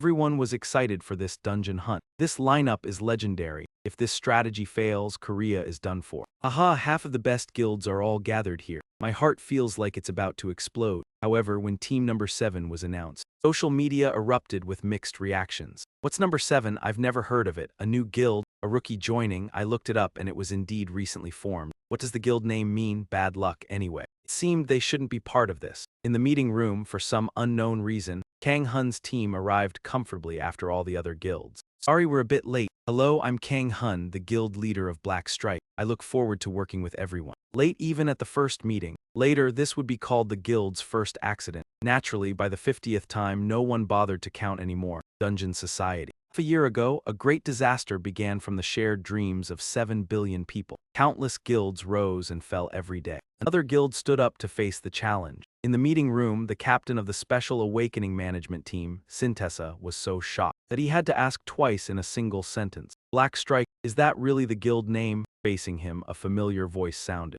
Heavens, don't you know what it means? It's super cool, extremely cool. Don't you speak English? That's their name or a joke by the Kang family. Kang Hun has tried to persuade him a little. Actually, there are many words that mean cool. Are you sure about this name? Kang Hun was as steadfast as ever. Absolutely, it sounds great, right? Not wanting more debate, Tez let it go, and Kang Hun returned to the main topic. Fine, name it however you want, anyway. Next Monday at 11 a.m., there will be a strategy meeting for the C-rank dungeon in Vanandi Forest. I'll send the details later, so don't be late. Kanga nodded. I'll try. Tez was helpless. Try. Dungeon Society. In these chaotic times, hundreds die every day. 4 days later, on Monday, an NHU song stood waiting like a statue. Ah, Kang Hun is late. She turned to ask Sung-ae. He didn't say anything to you. Suddenly being called older sister, she was slightly surprised. Sister, an NHU song fibbed. I'm only 20. It's okay to call me sister, right? It made sense. Sung-ae also agreed. Ah, okay, that works. Finally, a familiar figure appeared. Kang Hun spoke up. Hey, sorry for the delay. Suddenly chased like Cow Cow, an NHU song, and Sung-ae immediately turned to look. Kang Hun strolled over casually. Have you been waiting long? Then he smiled at her. Hey. Then immediately asked, what's that stupid thing? Kang Hun was puzzled. What kid? You do know, this character is really popular among the youth now. NHU song was skeptical. Really? Seeing this, Kang Hun quickly explained. Lately I've been mocked online constantly. My image is getting worse. Some say I look like a criminal, so now I'm trying to build a friendlier image. An NHU song saw that the more Kang Hun spoke, the less credible he became. Are you serious? Do you really think this works? Look, it's going crazy. Kids would probably scream if they saw it, just as he said. Shirt was screaming pitifully, please kill me. Only then did Kang Hun realize why the kid who kissed first had cried in the parking lot. An NHU song hadn't expected it. Ah, someone really cried. Scene shifts to the Department of Internal Affairs and Security. In the meeting room, complaints began about being late. Isn't the meeting supposed to start at 11? It's already 5 minutes late. The first to speak was the leader of the Immortal Guild, Han Mong-du. Commander of the Dark Knights, Lee Keo-gun, spoke second. Aren't we just waiting for 2 more guilds? The Fire Dragon Guild is always late, but this time it seems more chaotic. The leader of the Guard Guild, Bak Z-en-hun, also chimed in. Only the head of the Alliance of Abilities, Da Troy, and the leader of the Jia Gun Guild, Han Z-en-han, remained silent. Synth stood on the podium, cautious not to say much. Hurriedly reported, let me call, then stepped outside and closed the door to call Kang Hun, but the line kept ringing. The phone message repeated, the number you dialed cannot be reached. Synth was confused. Why isn't he picking up? Then he searched for an N-who's number. Luckily he answered, hello. Synth immediately spoke. An NHU song, this is team leader Synth. NHU song replied coldly, ah yes, don't live like that anymore. Synth was puzzled. Sorry, he said, visibly annoyed. Team leader Kim Mi-rang wasn't much better. I'll hang up now, something interesting is happening. Synth hurriedly identified himself. Wait, it's me from the Special Awakened Management Team. An NHU song immediately recognized him. Oh, it's the government official. Sorry, I thought it was a scam from your voice. Synth relaxed slightly, then asked, you know there's a meeting today, right? And what about Kang Hun? When will he arrive? An NHU song calmly replied. Oh, Kang Hun, just wait a bit, something interesting is about to happen. Synth was uneasy. Interesting? He invited you, so you should come see. Kang Hun just got into a fight. The conversation quickly ended, leaving Synth anxious. What? Right now Kang Hun is grabbing a man by the collar and yelling, you bastard, wanna fight? His eyes, sharp like a beast, fixed on him. The leader of the Fire Dragon Guild, Bak Ho-jin, shouted. Bak Ho-jin froze, surprised. For the first time in his life he faced such an awkward situation. Who's this guy? He wants to fight me? The leader of Korea's second-ranked guild. Is he crazy? A few minutes earlier, the entire guild had entered the elevator. Kang Hun muttered, which floor should we go to? Sung-ae replied, floor 11. He nodded and pressed 11. The elevator doors slowly closed. Everything was supposed to go smoothly, with the three arriving at the meeting point. That was the plan until a hand blocked the door and the elevator reopened. The trio cheerfully entered, meeting for the first time. "Sorry, we're coming in together." Kang Hun stepped aside politely. "Go ahead." He glanced at the floor number and realized they were also going to the 11th floor. "Also for the strategy meeting?" Kang Hun nodded. "Ah, yes." Seeing this, he cheerfully shook hands first. "Seems we're sharing the elevator. I'm Back Ho John, leader of the Fire Dragon Guild." Kang Hun calmly returned the greeting. Kang Hun, leader of the Dark Knights. Though his face showed little emotion, he was already irritated inside. "And hurry up, it's getting late." They had been delayed because of personal matters. The last member of the Fire Dragon Guild entered, and the elevator immediately alerted. "Overload, last person, please step out." Everyone froze in surprise. "Ah, the armor." Kang Hun looked at them in confusion. "We're not heading into a dungeon yet. Why are you all wearing full armor?" Back Hojin said awkwardly. "Ah, sorry." Kang Hun waved him off politely. "It's fine, no need to apologize that much." Hearing this, Back Hojin felt relieved. "Next time, hearing that will also ease my mind." "Then can you step aside so we can go first?" The atmosphere instantly froze. Kang Hun's expression changed nearly 180 degrees. "What?" Back Ho John, oblivious, continued, "As you know, our guild is quite large, so in this attack we play a crucial role. I think it's reasonable for our guild to take the lead." Right, Kang Hun thought that was exactly what Back Ho John meant. The older man deliberately twisted it. "Ah, I didn't say that, but it's not wrong, right?" Sung A worried. Kang Hun and an NHU Song were preparing a plan to eliminate this Back Ho. "First, I'll break his leg a little, then land a few punches." Regarding Kang Hun, the situation looked worse. He thought for a moment, but ultimately couldn't resist and wanted to beat someone on the spot. "Do you want to die?" Back in the meeting room, Synth couldn't believe Kang Hun's reaction. He wanted to fight just over this. "Told you this is an important meeting," Kang Hun muttered. "Sorry, I have a condition. If I don't hit someone, I feel uncomfortable." Jun Ho was clearly infuriated by the taunt. "What, that bastard?" Synth immediately reminded everyone. "Please, everyone, stop. It's time to start the meeting." Suddenly, Han Mongdu spoke up. "Hold on before we start, since there's a newcomer today. Why don't we let them introduce themselves first? After all, we'll be going into the dungeon together soon." Synth found it reasonable and agreed. "All right, over there, Mr. Kang Hun, would you mind introducing yourself?" Kang Hun turned to ask an NHU Zong. "It felt like they were trying to make me comfortable." An NHU Zong smiled and replied, "It seems that guy has already seen through you, buddy." Kang Hun awkwardly cleared his throat and confidently introduced himself. "First, I'm the leader of the Bodak Guild. The guild was formed a few days ago and currently has 3 members, including myself." That's all. John Ho was stunned. What did you just say?" "This is a serious strategy meeting. So only 3 people will be joining the battle. Do you really think that's reasonable? Not to mention, your guild was just formed a few days ago."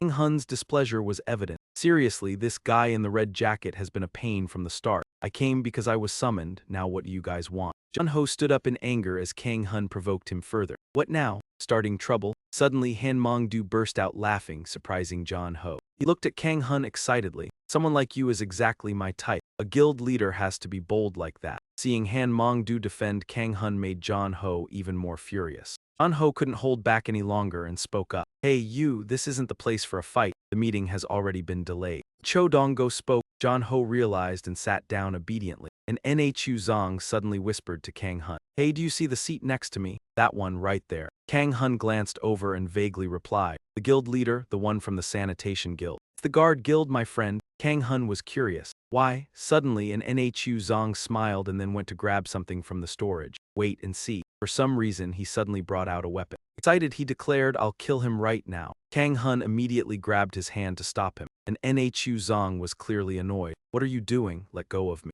Kang Hun gave him a confused look. "What the hell are you doing?" No matter how crazy you are, but before he could finish, he immediately remembered. "Ah, how could I have forgotten? This bastard was like this from the start." Synth was startled and ordered, "What is that?" "Put the weapon down." Immediately, all eyes turned toward them. John Ho stood up, yelling, "I knew it. Did you really think those bastards wouldn't screw things up?" The bodyguards following John Ho also drew their weapons. He panicked. "What the hell is going on? Are you trying to cause trouble now, leader?" But no matter how he called out, John Ho didn't react. He turned back, calling, "Leader." Suddenly, John Ho gritted his teeth and his face twisted in fury. Veins bulged on his face as his eyes bulged out. He grabbed his head and screamed. Honor exploded out of control. This event, this mess, everything stood still as they all watched in confusion and fear. "What's going on? What is this?" John Ho held his head tightly, growling. Then he slammed the table, standing up with heavy breath. Cho Dong-go could hardly believe it, asking in desperation Leader John Ho why. John Ho's subordinates approached worriedly, asking Han Leader, are you all right? Suddenly, John Ho's eyes shot a deadly glare at them.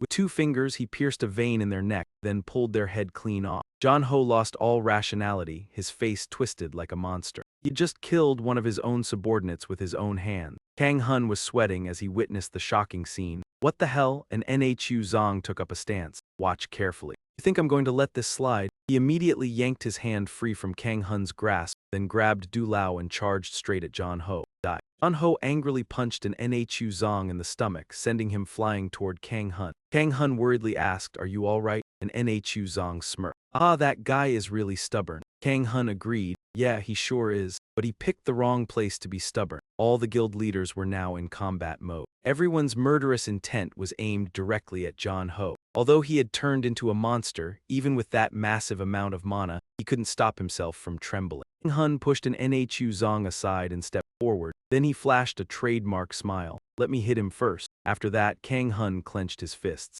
A deafening crash shook the room as the battle erupted in the meeting hall, leaving everything in ruins. And finally, Uncle Z Hun collapsed, his body drenched in blood. Yan Shen asked in disbelief, he's dead. No one had words, only the acceptance of fate. We couldn't stop him, he was stronger than we had imagined. There was no other choice. What on earth was happening? Clearly, he wasn't ordinary. Glancing at an Nhu Song, Yun Shen guessed, how could he possibly know? I'd always trusted my mana sense, yet during the fight something felt off. Could it be a special ability? Perhaps he could see the future. Or sense danger? Wait, if an Nhu Song could detect future threats, then his reckless and insane actions must have a reason. Could it have been that time? Suddenly, an Nhu Song let out a light, teasing smile, pulling Kang Hun from his thoughts as he focused on him. An Nhu Song raised his head. His face showed the satisfaction of having killed someone despicable. It had been a long time since he felt such pleasure, even after understanding an Nhu Song more. Kang Hun could not accept the twisted ecstasy radiating from him, and it showed. Oh well, he's been crazy from the start. At the headquarters, Sintis had to speak up after Uncle Z Hun's incident. Apologies for the disruption. The meeting will continue via video this afternoon. Kang Hun yawned and stretched, still exhausted. I tried to leave early but got delayed, an Nhu Song teased. Hey, at 11 a.m. it's no longer morning. During this, Kang Hun chuckled. Oh really? Then he called out, hey Kang Hun, do you have a moment? I plan to speak after the meeting, but it's easier to say it now. Kang Hun turned curiously. What's the matter? Do you remember last time we discussed the government funding for the Bat Association? Kang Hun nodded in response. Yes, that's right. Maybe it's because I've lived properly that I'm treated this well, Sintis said. Anyway, the new office has just been cleaned and organized. It's ready to use today. Do you want to take a look? Kang Hun eagerly replied, oh, the office. Of course I want to see it. At the headquarters, Sintis led the 3 Bat Association members. Except for an Nhu Song, already wealthy,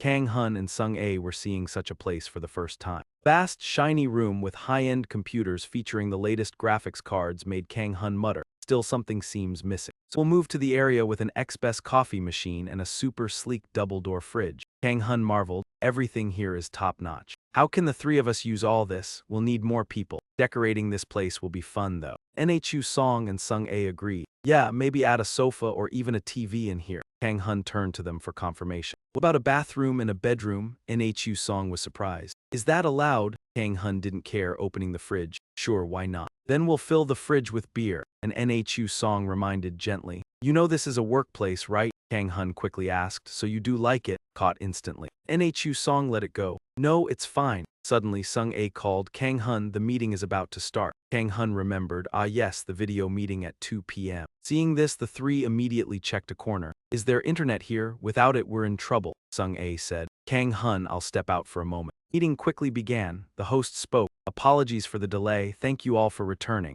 Representatives of the association. We will now continue the meeting. First, any questions? Han Sinayan asked directly. What happened to Chairman Z Hun? Investigation is ongoing. We provide details once results are clear. Suddenly, Kang Hun spoke. Hey, is that chairman famous? Sung A answered. That association ranks 5th nationally. Just the name speaks for itself. It was founded solely to protect humanity. Chairman Z Hun is someone I greatly admire. Why did this happen? I really don't understand. Nhu Song shrugged helplessly. You really don't know anything. Kang Hun scolded him. Shut up. Sintis reminded, Kang Hun, if you're just going to talk nonsense, mute yourself. Kang Hun was startled. Oh yes, Synth sighed. He quickly explained, then let's begin the official meeting now. In the next 5 days, we will raid the C-class dungeon in the Venandi Forest. The Venandi Forest is a vast area. According to the scouting team's report, there are enough varieties of monsters there. From demon creatures to snails, and a large number of monsters have appeared. Han Mong asked with curiosity, demon creatures, snails, oh so that's it. What does Venandi mean?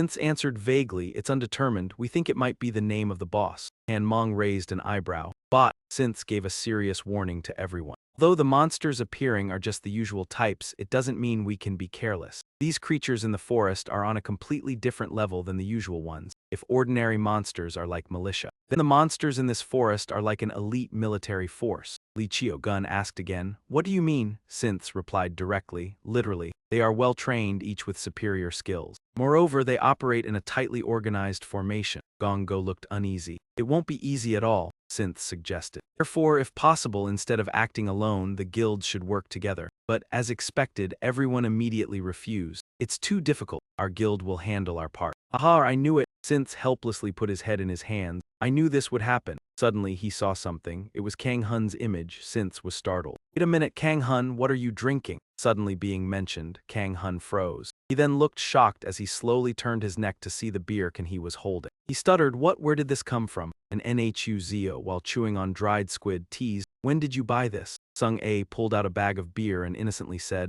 I just ran out to buy it quickly. You said we needed to fill up the fridge. Here, there's even dried squid. Kang Hun suddenly seemed to forget everything that had happened. He calmly took the squid. Oh, thanks. Then he turned back and asked Synth, so what exactly is Venandi? Synth was so shocked he seemed to drift into the clouds, wondering if this raid would truly succeed. A lot had happened, but the meeting ended smoothly. The next morning at the guild's office, a strange voice rang out. Good morning, starting today I will be working here. My name is Han Zemun. I hope for everyone's support. Kang Hun was confused. Huh, who is that? An Nhu Zio, still eating dried squid, replied, oh, they said yesterday that the government hired someone new to handle the guild's administrative tasks. They hired someone new for the administrative work. Sung A handed Kang Hun the resume. I even got his resume. Took it, thanked her, and stood up to go over to Han Zemun and read his resume aloud. Name, Han Zemun, 27 years old, height 169.7 cm. Wait, why did they include this? You graduated from... Oh, you graduated from a prestigious school. Han Zemun looked at Kang Hun with joy, his heart full of excitement. What the heck, Kang Hun thought. He looks even more like a criminal in real life than in the picture. He's so cool. What's there to hide? He's a bookworm who awakened. Kang Hun spoke up. Even after seeing you in person, I still can't figure out what kind of person you are, but I'm sure Synth must have thought it through before choosing you. Extended his hand to shake Han Zemun's. All right, I'm counting on you. The starting salary is 1,000 a month, okay? Insurance and all that stuff, talk to Tezenha. I'm not handling that. Han Zemun looked at Kang Hun's glowing hand, trying to suppress his excitement. Yes, I'll work hard. He sat down excitedly next to the three of them. This is real, it's really happening, so real. And Nhu Zio and Sung A both agreed. You guys are just too cool. Suddenly, Sung A rolled her eyes. Kang Hun, I have something important to discuss with you. Our guild is probably going to expand now.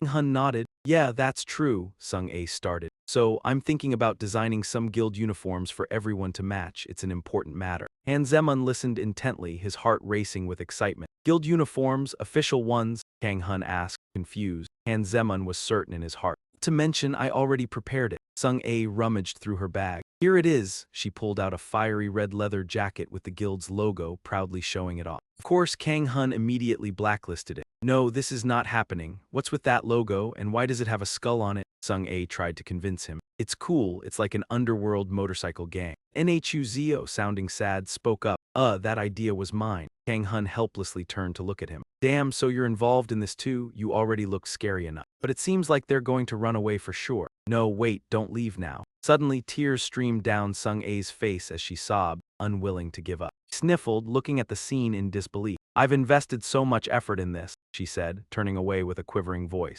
I've truly poured all my heart into this design, she said with conviction. At that moment, an elderly man called out to her, startling her. Miss, you've won the lottery. Know how valuable this item is? He asked. At first, Sung A didn't pay much attention. Not really, she replied, but the old man's firm tone caught her attention. Listen to me, our store has been making these uniforms for 100 years, passed down from generation to generation. The words were enough to stir Sung A's heart. 100 years, they've been making uniforms even before the guidelines began. Without hesitation, she shook hands with the old man. I can trust you with this. Counting on you, she said. The elderly man smiled warmly and said in a sweet voice, I'll take care of it. I'll give you a special discount. Normally, it's 500%, but I'll charge 1,300 for all 3 sets. Is that all right? Sung A handed over her money without hesitation. Yes, I'll transfer the payment right now, she said. She looked at the uniform with affection, then hugged it tightly to her chest. For sure, Kang Hun will be so happy, she thought, before reality hit her. Able to bear the blow, Sung A threw the uniform aside, her mood plummeting.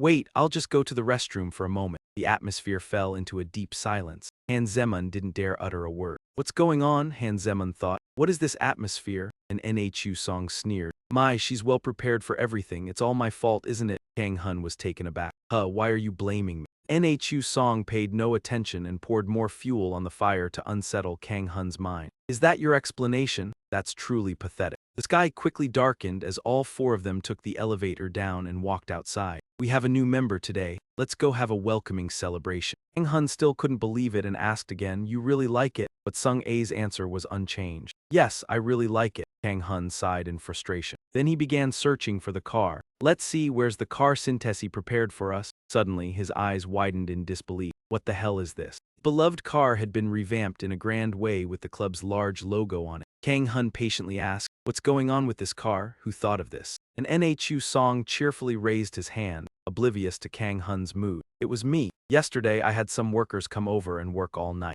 Cool, right? At that moment, Kang Hun couldn't take it anymore. His veins bulged as he exploded in anger, shouting at an Nhu Song. Hey, I don't care if you sell it or smash it. Get the original car back right now. Sung A innocently added her feelings to Kang Hun's frustration. I think it looks cool, Kang Hun. Kang Hun, unable to accept it, screamed, Cool? What are you talking about? I told you get rid of it before I lose it. Throw it away now. Nhu Song calmly responded, Come on, calm down, you're acting petty. Han Zemun widened his eyes, witnessing the spectacle right in front of him. What kind of club is this? It was so far from what he had imagined. This is nothing like what I expected. What kind of club is this? After all 4 of them had to get in the car and leave. Kang Hun grumbled, All right, really, if you don't move that car, I'll handle it myself. An Nhu Song unbothered shrugged. HMPH, you wanna start something. Kang Hun sulked, I shouldn't have said anything to you in the first place. Suddenly, the car braked sharply, causing a traffic jam. He turned to ask Han Zemun. What's going on? Why's there such a huge traffic jam? Han Zemun replied, confused. I have no idea, it seems like there's a fight up ahead. Kang Hun glanced in that direction. He opened the car door and stepped out, muttering to himself, what the hell is going on? But before he could finish, someone was suddenly thrown into the car door. Kang Hun quickly reacted, shielding the man from the impact. A shard of glass accidentally flew past his face, causing a cut. The man who collided with his car was unconscious. Kang Hun was bewildered. What is this? Suddenly, an Nhu Song anxiously jumped out of the car. Are you all right? Kang Hun was caught off guard. Oh, now you care about me. But contrary to Kang Hun's expectations, an Nhu Song completely ignored him. Instead, he rushed to the car that had been hit, screaming in pain. The door of my car, my priceless door. All my artistic soul is invested in this door. At this moment, Kang Hun realized, he only cares about the car, not me. The man who was thrown earlier woke up. He propped himself up on his hands and sat up, then started coughing violently. Damn it, I thought he was just throwing me randomly without thinking. Feeling an overwhelming killing intent, he looked up and saw an Nhu's devilish face, expecting her to rip him apart. An Nhu glared at him with intense hatred, growling, I'll deal with you. On the other side, 2 factions stood facing each other. The man in the blue shirt threatened, try to touch us again, I dare you. Throw all of you out, he added. The man in the blue shirt was the vice president of the guild, his son Zhu Zhongun. The brown-clad group paid no attention to the man who had been thrown, continuing to provoke the vice president, Dung Dingo Din Jun. HMPH, they can't even fight properly and still act like muscleheads. One member of the Dung team muttered anxiously, Captain, do you think he's all right? He got thrown really far. Go Din Dung confidently replied, he's fine. No one in the guild is as strong as him. There shouldn't be any problem. Suddenly, the other man noticed something and turned back to look. Pointed towards the smoke. There's someone from the Bot Ot Guild over there. Kang Hun from the Bot Ot Guild was holding the man who had just ruined his car. Kang Hun stomped his foot and said, throw him out. With a thud, the man flew in front of Godin Jun. Kang Hun then stepped on the man's head, shouting, is this one of your friends? The man, with his face badly bruised, continuously apologized in fear. Din Dung and the Dung team were scared and backed away. Who are you? They asked. Kang Hun angrily retorted, what the hell is going on here, so it's you guys, huh? You dung team are the troublemakers, right? I heard from the kid that it's a territorial dispute, causing a ruckus and fighting in the middle of the street like a bunch of kids.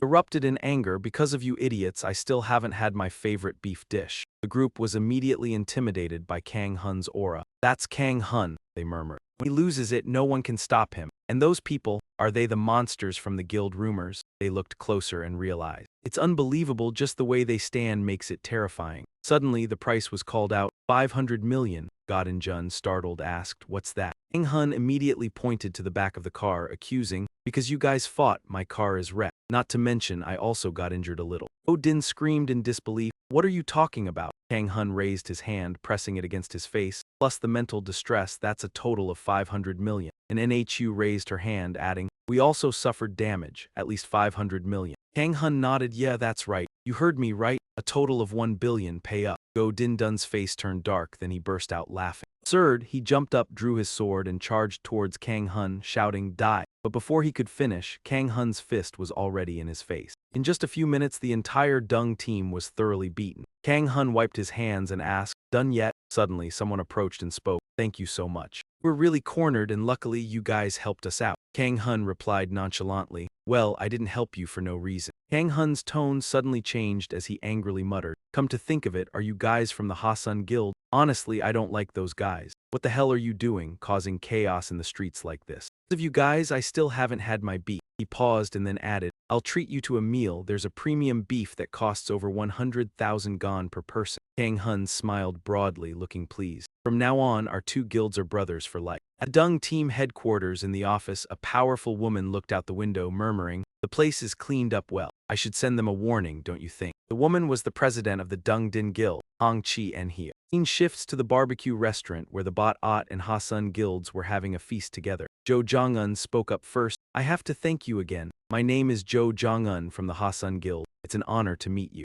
Kang Hun boasted as he shoved a large piece of meat into his mouth. Oh, and I know all about your guild. And NHU helplessly reminded him, hey, you mean Hesun. Zhou Zhongun extended his hand, please feel free to eat. I'll handle the grilling. However, Kang Hun's tone suddenly shifted. He asked seriously, are you sure about your cooking skills? Zhou Zhongun glanced at him nervously. Definitely. Kang Hun glared at him. I hate those cooking failures, especially the likes of an NHU. Suddenly, an NHU was mentioned, and Kang Hun asked again, you think you're better than me? Zhou Zhongun, intimidated by Kang Hun's presence, immediately retracted his hand. I can eat just fine, he stammered. A short time later, Kang Hun had finished his meal and was now enjoying a cold beer. He let out a satisfied sigh and slammed his mug down. She smiled and said, thanks to you, the meal was truly delightful. So what do you want from me? Zhou Zhongun was startled. Huh. Kang Hun continued, this seems like too much for a simple thank you. So what is it that you need? Zhou Zhongun's face suddenly darkened, his hands nervously intertwined. The truth is, I know it's awkward to bring this up so soon after we met. But could you lend your support to our Hesun Guild? Zhou Zhongun explained the situation with the Hesun and Dungdin Guild.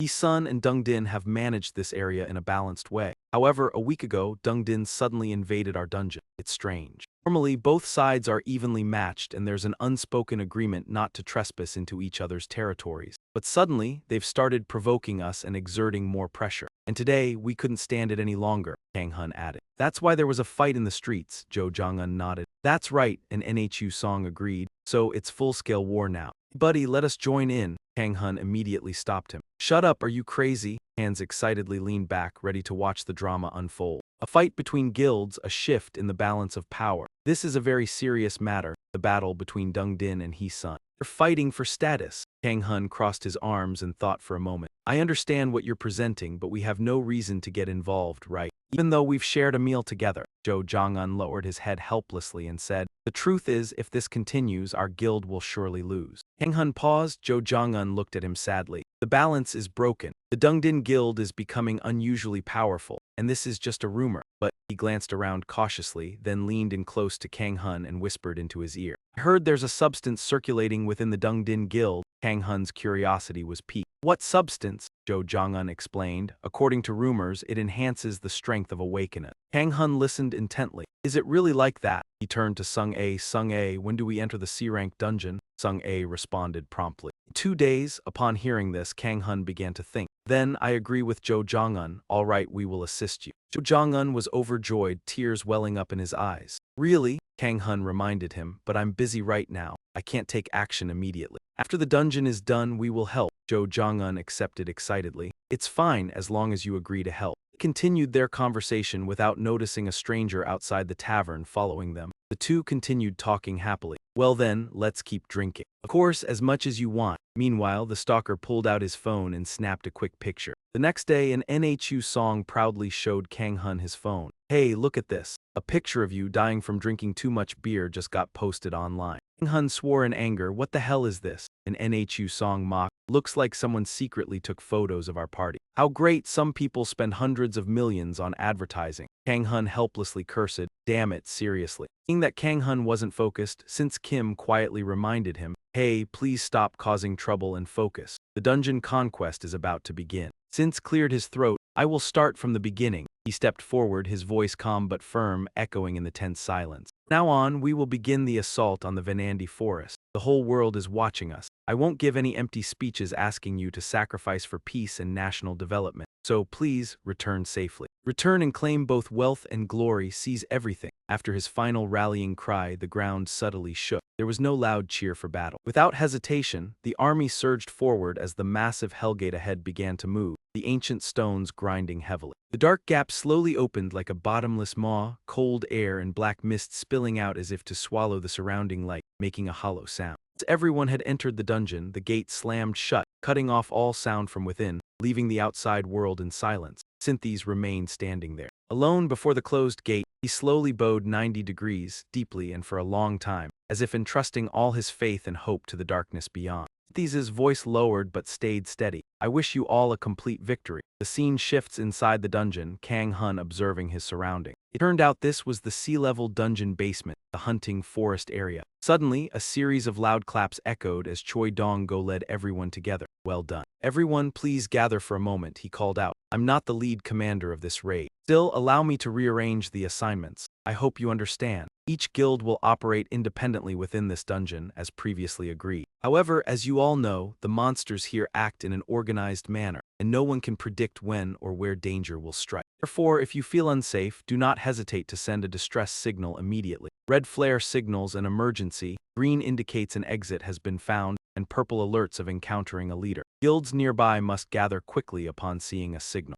All right, let's move out. Uncle Ho John grumbled. This was already explained thoroughly in the preparatory meeting. You're showing a bit too much of a leader's demeanor. After all, Choi Dong-go wished everyone good luck. Fine, best of luck to all. An NHU quickly called Kang Hun. Let's hurry. Turn to follow. Yes, let's go. Suddenly, Choi Dong-go called back. Kang Hun, aren't you coming with our group? He asked in surprise, joining me. Choi Dong-go explained with good intentions. I know you're all talented, but nothing is certain in the dungeon. Kang Hun silently assessed Choi Dong-go. Despite appearances, he was genuinely good, though still annoyed he had stolen the finishing blow, but in any case, he owed him. Already favorable toward Choi Dong-go, Kang Hun didn't waste time and quickly agreed. Fine, today we'll go together. The two shook hands in a pact, pleased to cooperate. Same here. Thus Kang Hun joined Choi Dong-go's guild, moving forward together, and NHU frowning at their decision. Aren't we supposed to go through the dungeon with our own guild? Why team up with outsiders now? Kang Hun cautioned, since this was his first dungeon run. Always be on guard, Sung A agreed. Kang Hun is right, and NHU CO felt sidelined and teased Kang Hun. What? Brother, you've got some nerve. Oh, I'm so disappointed. Kang Hun paused, then smiled slightly. He turned to scold an NHU. Hey, causing trouble again? That infuriating expression. An NHU clicked his tongue, caught in the act. Hearing this, the fake Power Guild members of Choi Dong-go couldn't help whispering. Look at them, do they think the dungeon is a playground? Probably because they're rookies, ignore them. Isn't he just trying to act cool like those guys online lately? That was the safest moment, truly, when someone like him brings. Compared to the alliance leader, it was embarrassing. They kept joking recklessly, unaware their words reached all three members of the guild. An NHU glared at them, but before he could act, Kang Hun quickly intercepted him. An NHU, stop right there. Don't start trouble on your own again. He shrugged off Kang Hun confidently. I know my limits. You think I'm a bloodthirsty maniac. Kang Hun immediately challenged him. Then what are you holding? When did you take it out? An NHU feigned ignorance, looking away. I don't know when I took it out. Then anxiously asked Kang Hun. Hey brother, why do you suddenly look so pale? Kang Hun replied confused. What? I always look like this. Then glanced back at the others, thinking he understood the feeling. I also thought hitting him would be more satisfying. Suddenly someone shouted, "Enemy attack." Everyone prepare to fight. Kang Hun was secretly relieved just in time. Enemy attack, everyone ready for battle. Leading the charge was Go Bin's infantry. They ruthlessly slaughtered anyone they saw, charging forward without hesitation. Everyone did their best to stop them, but panic set in. Their numbers were overwhelming. These goblins moved differently from the usual ones. Go Bin gave a calm order. Team 1, form a defensive line. Team 2, prepare for rotating support as needed. The soldiers followed his orders, charging forward together. Go Bin continued shouting commands. Team 3, provide cover. Team 4, open fire. He thought to himself, just as the rumors said, if they didn't respond correctly, they'd all be wiped out. Elsewhere, an NHU song was happily smashing goblins to bits, grinning as blood splattered across his face. His excitement grew as he shouted, "It's hunting time, let's go hunting." The goblins nearby stared, their faces drained of color, but he quickly joined the battle. After reflecting for a moment, he was certain. What he hated most was, first, an NHU song, the lousy cook. He rushed towards a goblin, grabbed its head, and triggered an explosive spell, causing the goblin to explode. This also symbolized his declaration. He hated second most after an NHU song were these goblins. Together with NHU song, they swept through the goblins, causing them to explode in glorious fashion. It felt so satisfying to smash them with a hammer, watching them fly through the air. The two of them competed fiercely. "I've got 10, I'll defeat the 20th one." The two who had been badmouthing them earlier watched in fear as the goblins were crushed. "They're insane. I shouldn't get involved with them anymore." The two exchanged knowing glances and silently agreed to walk away. This is bad. That evening, after the battle ended, everyone lit a fire and gathered around. Go Bin laughed heartily. "I've heard the rumors. Besides Kang Hun, the rest of the members are just as strong." Kang Hun smiled and casually started a conversation. "Yes, you could say that." Go Bin apologized on behalf of his group. "Sorry for their rude behavior." Kang Hun was polite. "It's all right, you've already punished them." Bin suggested, "How about we continue together tomorrow?" Kang Hun politely declined. "I appreciate the offer, but we'll be splitting up tomorrow." Go Bin asked, "Is it because of that bet?" Kang Hun nodded. "Yes, something like that. Earlier, at the dungeon entrance, Master Ho John suddenly called me over and asked if I wanted to make a bet. Not just make them embarrass themselves." Kang Hun grumbled as he turned to Ho John. "Are you out of your mind? So this is your twisted way of showing off? Has your conscience gone rogue? You're a real idiot, aren't you?" Ho John simply laughed, unconcerned. "All right then, what about this?" He pulled out a resurrection token with 10/10 durability. "If you win, I'll give you this." Resurrection token created by a notorious prankster activates when broken. Kang Hun stopped, staring at it thoughtfully. "A prankster, huh? This must be related to the system admins, right?" Ho John continued to egg Kang Hun on. "If it's you, you'd surely understand the significance of this item, wouldn't you?" Kang Hun thought carefully. "Does that kid also know about this?" Then it hit him. "Wait, does he even know that I survived the tutorial phase?" He answered cautiously, "I'm not sure. Is this some kind of Pokeball for monsters?" Ho John scowled angrily. "Stop poking around, I know, you've joined the Special Abilities Management team." Hearing this, Kang Hun understood. It seemed important internal news was being shared. More importantly, he hadn't expected this fool to be part of the team as well. Kang Hun, pleased, accepted the bet. "Fine, how do we do this? Do I have to kneel?" Ho John laughed. "That's unfair." He proposed a punishment. "1 year, you'll join our guild for a year and obey my orders as a member. In return, I'll treat you well." Kang Hun slapped his neck and tilted his head, speaking. "If that's all, you're not trying to trick me, right?" Ho John raised his fist, showing sincerity. "I'm not going to cheat. Let's keep the competition fair and transparent." "That's my principle, got it," Kang Hun thought to himself, not even shaking his hand. "How is betting against 3 people fair? This bastard has no shame.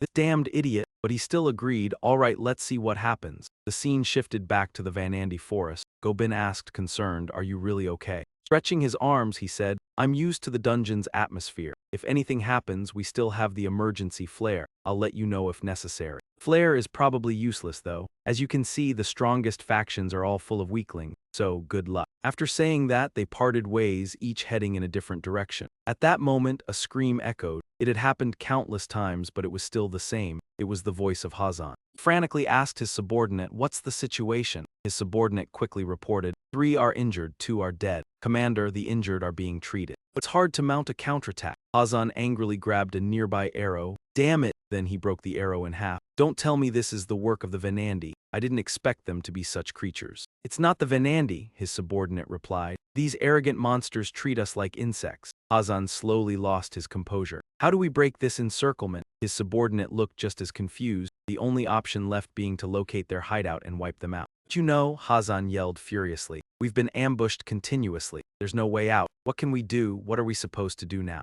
Seeing this, his subordinate lowered his head helplessly and apologized. I'm sorry. Hazan, now more agitated, stared blankly. The wounded are being treated, but it's impossible to counterattack right away. At this point, it's all or nothing. If those bastards are hiding in the forest, then we'll have to level the entire forest. Burn the forest down? His subordinate asked, startled. But Chief, if we do that, we might be in danger too. Hazan turned around and laughed maniacally. What other choice do we have? At this point, it's unavoidable. The subordinate tried to salvage the situation. What if we signal for help? What if we use the flare to call for reinforcements? Hazan stopped him. You idiot, do you think anyone will come? Even if they do, what about the alliance? What about its status? Have you thought this through? Hazan shook his head. We have to settle this here. He drew his weapon and issued a command. Prepare now, we need to act as the wind changes direction to the east. Scene shifted to Kang Hun's location, where the Venandi roared angrily. 3 fierce creatures had gathered, threatening them. Kang Hun was confused. What are they doing? They're not attacking, they're just standing there. An Nhu Song, still unsure, guessed. It seems like they're signaling to move forward. We should act. Kang Hun suddenly asked, how do you know? An Nhu Song shrugged casually. Just a feeling. Kang Hun released his mana and got into position.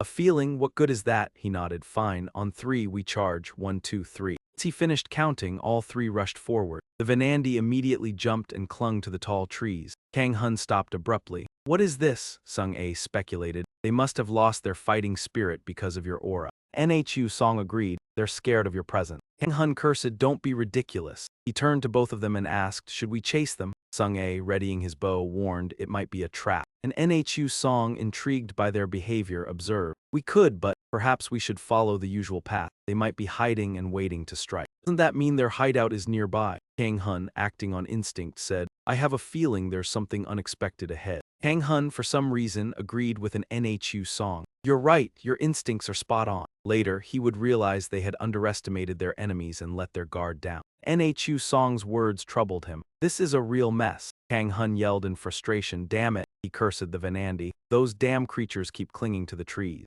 Move faster, you useless idiots. Hurry up. Damn, this is so annoying. Do you think it's easy to deceive your enemies in the middle of a fight? Do you think you're a ninja or something? He ranted. A single mistake and others will come crashing down on us. Once they approached, they realized it was a trap. Nhu Song sighed, they really are troublesome, but none of them are actually strong. How boring. Kang Hun speculated, are they trying to wear us down? He pulled an arrow from his shoulder and said, we need to take action. An Nhu Song turned to him and asked, do you have something sharp? Kang Hun snapped the arrow in half. Simple solution, he said, then smiled wickedly as he stared at the Venandi. Let's capture some prisoners. Venandi immediately felt the overwhelming killing intent from Kang Hun and broke out into a cold sweat. He coldly declared, I don't care if I have to break their claws or skin them alive. Let's see if they can keep up their pretense. Kang Hun quickly captured one, threatening, stop right there. If you don't listen to me, this bastard will die. Remaining 2 Venandi stared at him wide-eyed, then looked at each other in confusion. Afterward, they continued to shoot arrows at the 3 of them. Kang Hun and Nhu Song and Sung A bolted forward, Kang Hun shouting, damn it, what the hell was that? It didn't affect them at all. Nhu Song threw up his hands, I told you so. Irritated, Kang Hun retorted, you agreed too, didn't you? Nhu Song shrugged casually, I only said it might be fun. Kang Hun, incredulous, muttered curses under his breath. After a while, the 3 finally escaped, though Kang Hun couldn't stop berating the goblin crew. They're heartless bastards, Nhu Song said helplessly. They even killed the hostage. You can't reason with them. How could the kidnappers possibly listen? Kang Hun thought, I need another plan. Can't just stand here. Suddenly, a sound caught his attention. What was that? A signal flare. Sung A reported urgently, red flare means danger. Nhu Song peeked out. What should we do? Should we go? Kang Hun nodded. Yeah, let's move. There's nothing we can do here, he said. The goblins began blowing horns to summon reinforcements. Their numbers kept growing and everyone there was struggling to hold them off. Vice Guild leader, there are too many of them, someone shouted. Hold on a little longer, reinforcements are on the way. The man speaking was Hansi Wan. Vice Guild leader Banga tried to order a retreat, but even he realized that with so many goblins, they were in serious trouble. Hansi Wan despaired, thinking no reinforcements would arrive. He reflected on where it all went wrong.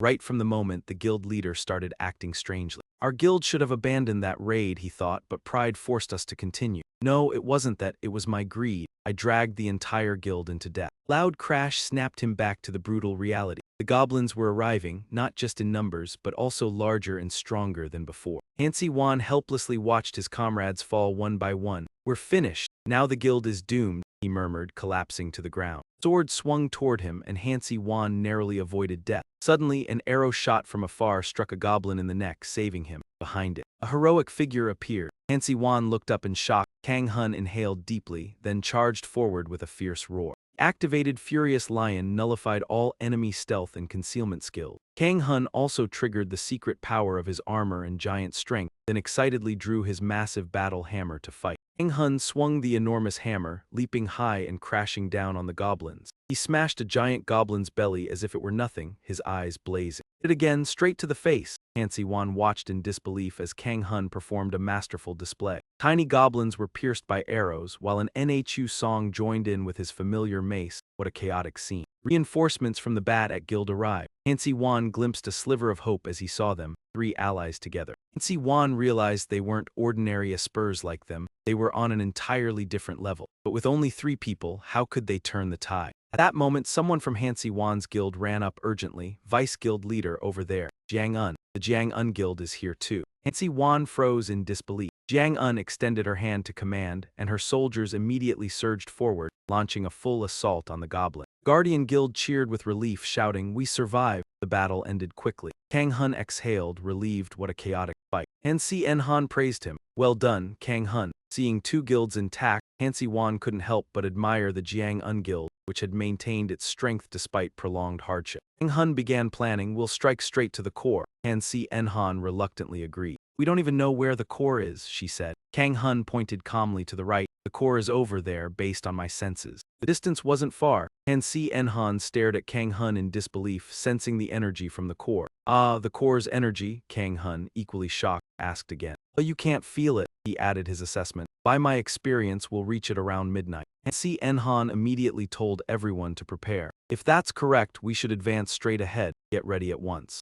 Hansi Wan, sweating in the center, said, "Wait, isn't moving now too exhausting? Aha, we just finished a major battle. We don't yet know how Vanandi will react." Hansi Han disagreed, turning to him. "You've all seen it for yourselves. Can't afford to give them time." Hansi Wan was terrified, but at least they should take a break. Everyone's exhausted. Seeing this, Yehun quickly reassured Hansi Wan. "Don't worry, my guild has a healer. We can recover from the fatigue." At that moment, he was truly speechless. Hansi Wan looked at his fallen and heavily injured teammates, almost the entire team. He clenched his fists, unable to hide his weakness, and spoke out. "May still be fine, but we've already hit our limit." Suddenly, Kang Hun looked at him in confusion and asked, "Huh, I can't hear anything, it's too stuffy here." "Your Hansi Wan, right? Why so tense? What do you mean? Do you want us to go out of our way to escort you guys?" Every word Kang Hun said felt like a stab to Hansi Wan's heart. His face turned pale and his voice trembled. "Talk like that," Kang Hun continued. "Hansi Wan, get a grip. This is a dungeon where the weak die. The truth is, you were so weak you almost died. But you survived thanks to us. Do you really think we came here to save your 20 guild members? We came here to find a solution. A common solution. All you're doing is standing there and not helping, then why are you even here?" Hansi Wan shouted in response. But he could only sigh in helplessness at Kang Hun's sharp words, because no matter how harsh, Kang Hun was completely right. Si Wan didn't say anything more and just lowered his head quietly. Kang Hun lazily stood up and began to leave. "HMPH, fine, at least eat something before we go. I've said enough, I'm hungry now." The battle that followed wasn't long and they proceeded with a fierce attack. Kang Hun didn't stop them with his hands raised. "I'm running out, don't try to wipe them all out, just open the way." Everyone attacked together and rushed towards the core. They quickly cut through the forest. Kang Hun shouted, "I see it." Yehun, surprised, replied, "I can't believe we actually found it." And Si Hun immediately ordered, "Use the flare." Yehun followed the command and quickly pulled out a flare gun. He shot it into the sky to signal to the other teams. The guild scouts received the signal and Han Mong shouted, "Damn it, we're one step behind." The knights of the guild quickly arrived. "We're here to assist." The Special Abilities Alliance led by Choi Dongo also arrived. "Kang Hun's brother, I knew you were still alive."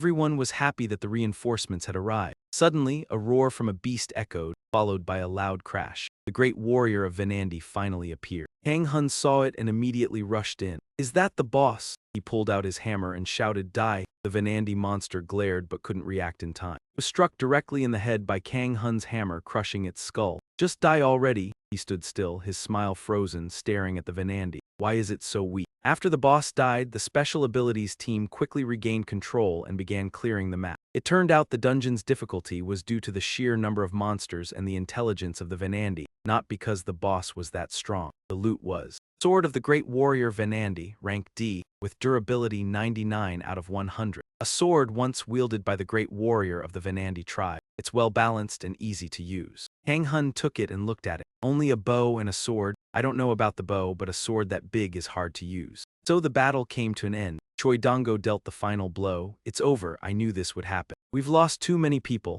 Well, at least we should be grateful that we weren't wiped out completely. Everyone, rest in peace. He clapped his hands to gather everyone together. All right, let's start gathering the loot. Divide it up and calculate what we'll do once we get out of here. Everyone had no objections. Unexpectedly, Sung-A felt something and turned to look. What is it? Her face instantly turned frantic. That's, the whole forest behind us is on fire. And Mong, startled, exclaimed, how could there be fire? It's impossible. Suddenly, they were shaken as they saw a loud roar followed by a group of monsters and a whirlwind of fire charging towards them. Help. And Mong, furious and helpless, cursed, damn it, he's gone crazy. One of the team members, frightened, backed away. We have to run, we need to run. He suddenly saw the core directly above him. He immediately shouted, the core, I'm going to destroy the energy core. Hun quickly stopped him and explained, no, if you destroy the core now there will be an explosion. The man didn't understand and yelled, what are you talking about? We've already defeated the boss. Even if the core is destroyed, the monsters won't come out of the gate. Right, move aside, Yun Shen shouted, trying to reason with them. Everyone calmed down.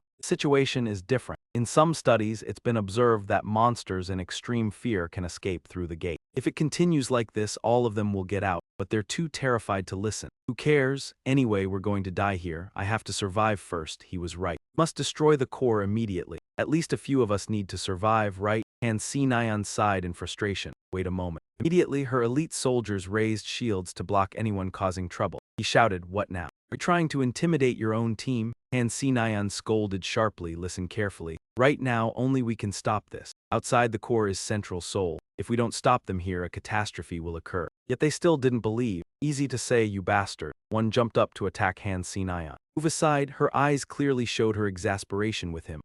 Really troublesome. Just as she was about to strike, Kang Hun arrived in time and grabbed the man by the head. Behind, then tossed him away in one swift motion. He stared, asking, so we just need to defend the core? Han Si-Nyan nodded. Yes, the monsters are also fleeing from the fire, so they probably won't attack us head-on. If we only need to protect the core, even if the chance is slim, it might still work. Kang Hun silently observed, then calmly turned away. That's enough. Just make sure none slip past from behind. Han Si-Nyan stiffly asked, what? Kang Hun opened his inventory, retrieved the sword he had just received from Venom, and swung it a few times, startling the group. Wait, you're not planning to. You're going to stop them? I'll handle it alone. But Kang Hun's cold tone made him pause. Stay back, you'll just get in the way. Immediately, Kang Hun activated the secret skill of Guan, and Enchia's hidden ability quickly wrapped him in a layer of black metal. His gaze flashed with lethal intent. Kang Hun's entire face transformed into a monster. It seemed it was time for serious combat. Frenzy was triggered. Sung-A signaled and to watch him. Kang Hun,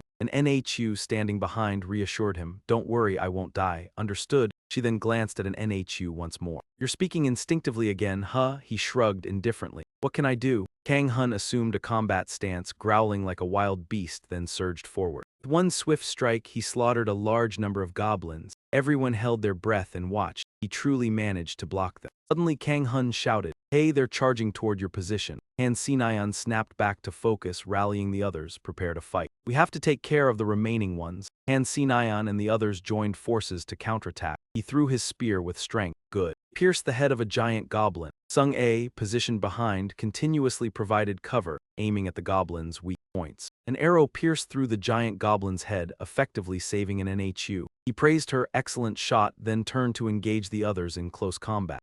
Effortlessly knocked away the goblins. A shower of blood fell on an NHU who couldn't resist feeling exhilarated, letting herself get swept up in it. Truly, the sensation. Suddenly, he noticed a Venandi still alive aiming at Sung-A. He shouted, watch out. But the attack came too fast, hitting Sung-A on the shoulder before she could dodge. An NHU cried out in worry, Sister Sung-A. Kang Hun felt a jolt of panic but looked over. Yet the goblins were numerous. Another lunged straight at him, striking his arm. One of Kang Hun's arms fell. He clicked his tongue in irritation, frustrated by the goblin's audacity. Even though he was out of mana, he was defeated by a goblin? Amusing. His severed arm quickly regenerated, forming a new hand. The goblin, terrified, instinctively recoiled before Kang Hun's overwhelming presence. It had been a long time since anything so fresh appeared. Delicious. He calmly finished it off. He continued fighting the goblin that had just regrown its arm. Suddenly, an Nhu screamed again, startling him and reminding him of sister Sung-A. Sung-A was injured. Unable to move, she stared at a goblin right in front of her. Before she could act, a slash decapitated it. Kang Hun quickly rushed to rescue her, but another Venandi charged straight at them. He pierced straight through the tense chest, muttering irritably, "I'm using the last of my mana just to play this trick. Let's see the outcome. What a joke." Boosting the head cost him his arm, reinforcing his arm left his body pierced. Venandi, seeing Kang Hun still alive and able to speak, immediately broke into cold sweat. He spoke while dispelling Enchia's invisibility. "Doesn't matter anyway, I never cared about preserving my body. Honestly, this ending is even better." Immediately after, Kang Hun activated Mono Explosion, shredding nearby monsters to pieces but at a tremendous risk. The skin and muscle on his face and hands were completely destroyed, exposing bone beneath. Yet Kang Hun calmly asked Sung-A, "Are you okay?" Worried, Sung-A stood and called for him. Kang Hun quickly reassured her, "It's fine, really. We'll talk later. Everything else can wait, there's no time now." Turning his back to Sung-A, he asked Han and instructed her, "Your legs are still fine, right? Then go ahead. I'm not telling you to run. Go report to Jiang Un's bot or whoever. When the signal comes, evacuate immediately, don't wait." Sung-A, startled and uneasy, asked, "What about you, Kang Hun?" He turned to her with a confident smile. "Look closely, do I look like I'm about to die?" Sung-A, holding back her sorrow, stopped hesitating and ran as Kang Hun instructed. "I'll follow orders," she thought. As soon as Sung-A ran off, Kang Hun prepared for his next desperate move against the monsters. "All right, let's buy a little more time." Lunged into the cluster of monsters, using Mana Explosion to annihilate them. In moments, everything was engulfed in flames, and both goblins and Venandi were completely wiped out. Alone, Kang Hun stared into the deep forest where the core still hovered. Across the way, people continued shouting, "We have to destroy the core, the fire is spreading." Han Xinyan refused. Kang Hun is still there. She anxiously watched the flames grow larger. Suddenly, Sung-A ran over to call her. Guild leader Han Xinyan, a message from Kang Hun, "When the signal comes, lead everyone out first." Han Xinyan was confused. What signal, when, how? Just then a flash streaked past her. The system announced, "The dungeon's main core has been destroyed." Exit gate was opening. Han Xinyan froze in bewilderment. "What's happening?" She saw Kang Hun motioning for everyone to leave. Han Xinyan muttered a small laugh. So that was blocking the way. She hurriedly commanded, "Everyone evacuate the dungeon now." Sung-A, stubbornly ignoring her pain, ran toward her captain. "Kang Hun," she called. An Nhu Song quickly blocked her. "Sister, where are you going in that condition?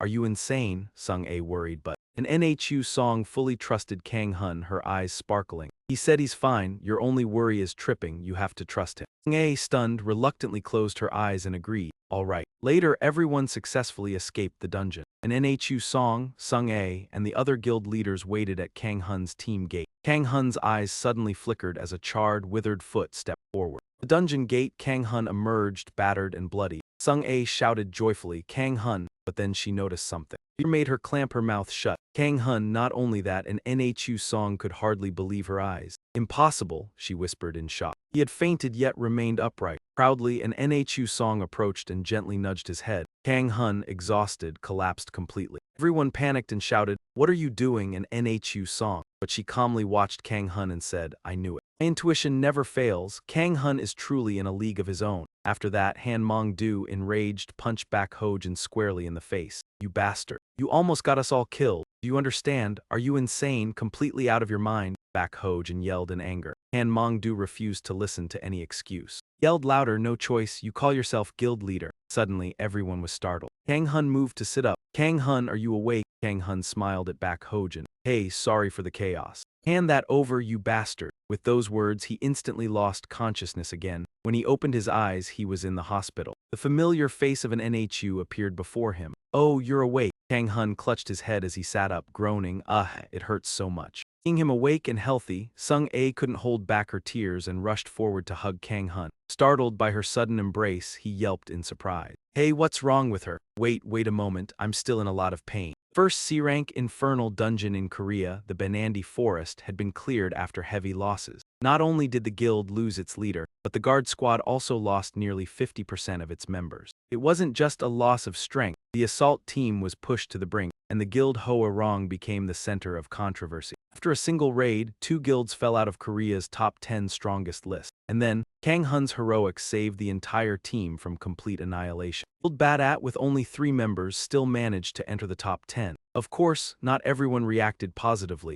likely due to their previous blunt image and the massive anti-fan base. People seized the chance to flood the internet with criticism. Sung-A diligently read the comments online. Curious, and NHU asked, "Sis, are you online again?" Not tired, Sung-A kept responding to the anti-fans. "Why drag Han Zn-hun into this? Avoid weak arguments, that's Hoa Rong level," she replied. "Some were rude, so I'm teaching them manners." He took a sip of beer, responding lazily. "Well, you really mind other people's business." "Ah, have a drink." She immediately refused, eyes fixed on her phone. "I insist." NHU continued chewing a piece of squid and asked, "By the way, why is Kang Hun taking so long to leave the hospital?" "I'm getting bored," Sung-A replied honestly. "I'm actually worried." NHU's song widened her eyes. "Worried about what? It's just a general checkup. I think he recovered from day 1. He's a recovery monster. If we cut him in half now, he'd probably split into 2 people." Sung-A inadvertently imagined the scene. "Well, that's true." "Fine," he banged the beer can on the table. "Anyway, I'm bored, nothing to do," Sung-A replied casually. "Sometimes these free moments aren't bad.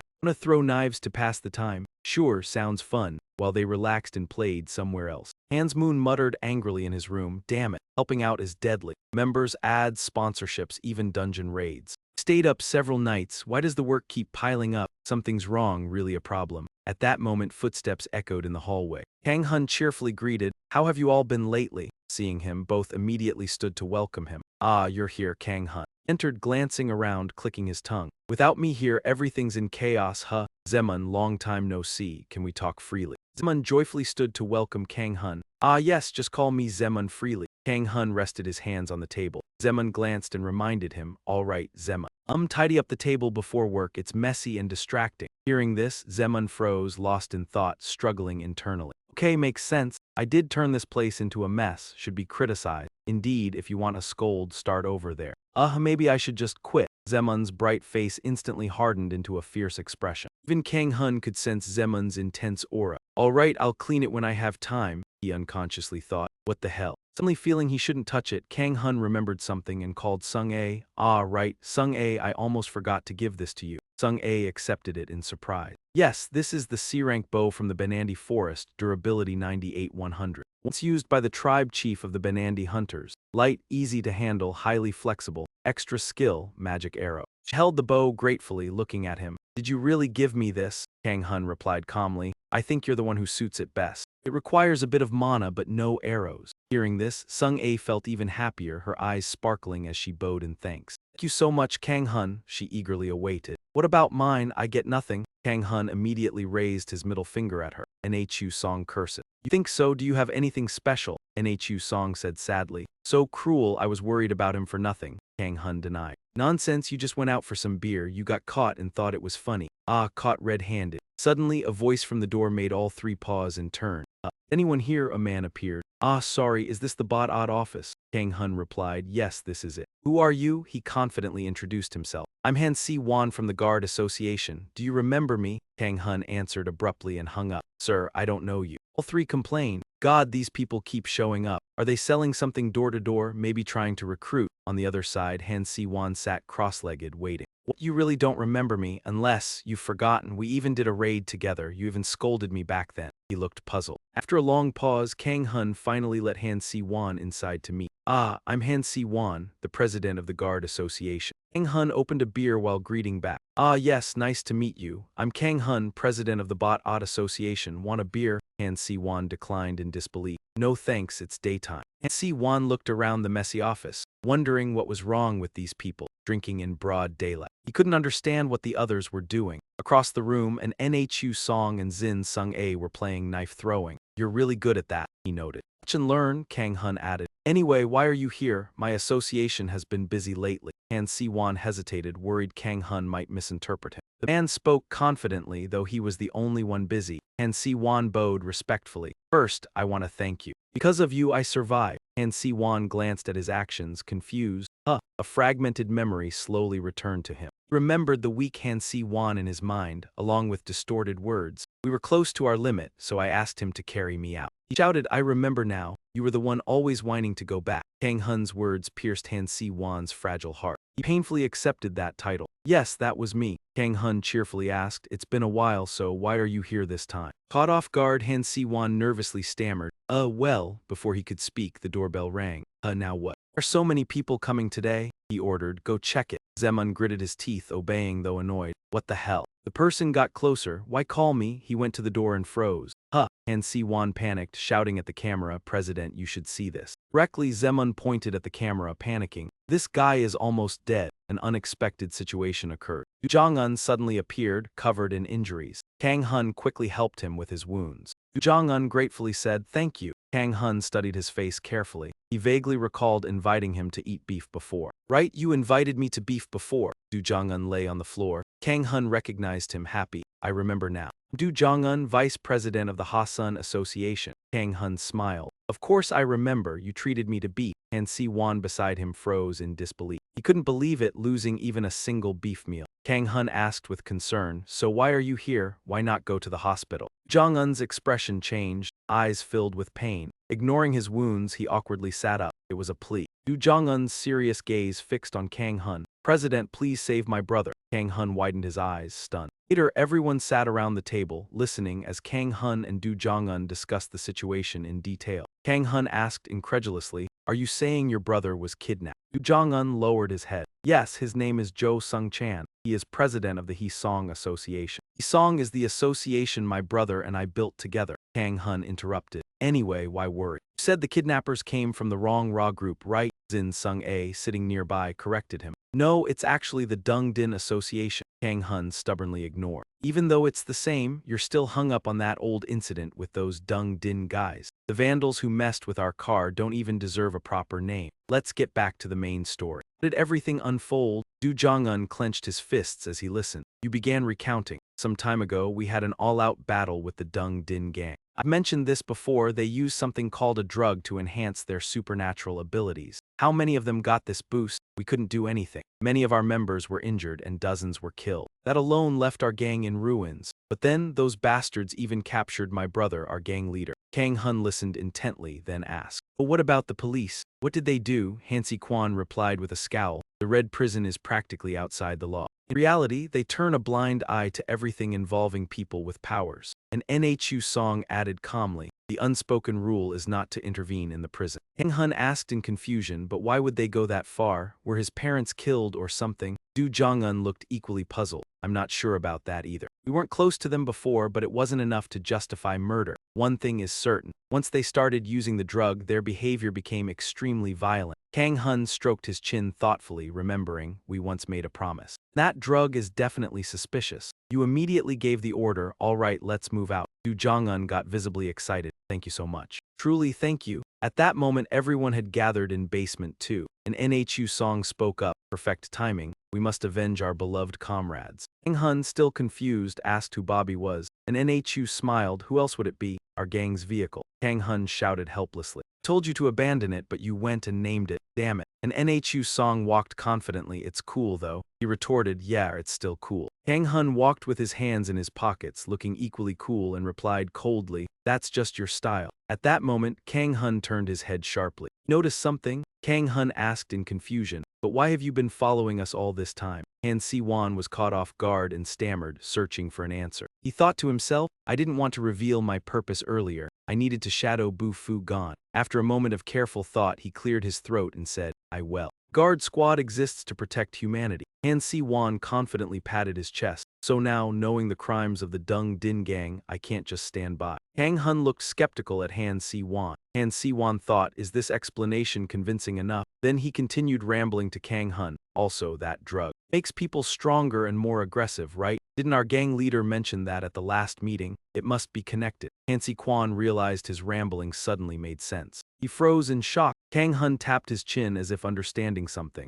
He uttered, oh, Han Si-kwon was stunned, thinking I was just speaking offhand, but actually. Reason fits shockingly well. Kang Hun, now enlightened, nodded, makes sense. Cut to the Dung Din headquarters. Hong Chi-en-hyo's subordinate hurriedly reported. The gang leader Du Jong-un has contacted the gang's enforcers. Hong Chi-en-hyo asked back, enforcers? What's their involvement? Subordinate guest, Kang Hun once interfered in one of our battles. It must be related to that. Hong Chi En Hio, intrigued, turned around, swirling a glass of wine and muttering, Kang Hun, right? She lifted the glass to her lips. Bastard who once utterly destroyed our gang. Perfect timing. Anger rising, Hong Chi En Hio crushed the glass, spilling wine and blood down her hand. Veins bulging on her face, eyes burning with hatred yet smiling, she ordered, while you're at it, take out that trash too. Meanwhile, on the highway, Kang Hun and the others moved quickly. In the car, Han Si-won gripped the wheel, repeatedly wondering, why am I driving, and what is this insane vehicle? Kang Hun spoke, so that drug the Dung Din gang used, is it really called a strength-altering monster? Jong-un was startled, that's right. I heard it comes in pill form. Then he asked nervously, but are we really going straight in like this? There are only 5 of us. Kang Hun pressed his phone while speaking casually. Of course not. You probably don't know, but I have a few connections. Du Jong-un's face shone with admiration. Ah, I knew it. At that moment, Sintes's phone rang. He picked it up. Kang Hun, what's going on? Kang Hun excitedly asked if you knew what a monster power was. Tez, confused, listened to the phone call from Kang Hun. Why are you bringing that up now? Is it some kind of energy drink? Kang Hun continued, don't you know? It's like a drug that enhances someone's abilities. Are you aware of the recent news about the Jin Association? I heard they've turned into a drug ring. You heard about the recent situation with the Dongjin Association? I heard they've turned into a drug ring. Cynthes involuntarily became concerned. Oh, that. I've also heard rumors, it's true. Kang Hun's face lit up as he made a request. That's good, we are already there, you should send reinforcements. Cynthes was startled and asked, what did you just say? Kang Hun continued. Planning to take them down eventually, right? I'll help. How many people can you send? Cynthes, irritated, cleared his throat. Hold on a minute. What nonsense are you talking about? Listen, this has to follow the proper procedure. Anyway, we can't send reinforcements right now. Most of our people are stuck dealing with the dungeon terrorism. Kang Hun heard this but didn't react. I see, he said indifferently. Cynthes continued, still, we should be able to cooperate soon. So please don't cause any trouble until then. But Kang Hun wasn't listening. He abruptly hung up on Cynthes. Seems like things are falling apart here. After thinking for a moment, he called someone else. The other side quickly picked up. Oh, Kang Hun, what brings you here? Kang Hun warmly greeted him. Dongo, long time no see, how have you been? After a brief conversation, Dongo, like Cynthes, politely declined. I know about the conflict between Dong Jin and Ha Song, but due to the structure of the alliance, we can't directly intervene in the disputes between associations. Kang Hun nodded, got it. Well, there's nothing we can do then. Dongo, regretful, continued, sorry, but the alliance has its own stance to maintain. If there's anything I can do, I'll help as much as I can, just contact us. And you, sitting behind, played games while casually throwing jabs at Kang Hun. Is that all? You said you had a lot of connections, but seems like you've run out of people to call. Kang Hun, frustrated, sighed. I guess that's it then. Du Jong-un looked at Kang Hun with a concerned glance. Kang Hun continued browsing something on his phone. Actually, I've taken down an association before, so I know exactly what to do. We'll hit their dungeon first. Scene changed to the E-rank dungeon, the Dead Village. Normally, the dungeon monsters weren't popular because their byproducts were few, but sometimes they dropped valuable metals. It made it one of the main income sources for the Dongjin Association. In the Dead Village, the Dongjin Association set up a tent near the forest. The leader of the group angrily shouted at the others. This is all you've got. You've been spoiled lately and now you're lazy. This barely covers your food costs, do you know that? Even if you can't collect more, you still have to meet your quota. Get out now and bring back more. The others reluctantly obeyed his orders. Everyone angrily muttered insults about their leader. There's no medicine today, damn it. We need medicine if we're going to hunt well. That bastard just wants to keep all the medicine for himself. Only manages because of the drugs. Suddenly, one of them spotted something in the distance. From the depths of the forest, the vague shadows of 3 strangers appeared. The leader, inside the tent, struggled to light a cigarette. He cursed, none of them can even do anything. Now even the lighter's broken. He threw the lighter on the ground angrily and went outside to look for someone to ask. Hey, anyone got a light? But strangely, there was no one outside. The leader looked around in confusion. What? Where did they all go? Where's the guard?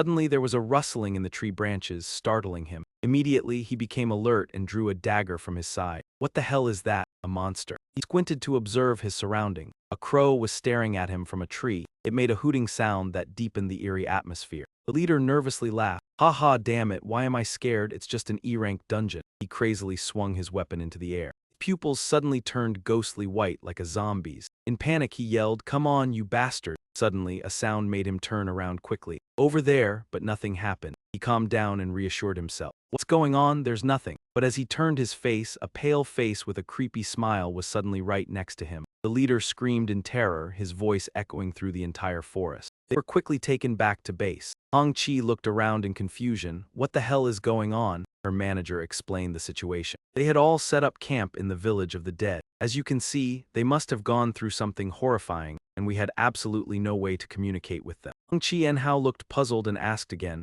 "Wait, this is Class E, right? How bad can they really be in Class E?" The manager rifled through things and handed Hong-Chi and Hao a piece of paper, insisting it must be delivered to the guild leader. She took it and exclaimed, "Oh my, the handwriting is terrible. Your Crimson Prison now belongs to the guild captures. If you want it back, hand over the full supply of gunpowder and all the monster forces. Otherwise, we will take your Crimson Prison piece by piece." Hong-Chi and Hao was bewildered. What kind of gangster nonsense was this, that night? After intimidating the thugs, Kang Hun and the others partied without restraint inside their camp. An Thur relaxed with a beer while Han Si-wan and Zhou Zhonggan watched him closely tense. An wiped his mouth coolly and said, "HMPH, dull, should I learn ice magic? Next time I'll bring a box of ice stone." At that moment, Han Si-wan and Zhou Zhonggan shared the same thought. These people don't seem stressed at all. Du Zhongun spoke up to break the awkward silence. Is it okay if we just sit here like this?" Before he could finish, Kang Hun cut in. "Told you it's fine, we even sent a proper polite letter. And I've told you before, haven't I, that I've done this kind of thing before." "HMPH, you can't act like a gentleman," he said, looking out the window as a group of men dragged a pole inside. Man with the broken nose threw it in. The three of them froze in panic. Seeing the pole, Ro Ronggan shouted in fear, and Kang Hun calmly asked further, "Hey, did you forget something? Where's the medicine?" The broken-nosed man sheepishly replied, "It's in my pocket, check it." Kang Hun moved carefully. He watched every movement of the men before him while feeling around for the medicine. Seeing the pile in Kang Hun's hand made him almost fume. "Told you to hand everything over. Do you want to die?" Seeing Kang Hun act, the henchman beside the broken-nosed man hesitated. "You know how valuable this medicine is? Do you know who this is? He's from our Dung Ding Guild." Suddenly, the broken-nosed man trembled uncontrollably, leaving even the previously arrogant man stunned. A vice guild leader? It turned out the broken-nosed man was Godin Nun, vice leader of the Dung Ding Guild. Kang Hun leaned closer and said, "Oh, we've met before, haven't we?" Hearing Kang Hun speak, Godin Nun jumped in fright but tried to calm himself internally. "Don't be afraid, I'm the vice leader of Dung Ding. There's nothing to fear." After a brief internal struggle, Ho Dai En Hun decided to overcome his fear and ordered his men to prepare around him. "Everyone capture him." Kang Hun didn't say more, smirked coldly and drew his weapon. It was an impressively dramatic entrance. The next morning at the Dung Ding headquarters, Hong-Chi and Hao was stunned by the news. All 50 members, including Vice Leader Godin Yun, had returned incapacitated. At least everyone was severely injured, some barely alive. "Why?" the guild leader suddenly asked. The girl panicked, unable to answer. "How did this happen?" Hong-Chi and Hao repeated, bewildered, before she could continue. Hong-Chi and Hao's face turned terrifying, resembling the inhuman expression she'd seen from back Z En Hun. "Manager, what do you think?" Girl trembled, unable to speak clearly. I really don't know." Hearing this, Hong-Chi and Hao grew angrier, gritting her teeth and drawing her weapon. She smashed her own office and screamed in rage. "I gave you everything, I gave it all to you, so why? Tell me why?" Hong-Chi and Hao shouted with every word. The girl recoiled in fear, her heart quivering, just as suspected. After using that medicine, everyone had changed. They had gone mad, losing their reason. Suddenly, Hong-Chi and Hao called the girl, the manager Kim, to bring the medicine. He cleared out the guild's stock and bought everything available. The girl was startled, but the guild leader, Hong-Chi and Hao, paid no attention and firmly ordered, "Do it, now it's all war, no other way." With no choice, the manager obeyed. Understood. In the messy room, Hong-Chi stood alone, gazing outside, lost in thought, tense. What is his true objective? His actions make no sense. The demand for surrender seems out of place. All right, but threatening to take everything and cause chaos. He must have a purpose behind it. But even after thinking for a while, Hong-Chi couldn't figure out anything. On the contrary, the situation seemed even more confusing. What's going on? Why can't I understand anything? What's happening here? I truly can't predict what he plans to do. Is this march toward war the right move? What if this is part of his scheme? We need to understand his goal. If we can't figure it out, we'll be the ones who get devoured. Transition to the hospital scene. Due to severe injuries, the vice leader of Dung Ding, Go Ding Zun, had to be hospitalized. The doctor came to check on him and gave instructions. Yes, blood pressure is normal. This afternoon, he will undergo another treatment session with a recovery mage.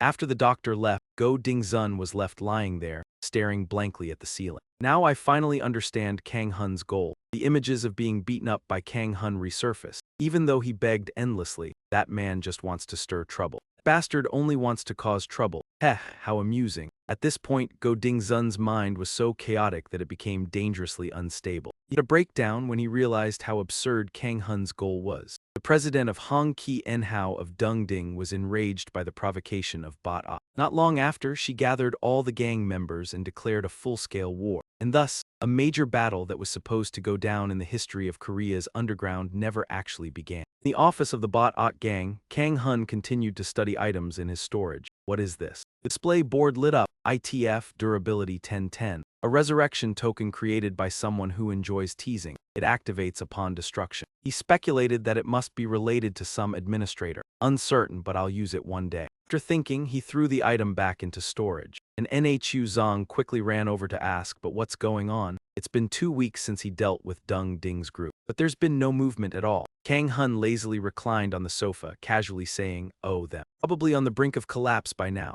And Nhu Zong looked at him, puzzled, rewinding a bit after crushing the Dung Ding gang. Kang Hun went to the government agency to report. Zin Ti rushed to meet him. You called urgently, what's going on? Did you really do it? Kang Hun replied nonchalantly, well, that's how things turned out. Zin Ti asked worriedly, do you have evidence? Kang Hun smiled confidently, rummaging through his pockets. Of course, I'm going to give this to the association, completely free of charge. Then pulled out the pills he had obtained. Zin Ti looked at them anxiously. These are the monster strength pills, right? Thanks for reporting. Just as he was about to hand over the pills, Kang Hun quickly snatched them back and laid out a condition. The government must do something in return. Zin Ti froze, staring at the pills, confused. Then, the pills used by Dung Ding's group were quickly broadcasted on TV. Monster strength pills enhanced users' abilities, but it was also discovered that they made users more aggressive. When it became known that these pills had spread within major guilds, the Special Ability Management team launched an investigation. And Nhu Zong watched the news, stunned. Wow, so it's real? He asked Kang Hun curiously. But didn't the government say they couldn't help because they were dealing with terrorism?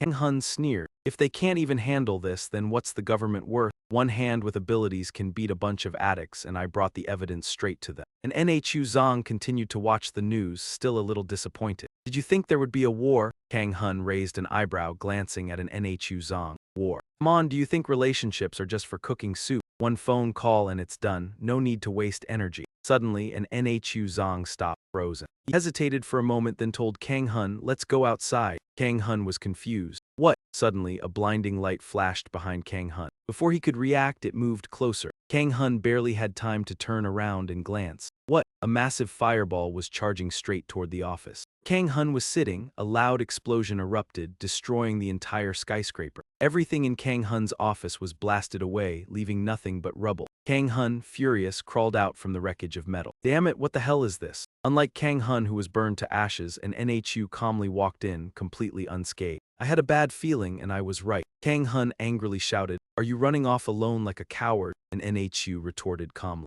Already told you to go outside. Kang Hun immediately froze, unable to reply, and looked down, muttering, who did this damn thing? The crowd quickly gathered, recording videos, some zooming in on the blurry figure of Kang Hun, who didn't notice anything had happened. And Nhu Nong stood beside an Nhu, fully dressed, kindly reminding him, hey, cover yourself a bit. Kang Hun immediately remembered and adjusted. Ah, right. And Nhu relaxed. Luckily, no one was hurt. Kang Hun, overhearing this, glared angrily. Can't you see me, bastard? Two continued talking as if they had forgotten something. Oh, you're stiff, really? But put on your clothes first, you look ridiculous. Even I'm burned up too. This hurts so much, while those two monsters can still chat casually. And Zemun, once a young man eager to work with Kang Hun, now looked more broken than ever, desperately pleading, help me. I said help me. Those bastards, perhaps Han Zemun's inner strength was so intense that it reached Kang Hun and an Nhu's mind. Soon, he was rushed away by the ambulance. We have a patient, please clear the way. The patient, did you hear me? Han Zemun, even facing death, didn't forget his hatred. Damn it, I'll kill them all. Just minutes ago, the room was peaceful, and now it's a total wreck. Zin Kai froze in shock as he stepped inside. What the hell, how did it come to this? He was greeted by a chaotic scene reminiscent of a domestic disaster. Kang Hun angrily pointed at an Nhu, blaming him. This bastard did it. An Nhu cheerfully responded, I just asked him to quickly get some clothes. I haven't seen you for a while, looking cool. Zinte Kai helplessly asked the two, so who caused this mess? Kang Hun replied coldly, don't know, I just stood there and got dragged into it. Zinte Kai pressed, can't you guess? Maybe someone you recently made an enemy of. Hearing this, Kang Hun sifted through his memories. Feuds, huh? Although Kang Hun had contributed greatly to the government, even the Sintegi couldn't deny that he was troublesome. He stared at Kang Hun helplessly. Even someone like Kang Hun left Sintegi at a loss. Can't imagine what kind of grudge could cause this. Kang Hun quickly stopped Sintegi from speaking further, connecting his own thoughts. Wait, I'm counting 19, 20, 21, damn, that's too many. Sintegi was speechless and an NHU sighed, pulling at his sleeve to get his attention. Hey, don't lead me, look over there. Hundreds of red papers fluttered through the sky. Kang Hun casually grabbed one and opened it to read. He immediately blew up in anger. Meanwhile, in a distant forest, Hong Chi Enhyo hid exhausted, panting heavily. Suddenly, a familiar voice spoke. Oh my, you've been busy, so you still called me here amid this chaos. Scene shifted to the headquarters of the Eight Aces Society. Night was falling, and Kang Hun quickly changed attire with an NHU and left. Zintegi hurriedly called after them. Are you leaving? Kang Hun spun around. Why ask? It's pointless. We have to go immediately, plus we received an invitation. Zinte Kai sighed in exhaustion. So it's come to this. If you need any help, just tell me. I'll assist however I can. Kang Hun was surprised. Why the sudden change in attitude? You said you were too busy before. Now you have time to help. Zinte Kai was startled. Didn't I tell you, those bastards unleashed monster power? It seems they're the same group as the dungeon terrorists. Previously, remember the terrorist you handed to us, Kang Hun. Tracking him, we found undeniable indirect evidence. Their numbers are estimated at least 50, possibly over 100. Despite their size, they concealed all traces meticulously. The clues you provided are crucial. Kang Hun twitched his nose, trying to recall. I remember now. Bottom feeder from before, right? Zinte Kai sighed once more. With Kang Hun's help, Dung and Hang Zet, they were closing in on the leadership of the group. Then there's no reason for me not to help. Kang Hun stroked his chin thoughtfully. The leadership has Dung and Hang Zet been revealed yet. What was the name of their leader again? Choi Min-jun, right? Meanwhile, in the forest where Hong Chi Enhyo had fled to, she encountered Choi Min-jun. Smiled and asked her, so what's the reason you called me when I'm so busy? Hong Chi Enhyo lowered her head, panting, lost in her thoughts. How could this happen? Why did everything turn out this way? Why did I do this? Now there's no turning back. Everything I've built, I've destroyed with my own hands. Suddenly, her expression became calmer. Her breathing slowly returned to normal. This wasn't the reason I formed the guild. I thought that by conquering more monsters, the guild would become stronger. I thought it would help humanity as well. But in the end, I just wanted more power. Thinking of this, she couldn't stop the tears from flowing. She deeply regretted all the actions she had taken so far. The reason everything had turned out like this, she thought as she drew her weapon. The reason we ended up in this situation, Choi Min-jun, it's all because of that bastard. The murderous intent of Hong Chi Enhyo surged. All of it was aimed directly at the man standing in front of her. Choi Min-jun was slightly surprised, but not by much. He sneered, oh my. Doing something you'll regret later, how pitiful. Hong Chi Enhyo commanded, everyone attack, kill him. Quickly, Hong Chi Enhyo's soldiers rushed forward to surround him. But Choi Min-jun was not afraid.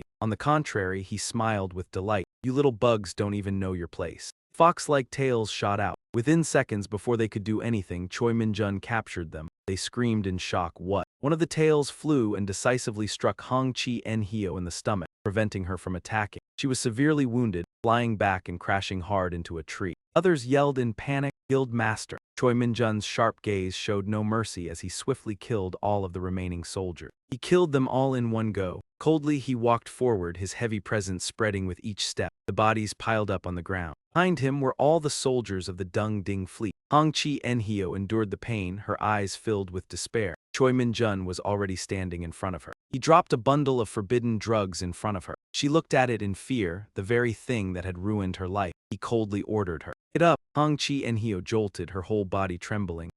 Choi Min-jun callously dismissed her. You are all useless now, however your death will at least be a glorious end. At least as test subjects, you'll provide useful data. Die nobly for humanity. Meanwhile, Kang Hun had arrived at Dung Ding's headquarters. He asked in shock, this is the Dung Ding Guild? Inside, the guild was in ruins, with flames still burning. Hansi Guan speculated. They must have erased all traces and fled. Furthermore, there are reports of a major disaster. Kang Hun silently observed before asking, wait, but how did you get involved in this? Hansi Guan was startled, continuing, well, as the temporary guild master of the Guardian Guild, I must protect humanity. Kang Hun didn't ask further, walking ahead to assess the situation. Right, keep up the good work. But as he went deeper, he found nothing more. "Oh no, this place has been devastated. I wonder if there's any trace left." Suddenly, Sung-A called out to him, pointing in one direction. "Mr. Kang Hun, over there." The door on the right seems to be the guild master's office. "Did you notice something?" He rushed to open the door, finding Hong Chi-enhyo alone inside, clutching her mouth and coughing up blood. Kang Hun stared in shock, his eyes wide. Hong Chi-enhyo, in pain, weakly called his name, Kang Hun. In her final moments, Hong Chi-enhyo recalled everything she had experienced, starting with the awakening on Earth. She and the others had become awakened beings. She had enough talent to surpass the 4th stage, but honestly, she never thought she would take it seriously.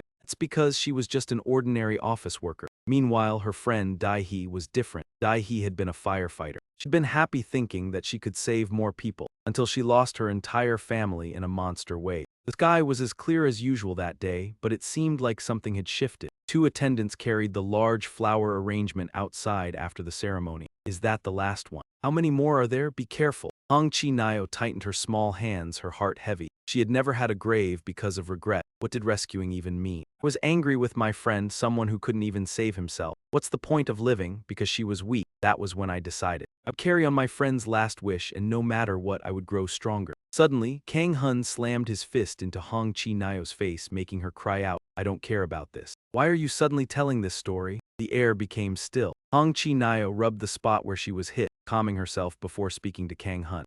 I can't defend myself. I'm sorry, Kang Hun, but I didn't mean to. I didn't know that medicine would have such side effects. I truly didn't know." She apologized while coughing up a mouthful of blood. He stared at her for a long moment, then suddenly asked, "Who are you? Do I know you?" Hong Chi-nyo was startled by the question, unsure how to respond. "What?" He turned to an NHU and asked, "And you? Who are you?" He shrugged, shaking his head. "I don't know. Isn't he from the Dung Ding Guild?" "Right, how could a homeless person live here already?" Hansi thought to himself, silently mocking how foolish. "He's the guild master of the Dung Ding Guild." Hong Chi-nyo couldn't help but burst out laughing, then laughed louder and louder. She felt more at ease and started talking to them. "Yeah, something like that, but I lost to guys like them." "No, it's because they're just that kind of people." "Kang Hun, there's something I want you to hear about the one behind all of this, Choi Min-jun." After a moment, Hong Chi-nyo stopped hiding anything and tried to explain. "That's all I know, and one last warning, he's very strong," Kang Hun asked her. "Strong like Han Zai Nguyen or Zhai Dongyu?" Hong Chi-nyo immediately shook her head. "No, even if they come, they won't win. He's someone who graduated from the guide program." Kang Hun thought for a moment. A person who surpassed the guide program, someone who didn't report to the government. What's his scheme doing such evil deeds like this? But then he suddenly realized that he himself was someone who had surpassed the guide program without reporting to the government. Hong Chi-nyo's eyes suddenly went blank, turning violet. She felt her heart changing violently. Hong Chi-nyo held her chest, struggling to stand as she leaned against the wall. She pleaded with Kang Hun. "Running out of time, Kang Hun. One request, please. Kill me and kill Choi Min-jun. Avenge me and my guild members." Kang Hun seemed ready to do it. He drew his sword, and Hong Chi-nyo, having lost all her reason, growled like a wild beast and charged at him. With one swift strike, Kang Hun used his signature technique to split her in two, ending Hong Chi-nyo's life. He prayed for her, hoping that in her next life she would be both kind and strong. "You junkie," Hong Chi-nyo lightly said her final words before reaching the end. "You're still crazy." The valuable belongings of Hong Chi-nyo vanished along with her. Kang Hun made a phone call to report. "Yes, please send someone here." "So this is the place." The next morning, he yawned, tired, and the 3 of them sat together, watching the sunrise at the Ding Ding Guild's base. He sighed in frustration. "Nothing's happening as much as I thought. Everything still leads back to that guy, Choi Minzu. So what now? Should I go back to the office and open a few bottles of beer?" An NHU reminded Kang Hun, "Our office blew up." Kang Hun didn't care and casually replied, "Still, I gained something. After all, she was the guild master." He took off a ring from his finger and looked at it. The display showed the information. The Camel B-Class ring with a durability of 500. It once belonged to Camel, the woman who became the greatest martial artist after a lifetime of hard training. Carries her will and determination and the crazy dog skill. Physical strength 8. Once the crazy dog bites, it won't let go until the prey dies. Kang Hun looked at his new skill with a frown. "What the hell, crazy dog? What an absurd skill." And NHU and Sung-A, on the other hand, were excited and liked the technique. "Hey, doesn't it suit you? I think it really does." Growled in anger. "Don't they know how to behave in society?" Hansi, standing behind, observed them and thought to himself, "They're all crazy. But I can't deny it, they're strong. I've realized that what the Ga Ding Guild needs isn't trust or justice. All that matters is power, overwhelming power." I've seen many who sought power beyond their capabilities and they destroyed themselves, twice already. As I thought, no matter what, it must be him, the only one who should lead our guardian guild. After struggling for a while, Han Si-wan quietly called out, pulling himself together and suddenly stomped his foot, exuding a dignified air. Han Si-wan boldly spoke, "Please accept our guardian guild. Please allow us to join the ATAT guild." Kang Hun paused, looking confused. What? Han Si-wan continued to trail behind Kang Hun, trying to convince him. Our guardian guild, we were ranked second in the national rankings. We were only 13% behind the first place guild. Kang Hun continued walking, ignoring what Han Si-wan was saying, uninterested. He persisted in following them. Also, our guild members are quite skilled. We only lost focus because our guild leader was absent. We've never lost our spot in the top 10 guilds, Kang Hun angrily shouted. Told you I'm not interested. But Han Si-wan wouldn't stop, continuing to speak. So if the ATAT guild accepts our guild. Kang Hun was now boiling with anger, his mind clouded with rage. He couldn't hold back and was ready to strike. Damn it, this guy. I said no, can't you understand? Han Si-wan, though frightened, didn't give up. But our guild, we have no other choice. Kang Hun then threatened him, do you want me to beat you? Si-wan froze in fear and apologized, his spirits crushed as he walked away. He muttered under his breath, we are the protectors of humanity, the Guardian Guild. And NHU clicked his tongue and muttered, great, what a mess. What's wrong with him? He's lost his mind. We restrict access to the office, and NHU reminded her. What office? Kang Hun scratched his head in frustration. He assured her that he would handle the office matters for them. Just go home for today. Suddenly, a loud noise startled them, making Kang Hun immediately on guard. Si-wan's face turned pale as he ran toward them, shouting, help me, help me. Behind him, a group of people were wildly chasing him. Kang Hun stood there stunned. What's going on here? The news quickly spread on social media. Reports of civilians losing control and attacking others were spreading everywhere. In just 2 hours, there were hundreds of reports nationwide. Government is considering the possibility of monsters or awakened individuals being involved and preparing an initial response. At the military gate, since they were still civilians, the soldiers didn't dare to open fire. They shouted loudly, stay back, get any closer and I'll shoot. Those people, they're civilians, right? Do I really have to shoot them? The infected people were growing increasingly aggressive. Finally, they broke through the barricade and charged, attacking. The soldiers, caught off guard, screamed in panic. Kang Hun suddenly appeared to save them. He turned and asked, hey, are you the person in charge here? One of the soldiers nodded. Yes, yes. Kang Hun immediately grabbed his collar and lifted him, shaking him. Wake up, these things look like monsters. But their bodies are just regular humans with very poor defenses. You can handle them with a gun, the soldier replied sorrowfully, but they're civilians. Kang Hun didn't care and continued. So what? Don't you understand the situation? There are hundreds, thousands of those things rampaging here right now. Got to go eat some grilled meat. No time. The soldier, intimidated by Kang Hun's presence, involuntarily obeyed. Yes, I understand. Kang Hun gave a final warning. Stay sharp right now, then he quickly ran off. The mysterious riot caused chaos nationwide. After exactly 1 day, the situation started to settle down. 2 days later, somewhere in Seoul, at the hideout of the Special Abilities User Management Team, Kang Hun was lying down, scrolling through his phone. A recent news article caught his attention. His battle video quickly spread across social media platforms. Most comments were cruel, criticizing him. One comment from someone named Kim Mung made Kang Hun red with a heavy heart. Really, his face looked like he was scared to death, haha. Though he showed no emotion on the outside, inside, a storm was brewing. Kang Hun tried to salvage his image by commenting on that video. I know Kang Hun, in real life, he's really handsome. Suddenly an NHU entered, asking, hey, what are you doing? Kang Hun's heart skipped a beat, worried his secret would be exposed. Startled, he replied, I'm not doing anything. An NHU song struggled to understand the strange reaction of Kang Hun sung A and couldn't help but comment. Well, the house is nice. This will be our new headquarters, Kang Hun explained. We're just temporarily borrowing it for a while. I'll find us another office soon, just wait, he added. Should I thank him? An NHU song immediately dismissed the idea and turned away. It really doesn't suit you at all, she said. Mentioning Sintegi, Kang Hun itched to call him. The phone on the other end was quickly picked up. What's up? I'm busy, Sintegi said. Kang Hun grumbled. Every time you answer my calls, you sound like that. People will think I'm calling you just because I have nothing to do. Sintegi, uninterested in arguing, responded directly. Isn't that true? Kang Hun chuckled, replying, you're not wrong. Thanks for letting us use the hideout, though. I actually wanted to talk about something else.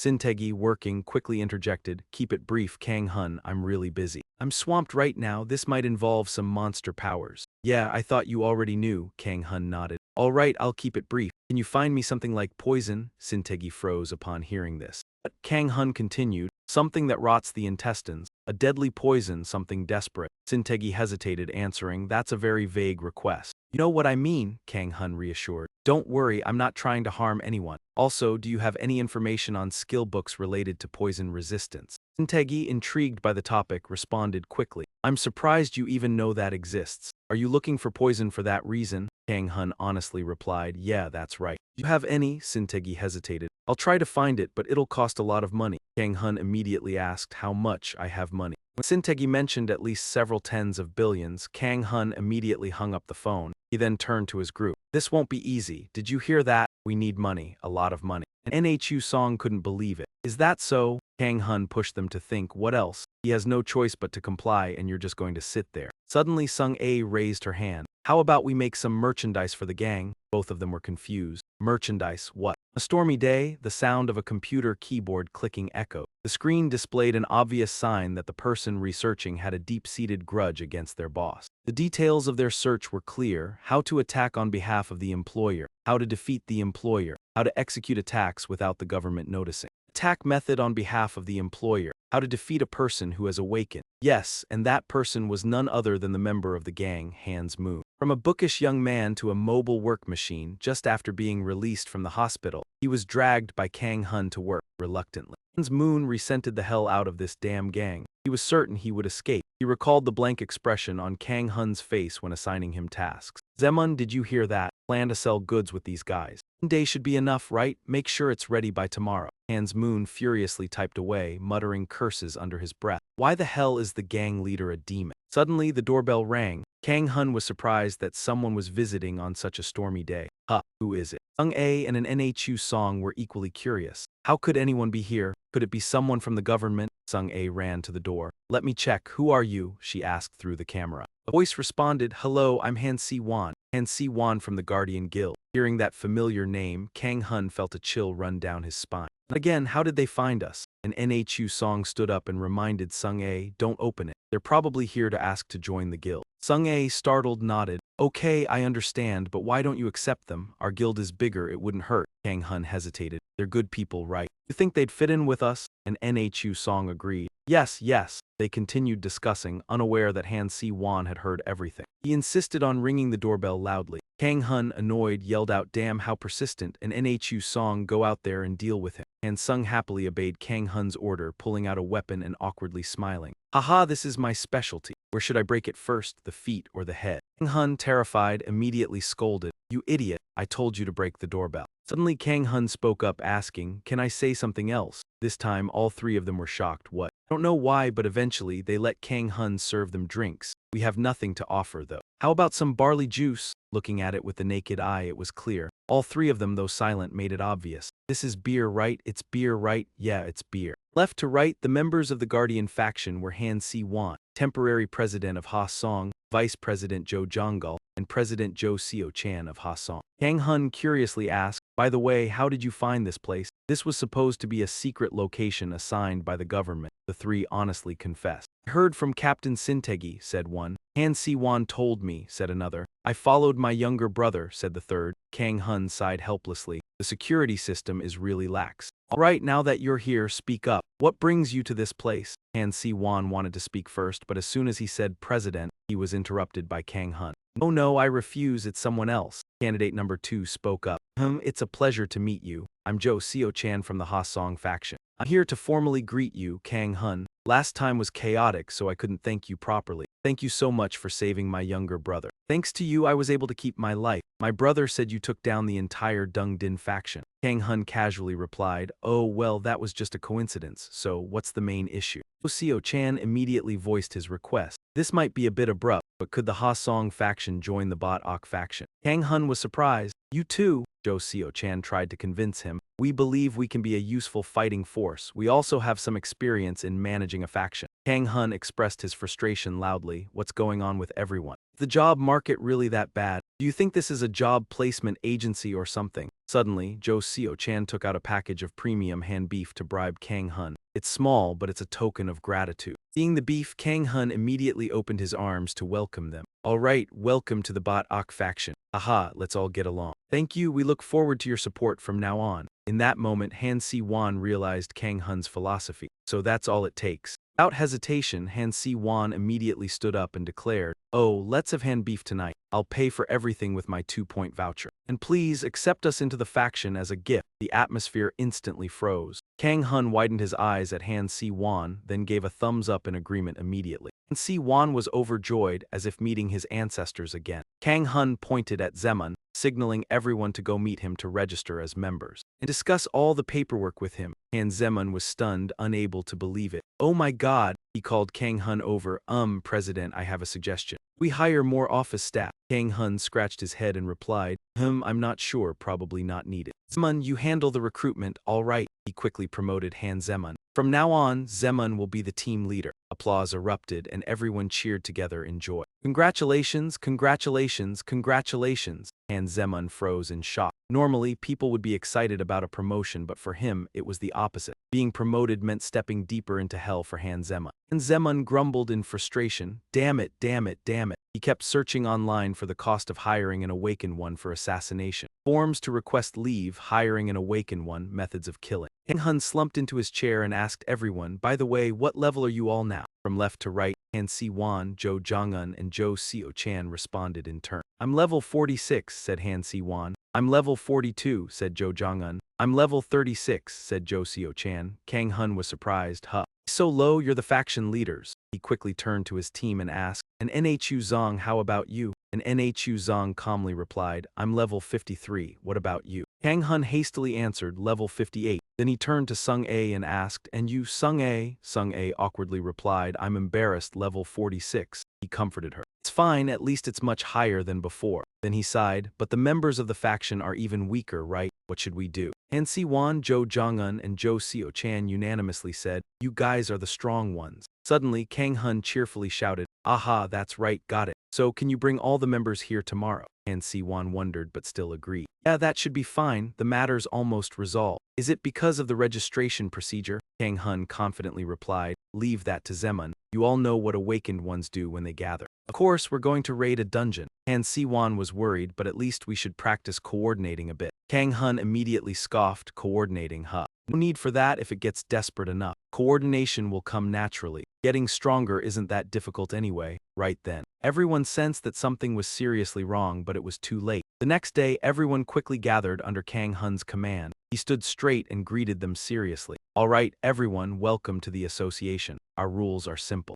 He raised one finger, his voice firm and decisive. "First, don't engage in unnecessary fights. Whether it's a debt or a grudge, respond in kind to whatever you receive. The lower you strike, the better." He paused for a moment, then smiled coldly. "And third, become stronger than anyone else." He looked straight at everyone and clapped his hands once. "Got it, all right, let's begin the orientation." Back to last night, Kang Hun remembered to ask everyone, "Oh right. About the members you mentioned who would come along, how many did you say you have?" Han Si-won responded seriously, "We have about 10 people. Since our headquarters was destroyed, we couldn't gather everyone, but the remaining 10 are all elites among us. And I'm sure they are reliable teammates." Kang Hun turned to ask the association members, "What about you?" Jo Zai-chan awkwardly replied, "We only have 2 people." But I'll try to contact some old teammates again." Kang Hun thought for a moment, muttering, "All right, about 10 people. They should be fine, right?" Han Si-won sweated and asked again, "What did you just say?" Kang Hun immediately waved it off. "Nothing, I just said welcome." Kang Hun asked further, "What's the composition of your team? Do you have anyone who can heal?" Han Si-won hurriedly responded, "Yes, but only one person." Kang Hun unexpectedly smiled wickedly. "Oh, is that so? Good, you'll find out tomorrow." The next day, in front of the dungeon entrance, everyone was confused and whispering. He said this was an orientation, so why is the orientation being held in a dungeon? Kang Hun spoke up. "All right, listen up. From now on,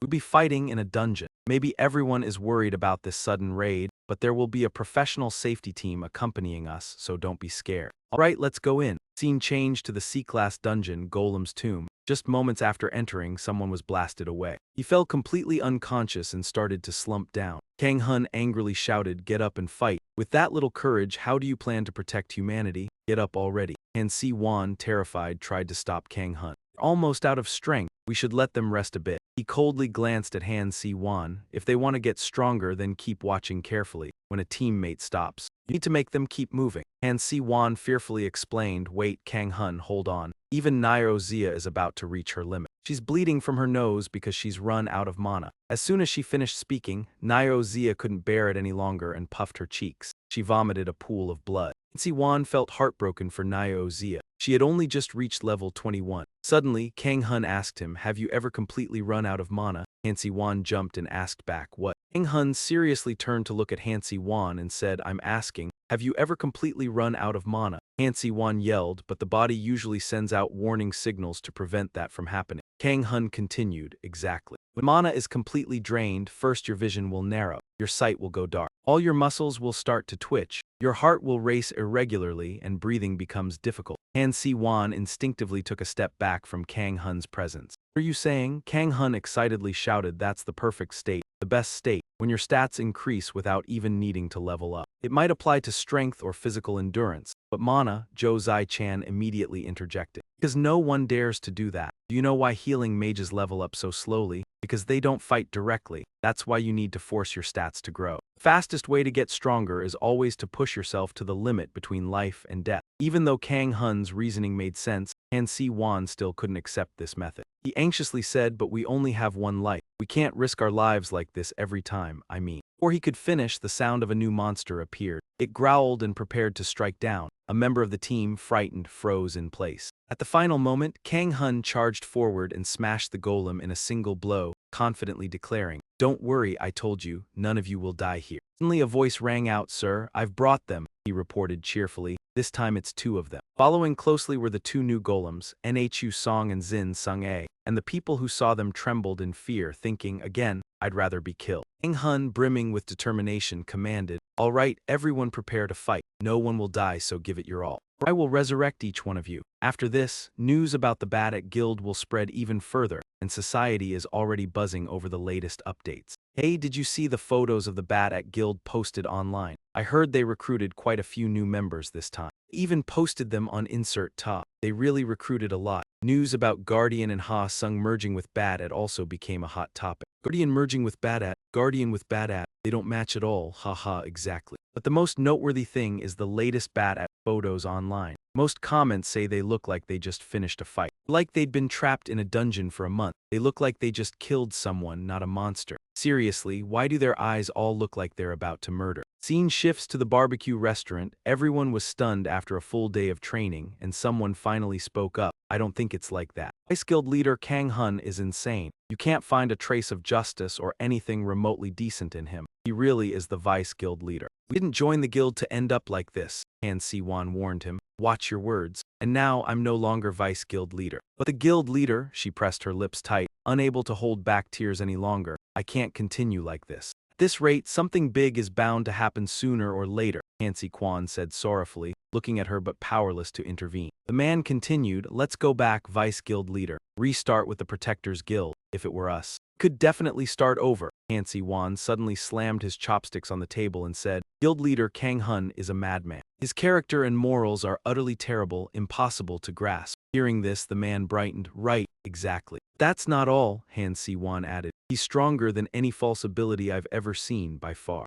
You can't expect him to uphold noble ideals, nor can we expand the spirit of protection under his command. That's obvious. However, we can become stronger ourselves. That's the only certainty, Han Si-kwon said, his tone steely. During the previous C-rank dungeon raid, I realized this deeply. To protect humanity, what's most essential isn't a strong heart but power. The justice of the powerless will never prevail. I won't force you. Just suddenly stand up. When you face those who beg you, can't you trust and follow me one last time? Seeing the one who once led them bow to Kang-hun, everyone's reason wavered. Reluctantly, they agreed, fine, one more week. I'll endure for another week. 1 week later, in the Ego Bin Swamp dungeon, 2 people were already inside, exploring. I hate this place, it's so damp. But among E-rank dungeons, this is the safest one, just crowded, I guess. No better place to make magic stones. It's wide, so you rarely meet other teams. Today we'll head that way. Suddenly, the gray-haired boy stopped. He exclaimed upon seeing Sarko Bin everywhere. Damn, the middle path's blocked. Someone wandered around without rules, didn't mark the route at all. They approached the goblins and suddenly noticed, hey, these magic stones are still intact. What? Both quickly scooped up the stones in delight. Damn it. Really? Oh my god, how much are all these worth? Today they're huge.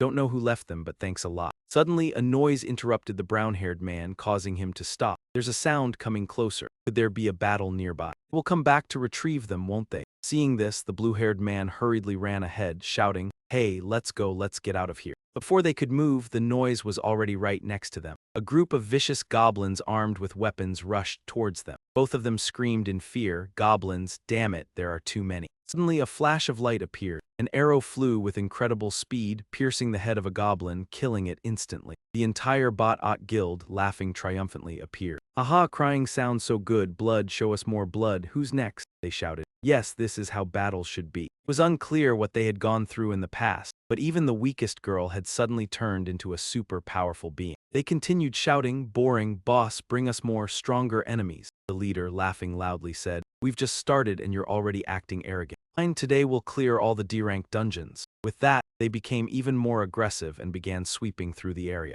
Both brothers witnessed the goblins being massacred, frozen in place. In the blink of an eye, the Bot-Ot guild had wiped out the goblins and continued deeper into the dungeon. They stared, wondering. Did we just see? Since the Bot-Ot guild expanded a week ago, rumors among the ability users had started to spread. Bot-Ot was seen as a gigantic force. After conquering the dungeon, the entire guild gathered to feast. "Hey, another jug of rice wine," they shouted. "So sweet, so sweet." Everyone was loudly enjoying themselves after a long day's work. The victory tasted even sweeter with the wine. "Delicious," Han Si-won suddenly asked the man who had opposed staying in the guild with Kang Hun just a week ago. "Hey you guys, you said last week that after a week you'd remember, huh?" "Ah, that's right, there was that too," Han Si-won said awkwardly. "Now we have enough foundation to become powerful. What I mean is, shouldn't we return to the protectors instead of staying with Bot-Ot?" However, the answer was opposite to what Han Si-won expected. The man's temper flared up even more. He shouted at Han Si-won. "Damn it!" His words exploded out. "What are you talking about, brother? There's still so much more to be done.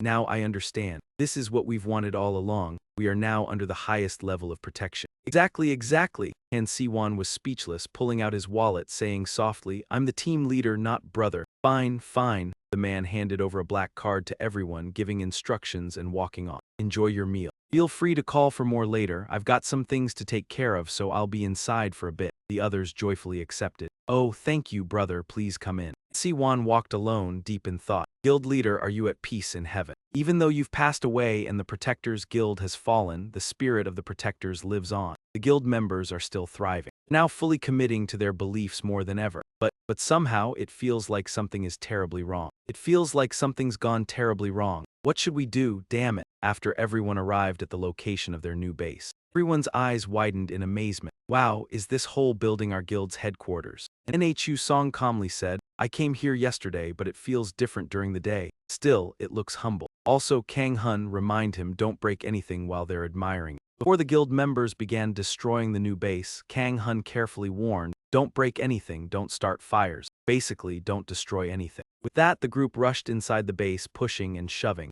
"Move, I'm going in first," Han Si-won and his two brothers were terrified as they witnessed the chaos outside. "It's already chaotic outside, I can't imagine what's inside." The brothers cheered in excitement. "Whoa, there's a cafe. A gym, a rest area too, huh? Isn't that an industrial fridge? Wow, beer." Kang Hun crossed his arms proudly. "Now this feels like a real big guild." And Nhu Song eagerly expressed to Kang Hun, "We should add things like a cocktail bar next." Hearing this, a bold thought flashed through Kang Hun's mind. "Wait a second," he asked. "Hey, you're not a miner, are you?" And Nhu Song tilted his head in confusion. "Why are you asking all of a sudden? Is something wrong?" Kang Hun suspiciously asked. "Didn't you just drink a can of beer earlier?" And Nhu Song replied it was the non-alcoholic kind. At this moment, Kang Hun was using all his mental effort to recall the times when an Nhu Song drank water, like during our company's party. All of his memories became a jumbled mess. Kang Hun was extremely frightened. "Wait, this kid has only been drinking soft drinks until now, right?" His face looked like that of an addict, so I didn't pay attention. He growled at an Nhu Song, "Don't pretend to be innocent." She stared blankly, confused. "What do you mean?" Sintez quickly called Kang Hun to ask for an update. Mr. Kang Hun, have you finished checking the building?" Kang Hun happily replied, "Yes, I'm here now." "Decorations are great," Zin Taegi awkwardly answered. "We barely had any time, so what decorations are you talking about?" Kang Hun quickly responded to brush it off. "Well, there were some." Suddenly he asked, "By the way, what exactly is that?" Kang Hun wondered, "What's that?" Zin Taegi continued, "It's Vedette's figure." That your idea, Mr. Kang Hun? Kang Hun casually responded, "Ah no, it's not my idea." Has it aired already? Jin Tae-gi hesitantly said. It's currently a hot topic online, especially that figure. Kang Hun didn't understand. Big use. He suddenly noticed an NHU song and Jin Sung-ae avoiding his gaze. A huge question appeared in his mind. Kang Hun quickly hung up. "Wait a moment, I'll call back later." He turned to ask Sung-ae and NHU song what's going on here. Both immediately denied it. "What's going on? I don't understand what you're talking about at all." Kang Hun didn't hesitate and immediately opened his phone. "Sorry, you just missed the chance to be honest." Quick search and here it is, Vedette's figure. As soon as he searched, his eyes immediately widened. What hit Kang Hun right in the face was a distorted version of himself. It even came with a more twisted face than the figure itself. He immediately drew his sword and angrily demanded an explanation. An NHU song calmly replied, "I completely entrusted the production of the figure. I already thought about it. T-shirts and keychains with that design just sound boring." Kang Hun angrily asked again, "So what now?" An NHU song continued, "Anyway, you're the face of our group. Also the symbol." Kang Hun continued to ask, "So what else?" At this point, an NHU song stopped hiding it and confessed, "I made it because I thought it was fun, just as expected." He didn't hesitate to slash towards NHU song. "I knew it." He swiftly dodged the blow, teasing, "Oh, why are you suddenly in such a good mood?" "I'm so moved." Kang Hun saw an NHU song's satisfied expression and became even more furious. Everyone quickly rushed to stop him. President, no, stop. The building is going to collapse." That night, according to Kang Hun, we were carrying out a mission. As per the request of team leader Sintez, we were posing as buyers of Manhwa to approach the sellers. The commotion just now seemed related to this type of drug, so it looks like the management team of people with special abilities also wants to be more proactive. He was still angry about the Vedette figure. He grumbled about it the entire time. "Really? Can we take down that figure now?" An NHU song was puzzled. "Why take it down? It's already sold 500 units, even though it's a pre-order." Kang Hun gritted his teeth in frustration. "Yes, my Vedette figure is already at 6,000 units. That." Suddenly Jin Tae-gi's voice rang out. "Mr. Kang Hun, a car is coming in." Kang Hun immediately switched to serious mode and scanned the area with his mana. "I sense about 1, 2, 3, around 10 people or so." The door was quickly opened and a group of people stepped out. An NHU song unexpectedly called out to Kang Hun. "Hey, did I tell you that my only ability is intuition?" Kang Hun responded in surprise, roughly, "You didn't directly say it." He nodded towards the front, indicating, "Look at that girl's face." Kang Hun was curious, "Who is that?" NHU song explained, "Back when I was at the training school for people with abilities, she was the girl I crushed during a sparring match." Kang Hun was stunned and remembered. So now she's a Monterbao dealer." An NHU song clicked his tongue in regret. "As expected, I should have followed my intuition from the start. I should have crushed her head, not her hand." Kang Hun stepped forward and asked, "Where is the merchandise?" "NHU Dai set the terms first." "Well, it's not that, we should pay up front." Kang Hun waved his hand and an NHU song immediately picked up the suitcase. Then she opened it and a stack of cash gleamed brilliantly. He thought to himself, "We'll locate their base using the tracker hidden in the money." Even for an operation, raising this much money is insane. "The government is daring indeed." She asked, "Is the amount confirmed?" Kang Hun replied, "We'll count it later. For now, you should hand it over." The tall man behind Lee NHU handed her a large suitcase first. Lee NHU Dai took it and opened it. Inside, a blinding light flared, startling Kang Hun. He realized something immediately. There were no drugs inside the suitcase, it was a trap. A burst shot straight at the two of them, then extinguished, destroying the suitcase. Lee NHU Dai calmly said, "Anyway, it's collaborating with that gang leader, all sorts of madness have appeared. Its weakness is it can only be used once. Special management team or something like that. You think I wouldn't notice something suspicious? Surely they attached a tracker to the money. Who knew we'd fall into such a trap?" She signaled and turned back. Suddenly a bodyguard shouted, "Lee NHU over there." Kang Hun hadn't died yet, but his body was burned and charred. The group gasped in horror, asking what had happened. His burns exposed his muscles and bones, but he was miraculously recovering. Kang Hun excitedly reported, "I've been discovered. Need to extract most of the money from Captain Sintegi." Recognizing who he was, Lee NHU Dai turned pale in fear. "Kang Hun, you're part of the management team too." Kang Hun was surprised. "Oh, you recognized me immediately? I'm fairly famous." Lee NHU Dai drew her staff warily and shouted a warning, "Everyone be careful. They're no ordinary people, they're deranged maniacs. They turn people into figurines and sell them. Be cautious. This warning isn't to be taken lightly." Kang Hun imagined the situation, immediately reacting. Lee NHU Dai suddenly became terrified as she realized something else. "Wait, If this is Kang Hun, then the other must be. And NHU emerged gleefully from behind Kang Hun. Do we know each other? She froze in fear. Perfect school memories resurfaced. Lee NHU Dai glared at him, shouting, and NHU. Kang Hun, irritated, looked at NHU, asking what she was doing. What are you doing? He sneered. I have a good intuition. I expected something to come flying, so I hid behind the most secure cover. Do you really want to die? Group froze as Kang Hun and NHU began bickering, but they quickly reverted to combat mode. Kang Hun stared at the enemies ahead, ready to strike. Well, I guess it's time to fight, and NHU eagerly agreed, drawing her weapon. Sounds good. Lee NHU Dai gritted her teeth in approval, ordering the group, kill them all. Each one attacked fiercely at Kang Hun and NHU. He easily blocked one enemy's sword and kicked straight into his face. One kick sent the man flying several meters into a building. An NHU rushed to attack as well. He skillfully dodged their blows, his eyes constantly scanning and analyzing the terrain. A chance to kill one arose, the man's head caved in instantly, falling to the ground. Kang Hun shouted angrily, hey, capture them, why kill them? And NHU, disappointed, replied, just one. From afar, Lee NHU Dai seized the opportunity to cast a spell,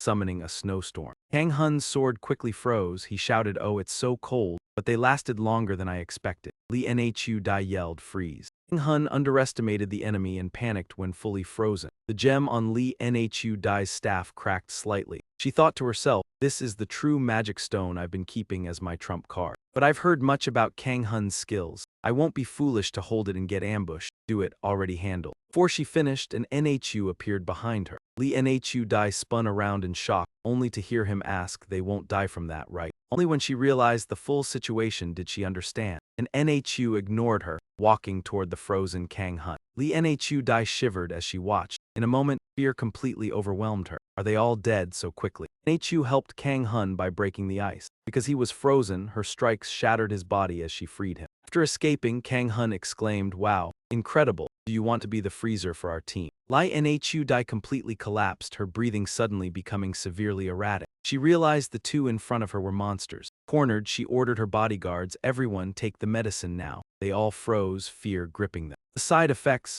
are you planning to kill us all? There was no time. She shouted urgently, take it quickly. Reluctantly, they obeyed. Swallowing the medicine, their muscles were instantly enhanced within seconds. Blood surged continuously, veins and tendons bulging white, their bodies swelling like giants. Kang Hun was terrified, these maniacs. NHU Song suddenly stopped Kang Hun. Don't interfere, he asked in surprise. What? Why? And NHU Song then turned back, eyes glinting with excitement, and said, they'll be stronger once their transformation is complete. That's the fun part. Seeing an NHU Song's delight, Kang Hun immediately cursed, these lunatics, he added. They said not to touch him while he's transforming. Kang Hun ignored him and charged at the crazed group, shouting, shut up. Kang Hun leaped high with his sword. The mad crowd froze and looked up. Boom! An explosion erupted, which Lee NHU Dai quickly extinguished with ice. Kang Hun was shocked when his sword was blocked barehanded. Oh, I didn't expect it to be this hard. The madman raised his other hand and delivered a powerful punch. Punch sent Kang Hun flying several feet. An NHU Song curiously asked, haha, how does it taste? Lee NHU Dai suddenly screamed, followed by another attacking. An NHU Song, delighted, turned to watch eagerly.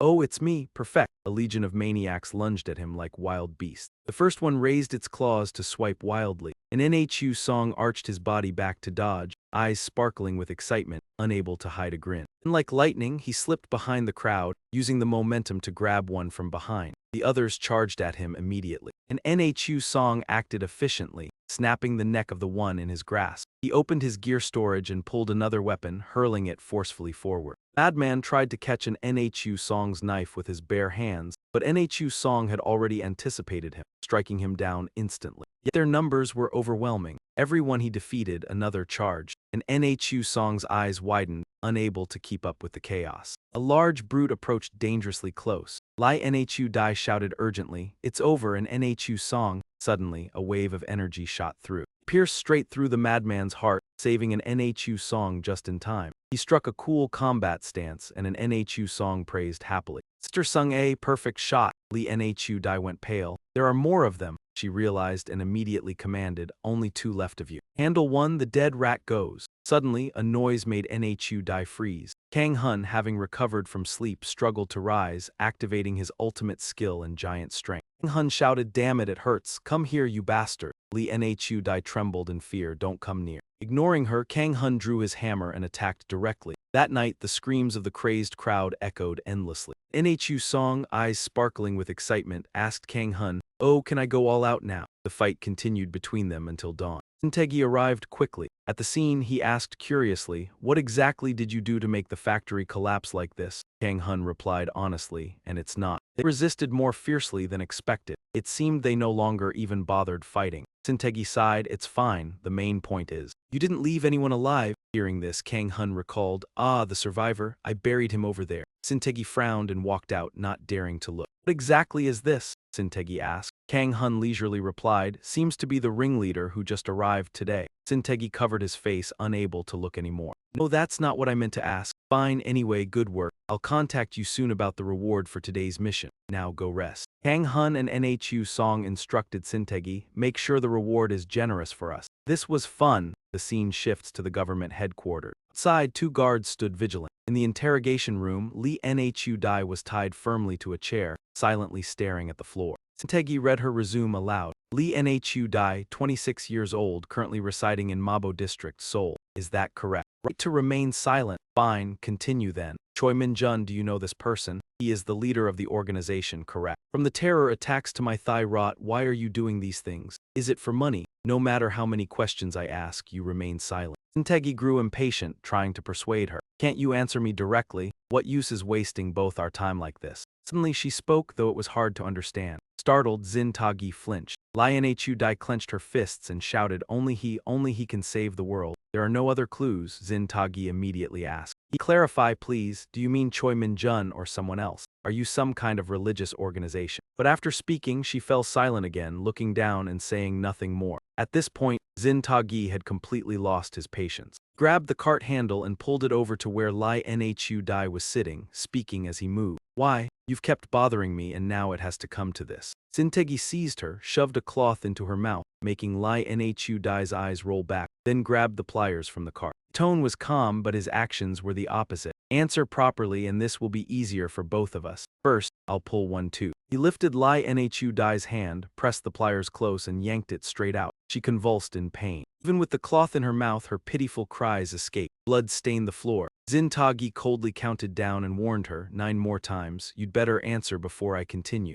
Nhu Dai was paralyzed with pain. Tears and snot streaming, she tilted her face to the sky, terrified as she looked at Sintegi's expression. He suppressed his anger and asked again, what is your purpose? Scene shifts to Choi Min-jun's base, where he was surprised to hear the news of the defeat. The secretary nervously reported, yes, sir, after thorough investigation. All were confirmed dead despite the antidotes. Nhu Dai's team leader was captured alive but then went missing. The reports were strange. Choi Min-jun frowned. HMPH, even the unknowns are ruthless. Nhu Dai was useful too. He asked the girl, why did you fail? Did the management team send Han Zi En-han or Choi Dong-go? She stammered, yes, Kang Hun and his team captured us. Upon hearing the name, Choi Min-jun's eyes widened in shock. His expression changed. Kang Hun, that Kang Hun. Not only did he obstruct Linbo debt, he also captured Dung En Hangzet. Choi Min-jun, irritated, picked up his wine glass. Gradually, his anger surged uncontrollably, shattering the glass as he gave orders.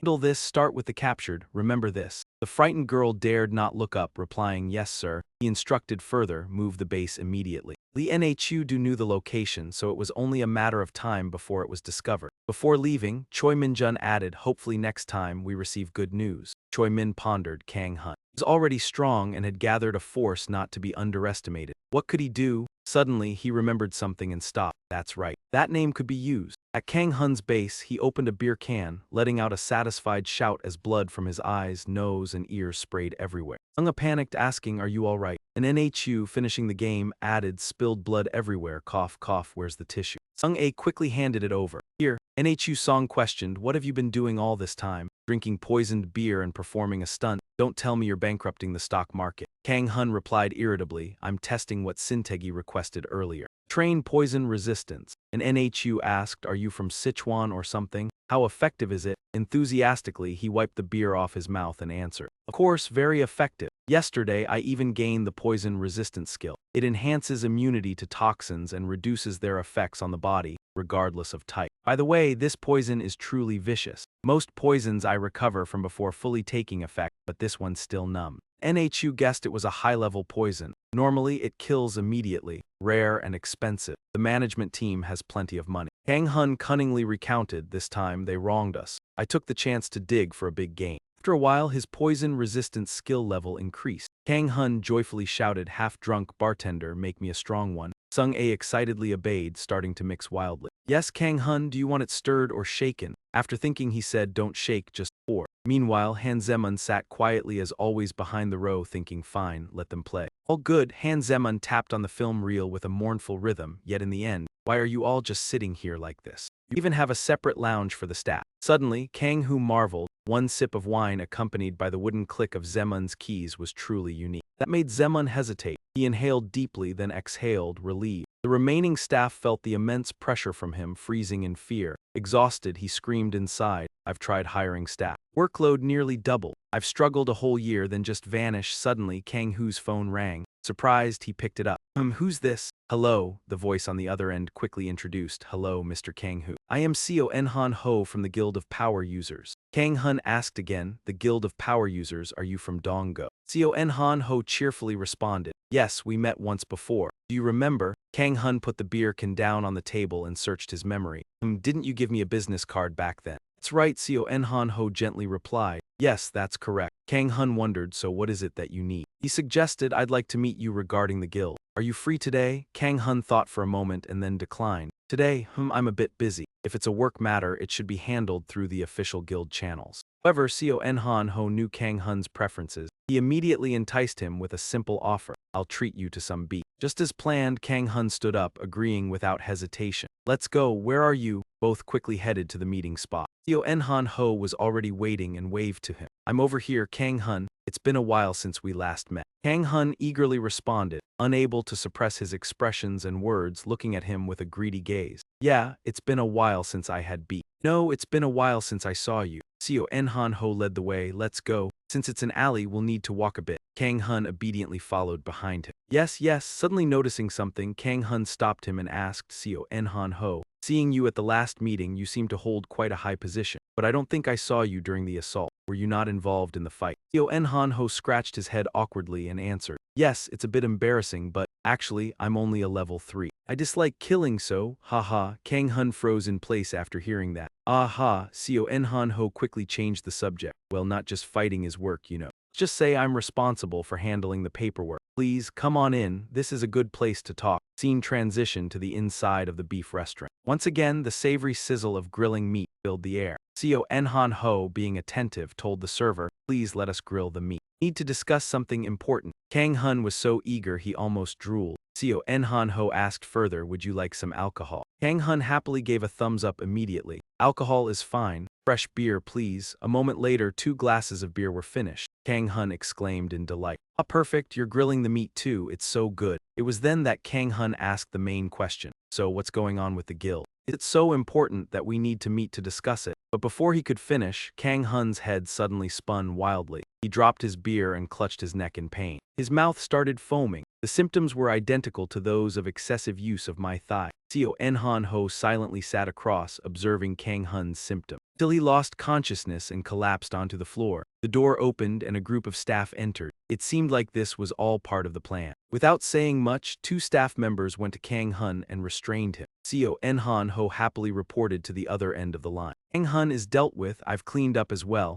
You can take care of Minjun. He quickly left. Before leaving, he didn't forget to tell the others, handle the corpse yourself. Oh, of course. You can have some fun with it before you take it away. Then, he slammed the door shut, considering the mission completed successfully. The cleanup team of the organization. They were often called the Butchers. Their combat abilities were nothing special, but when it came to killing and cleaning up, they were absolute professionals. However, because they treated the corpses like toys, no one wanted to be around them. It was truly disgusting. Suddenly, a bloody hand touched CEO Enhan Ho's shoulder. Immediately spun around in anger. Don't touch me. But as soon as he saw Kang Hun's face, his voice faded, filled with fear. Kang Hun's hollow gaze mocked CEO Enhan Ho, saying the meat today was delicious. The seasoning was quite unusual too. CEO Enhan Ho stood frozen in fear. Kang Hun's new ability. Toxin resistance, an ability that increased his resistance to toxins, reducing the effects of all poisons in his body, had helped him survive this time. Just minutes ago, the elegant dining room had now been soaked in blood and body parts. Kang Hun said casually, there's a lot I want to ask. He threw the kitchen knife to the ground with a clang, then clenched his fist, smiling as he asked Seo En-han Ho. I'll punch you first, okay? Just asking for fun. Before he even finished speaking, he launched a punch directly at Seo En-han Ho's face. Just a moment later, the handsome middle-aged man's face had been beaten so badly that it was unrecognizable. He quietly asked, "How did you know? You were pretending to be poisoned." "I only pretended to die because I tensed my body beforehand." It was a quick response, but I don't think you're clever enough to pull that off. Hearing the buzzing sound, he jumped back, his ears itching, and said irritably, "What nonsense are you spouting?" How En-han Ho looked at Kang Hun, wondering when he had realized the truth. How much did he know? Kang Hun continued grilling meat while explaining, "You said you're in high school, right? The way you lied is too obvious. It's hard not to notice." Sao En-han Ho was surprised. "What?" Kang Hun continued, "High school, you're full of it. Just looking at your anger aura, you must be above level 50. Sao En-han Ho was astonished, realizing more about Kang Hun's abilities. He sensed it, his mouth open as he chewed on meat, casually adding, "You can believe it or not." En-han Ho fell silent, then spoke softly a moment later. "I'm sorry." Kang Hun paused, startled. "Huh." Sao En-han Ho tried to justify himself. "I'm sorry for approaching you like this, but it's for the organization. We no longer—" Before Sao En-han Ho could finish, Kang Hun interrupted, speaking up. "Hold on, enough of the nonsense about your organization. We'll talk about that later. Let's eat first, all right?" Sao En-han Ho, unwilling, persisted. "Kang Hun, don't you want to join us?" Kang Hun, angry, had yet to take a bite of his meat when he paused to reply. I said, "Wait a minute. Please, are you concussed? I don't negotiate with terrorists." Sao En-han Ho, defeated, lowered his head and muttered, "Yeah, in your eyes, we're just terrorists." However, suddenly his tone changed. "You can see it that way, but at this rate, humanity will be wiped out in 5 years. Sao En-han Ho shouted passionately. "Just trying to prevent that. Only we can save humanity." Kang Hun, frustrated, threw the meat tongs at his face. "You're irritating, you've ruined my appetite." Walked over to stand next to Sao En-han Ho. "Fine, since you're so eager to talk." Sao En-han Ho was surprised. "You'll actually talk?" But Kang Hun's favorite thing was to annoy people, and he pulled out a pair of scissors, excitedly refusing him. "See, there's nothing to talk about here." Kang Hun pressed the scissors to Sao En-han Ho's pinky, threatening, "But you'll spill everything you know. Choose, should I break your pinky first or your thumb?" Sao En-han Ho laughed, something flickering in his eyes. The negotiation had failed. As soon as he finished speaking, he bit down on something in his mouth. Kang Hun froze, watching Sao En-han Ho suddenly get a purple vein on his neck. His face turned pale as he started convulsing, foam bubbling from his mouth. Kang Hun, terrified, instinctively stepped back. "Hold on, what is this? Is he dead?" "This is troublesome," he muttered angrily as he tossed the scissors aside. He stormed out, covered in blood, causing people to stare in shock and quickly move away. Kang Hun was lost in thought, pondering Sao En-han Ho's words. Humanity will be wiped out in 5 years. 3 years, in 3 years, a country will face the threat of disappearing. His calculations seemed to hint that it could be within 5 years. Judging from his tone, it didn't sound like a countdown. It seemed like a danger from a different dimension. The dungeon difficulty was increasing rapidly, and even C-rank gates were becoming difficult to handle. "If higher-level gates appear here," Kang Hun, exhausted, stopped thinking, scratching his head to dismiss the thoughts. "Ah well, worrying about it won't change anything.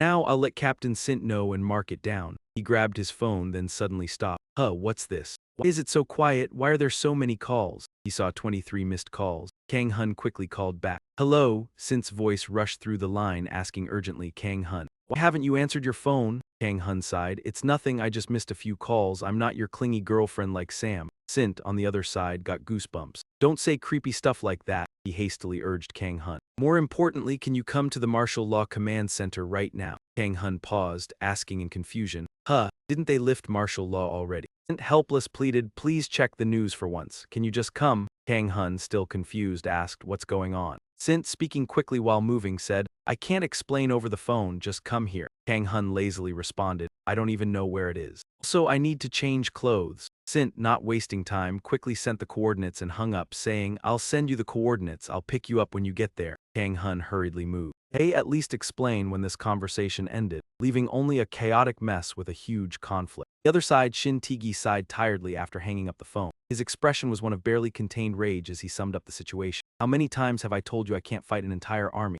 2 days ago, the government and military, after several days of searching, finally found the terrorist hideout. To eliminate them, the government deployed elite special forces. But just one person, Choi Min-jun, killed all of them. Kang Hun and Shin Tae-gi quickly met up. They both entered a sealed room, and Kang Hun commented with a deep frown, "Wow, this place is intense. A secret base, huh?" Shin Tae-gi didn't dare say much and explained briefly. "The location is highly classified. If the news gets out," Kang Hun nodded. "Yeah, I know, I understand. I look like the kind of person who would do that." Hearing this from Kang Hun, Shin Tae-gi felt even more uneasy. He mentally cursed Kang Hun. "Yeah, you totally do." On their way, Shin Tae-gi kept reminding Kang Hun, "I've told you before, right? This is a very important meeting. So today you absolutely cannot mess up." Kang Hun grimaced but endured it. "Fine, I get it. Still can't believe this. I never thought I'd get to meet Han Sung-hun, the president of the Republic of Korea, who opened the door and was greeted by so many angry and scornful eyes. And all the contempt was directed at the two of them. Suddenly, someone spoke, making Kang Hun and Shin Tae-gi realize the situation. Just one person. "I've already ordered the entire talent management team to be assembled." Shin Tae-gi quickly explained. "They are all busy, it's difficult to gather them immediately." Seeing this, the man responded sarcastically. "Oh really? So there's no real emergency training system in place? This is so chaotic and undisciplined." Han Sang-hun immediately interrupted. "Please stop, we followed the military's advice and completely failed. As Captain Shin Tae-gi mentioned, those with abilities must step up to lead. Times have changed and we must change with them." Hearing the president's words, one of the sly military men chimed in. "Exactly, that's what I mean. We must quickly integrate the people with abilities into the military." However, there were others who still had to throw in a few complaints. The groups they're just a bunch of mercenary squads from China and America. Shin Tae-gi was visibly frustrated and thought to himself, "You've already messed up once and still haven't learned your lesson. That's why I say we need to deploy people with abilities immediately. All you've done is give Choi Min-jun time to escape. You don't actually care about this crisis. You're only concerned with regaining the lost power now that people with abilities are appearing. Even though many have died in this campaign, you still act as if nothing's wrong." Suddenly Kang Hun spoke up. "This is so annoying. I can't listen to this nonsense anymore." The military men, surprised, asked back, "What?" He slammed his hand on the table and then punched the faces of several old military men. "Do you think we're dogs, ordering us to kneel, integrate into the military? What kind of nonsense is this? I heard you guys messed up the operation, didn't you? Aren't you mourning the dead and still claiming to be generals?" Hearing Kang Hun curse without stumbling over a word, Shin Tae-gi couldn't stop him. He gave the old men a severe scolding. "If I were you, I'd be too embarrassed to wear a military uniform." Then, turning to the president respectfully, he spoke. "Sir, you must be struggling to supervise these incompetent officials. Next time, before calling me, get rid of them." With that, without sparing anyone a second glance, Kang Hun immediately turned around and walked out. Shin Tae-gi watched him leave, speechless. However, inside, a wave of emotion stirred. A new feeling of admiration for Kang Hun. "What's going on? Why do I feel so refreshed?" He smiled lightly and closed the door. "So that's it, that crazy dog really is on our side. It's so reassuring." Suddenly, Kang Hun turned back and called out, "Oh, right, Shin Tae-gi. I'll just mess with those guys a little, you really are loyal."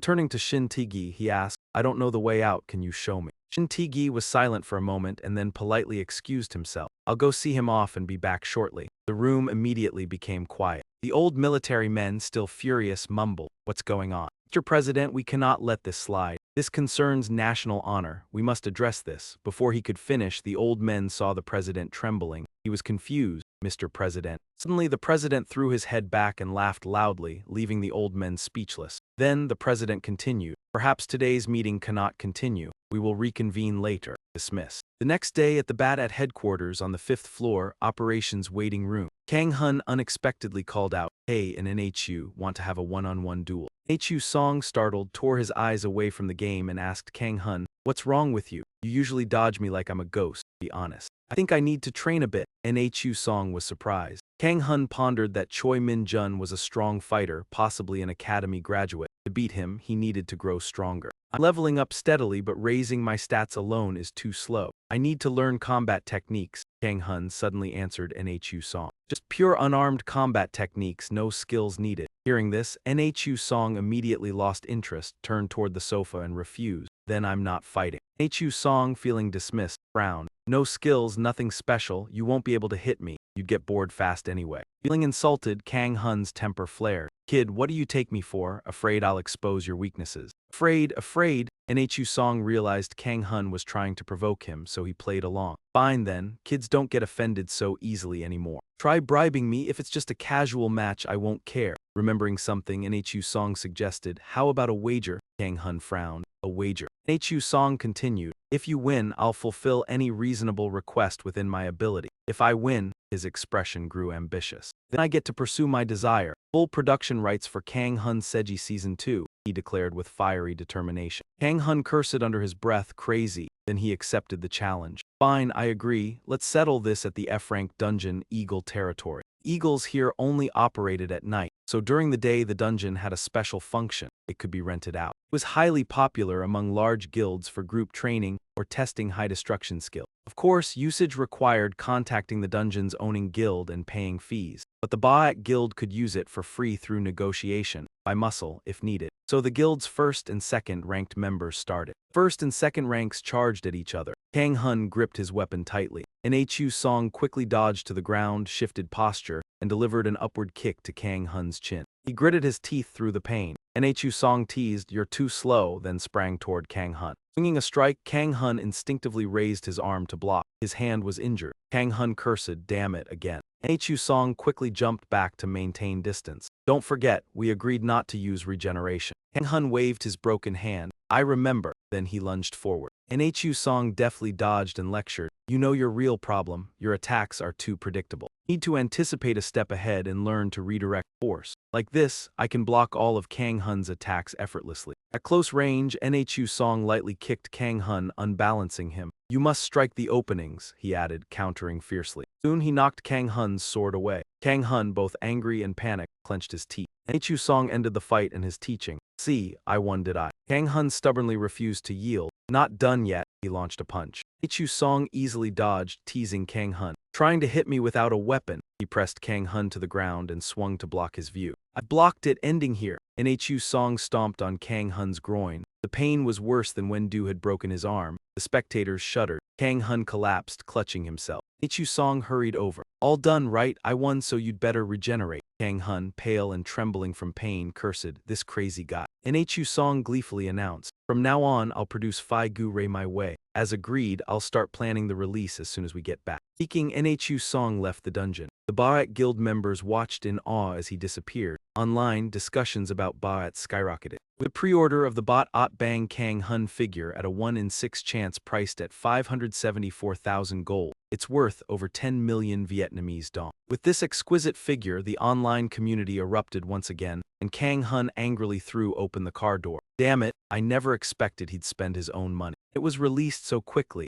I swear I didn't want to resort to this at all." He stomped toward a dungeon. It was a C-rank dungeon. The night training arena dungeon drew attention the moment it appeared, because the monsters here wield real swords exceptionally well. Kang Hun paused before the dungeon, deep in thought. "They say there's no better place to train swordsmanship than here. Fine, everything's fine, truly fine. But why does the monster appearing here have to be a goblin?" He sighed and reluctantly opened the dungeon door, realizing he was in a position to learn swordsmanship from a goblin. Scene shifts inside the dungeon. A magnificent yet gloomy castle appeared, and inside it, a proud goblin knight, Kago, sat waiting for his enemy to arrive. Sensing an uninvited presence, he widened his eyes in alert. Later, when Kago recalled this moment, of all the days in his goblin life, if he had to pick the worst moment, there was no doubt it was when he encountered this person. When people think of goblins, what comes to mind? They may seem unintelligent, but in reality, they are wild yet instinct-driven. Their intelligence is enough to build their own civilization. Kago, the goblin knight, was undoubtedly a swordsmanship master. After just a few exchanges,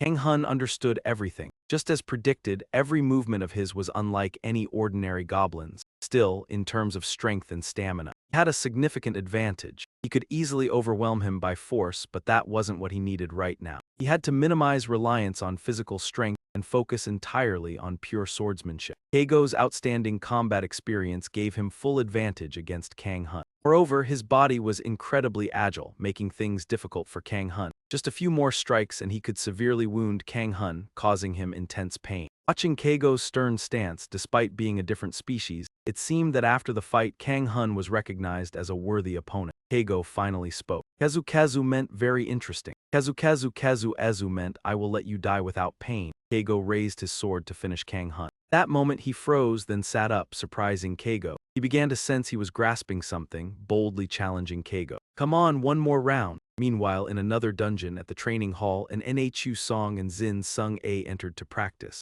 An Nhu Song attacked first. He kicked a creature in the face, used the momentum to leap onto the one behind it, and destroyed it. Its helmet immediately crumpled. An Nhu Song exclaimed, "Oh, no one's here." For some reason, this scene reminded her of Kang Hun. Meanwhile, Zin Sung A stood at a distance, supporting with a magical arrow, calculating carefully. If she channeled mana, the impact would be strong, but the mana consumption was too high. For such insignificant targets, the arrow was almost useless. Then there was only one option. Zin Sung A immediately switched strategy, drew a dagger, and rushed to the armored group. She had to fight up close. Quick as lightning, she dodged their attacks. Her cold eyes flashed as she aimed straight at the armored foes' necks and stabbed. She slashed through their necks, separating the heads from bodies. She cheered, "Got it!" But while distracted, another one sneaked up from behind to attack. Songdu rushed to intervene, reminding her, "No, sister." Kang Hun said nothing, but your role is long-range attack. Changing tactics on your own is very dangerous. Do you understand? Zin Sung A replied sadly, "Understood." And Nhu Song continued, "By the way, where's Kang Hun? Why is he taking so long?" Sung A vaguely answered, "I'm not sure, just heard he's in the East Demon's Gate area." Nhu Song muttered, "East Demon Gate," then realized something and shouted, "No, impossible. Goblin Knights, this is their training ground." Meanwhile, Keigo was nearly losing his mind, trembling as he looked at Kang Hun, thinking for the first time in his life. This insane human has no wound. Even after I've used my full strength to sever his leg and arm, he still stands. The only thing keeping my fractured mind from collapsing was the knightly spirit embedded in me. But now, even that is starting to waver. At that moment, Kang Hun's intermediate swordsmanship skill leveled up to advanced swordsmanship, allowing him to clearly read his opponent's sword movements and react with precision. With a reminder, he could swing his sword anywhere, but he had to always maintain humility. Kang Hun joyfully shouted out, "I did it, thank you." Gubbin, Zong, Master, and Keigo gasped in surprise. Ezu, they didn't know how long it had been, but right now, Kang Hun was overflowing with deep affection for Gubbin. He eagerly introduced himself, "I am Kang Hyun. What is your name?" Keigo seemed to understand a little and repeated his name, Kang Kun. Kang Hun nodded. "That's right, Kang Hun," Keigo repeated. "Kang Kun, Kang Kun." He then made a similar gesture, pointing with excitement, repeating the name Ego, even though it could only say those few words. Kang Hun expressed his gratitude towards Keigo. "All right, Ego, thank you." He turned to leave. "See you tomorrow," Keigo waved happily, bidding him goodbye. Ezu. In reality, Keigo didn't understand human speech. It was simply happy that the nightmare was finally over. Of course, if it had understood the words "see you tomorrow," it might have fainted on the spot. The next day at the Eitangle clan, Kang Hun kicked open the door and called out, "An Nhu Song, come out and spar with me." At that moment, Nhu Song was sitting leisurely on the sofa, waiting for Kang Hun. He agreed without hesitation, "All right, fine." Before that, he even threatened Kang Hun, "This time will be different." "It seems like a new pattern is about to emerge," he said. Kang Hun growled angrily, "Stop that filthy posture immediately." An Nhu Song, full of enthusiasm, had crafted dozens of appearances for Phi Guj, his favorite, at the government headquarters. In Sintega's office, sound of frantic typing echoed. Choi Min-jun, the leader of the dungeon terrorist organization, the mastermind behind a series of dungeon break-ins since the beginning of the year, had then distributed a drug called Monster Strength. It caused nationwide chaos. This drug boosted the strength of those with abilities dramatically, but in exchange, it triggered severe side effects like increased violence and eventually spread into the civilian market. This led to countless citizens losing their sanity. The members of the terrorist group Dung Enhang Zet and Lee Nhu Dai worshipped Choi Min-jun in a mindless frenzy. Their words all conveyed the same message. "You don't understand the noble cause we are pursuing. Only he can save the world." They acted like religious fanatics, proclaiming themselves as the saviors of humanity. Sintegi had been struggling with this for a long time, weary as he sighed. "Oh, saving humanity." After causing dungeon breaks and distributing illicit drugs, Choi Min-jun still claims he's saving the world. "What is your goal?" he questioned. "Transition to the Dungeon Knight Training Grounds C-Class." Kang Hun again came to pick a fight with Keigo. Hey, listen to me for a moment. Where is the problem? Whether it's my sword or that guy's in terms of skill level. There's not much difference, so why do I keep losing?" Keigo didn't understand, but Kang Hun jumped around and Keigo looked at him with disdain. Kudu, which meant the more I look at you, the worse it gets for my eyes. Kang Hun continued talking to himself, indifferent to whether Keigo understood or not. "Should I call it reflexes? How do you train that? Or is it an issue with intelligence? Anyway, back in my childhood I was called a genius. I was even ranked third in my class." Keigo, exhausted, insulted Kang Hun. Kudu, which meant, even an idiot looks more decent than you. Looking at you makes me want to wash my eyes, after talking to himself. Kang Hun picked up his sword and stood up. He cheerfully said, even so, it's good to have someone listen to me. Well, I'll rely on you today. Master, even though Kigo didn't understand what Kang Hun said, he implicitly knew that it was time for the two of them to spar. He let out a tired sigh, then grabbed his sword and shouted, Kuzu, which meant, this madman is up to something again. The two of them charged into battle once more. A while later, both of them, exhausted from the fight, collapsed onto the ground, panting heavily. Kang Hun looked at Kigo and assessed him. NHU song is one thing, but this guy is no slouch. Even though I've toned down my skills, I still couldn't win once. He stood up in shock, realizing. Could be that every time I get stronger, he levels up as well. Kang Hun quickly said his goodbyes and left. Thank you, master. See you next time. Kigo, surprised, replied, Kezu, which meant, are you really leaving? By some miraculous means, Kang Hun responded exactly how Kigo had intended. Yeah, I'm going now.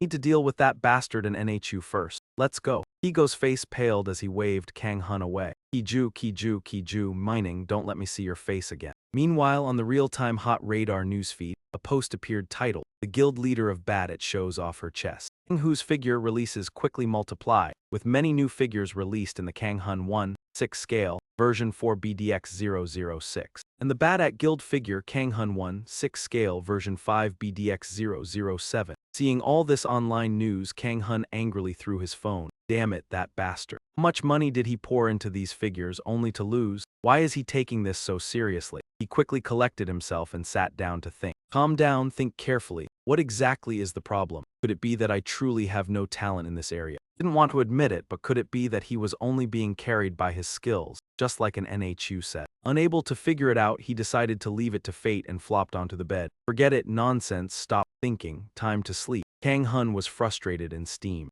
Kang Ahun, turn off the light. Ahun, suddenly scolded, snapped back. Do it yourself, you idiot. Scene shifts to the level C dungeon night training ground. Goblins are naturally hostile to humans. It's an instinct deeply ingrained in their genes. For goblins, Keigo's recent closeness with humans caused extreme discomfort. In the eyes of the goblins, Keigo was too friendly and harmonious with humans, leading them to make a decision. The goblin knight Keigo, who had lost his pride, would be expelled from this place. However, there was one thing they overlooked before every threat of death. Knight would surpass the limits of himself. Scene shifts to inside the level C dungeon. Kang Hun looked around for a go tree. What's going on? Why is it so quiet? Suddenly, a presence radiated through him. Kang Hun froze, then approached the source of the mana. He vaguely sensed the amount of mana he was feeling. Seeing a figure both familiar and strange, he called out loudly, Hey, I'm here. Hearing Kang Hun, Keigo immediately turned around. Chirping in a voice deeper than usual, Kang Hun froze, alert. What? I can sense it already. From afar, but as he approached, it became even clearer. This goblin soldier's aura had completely changed.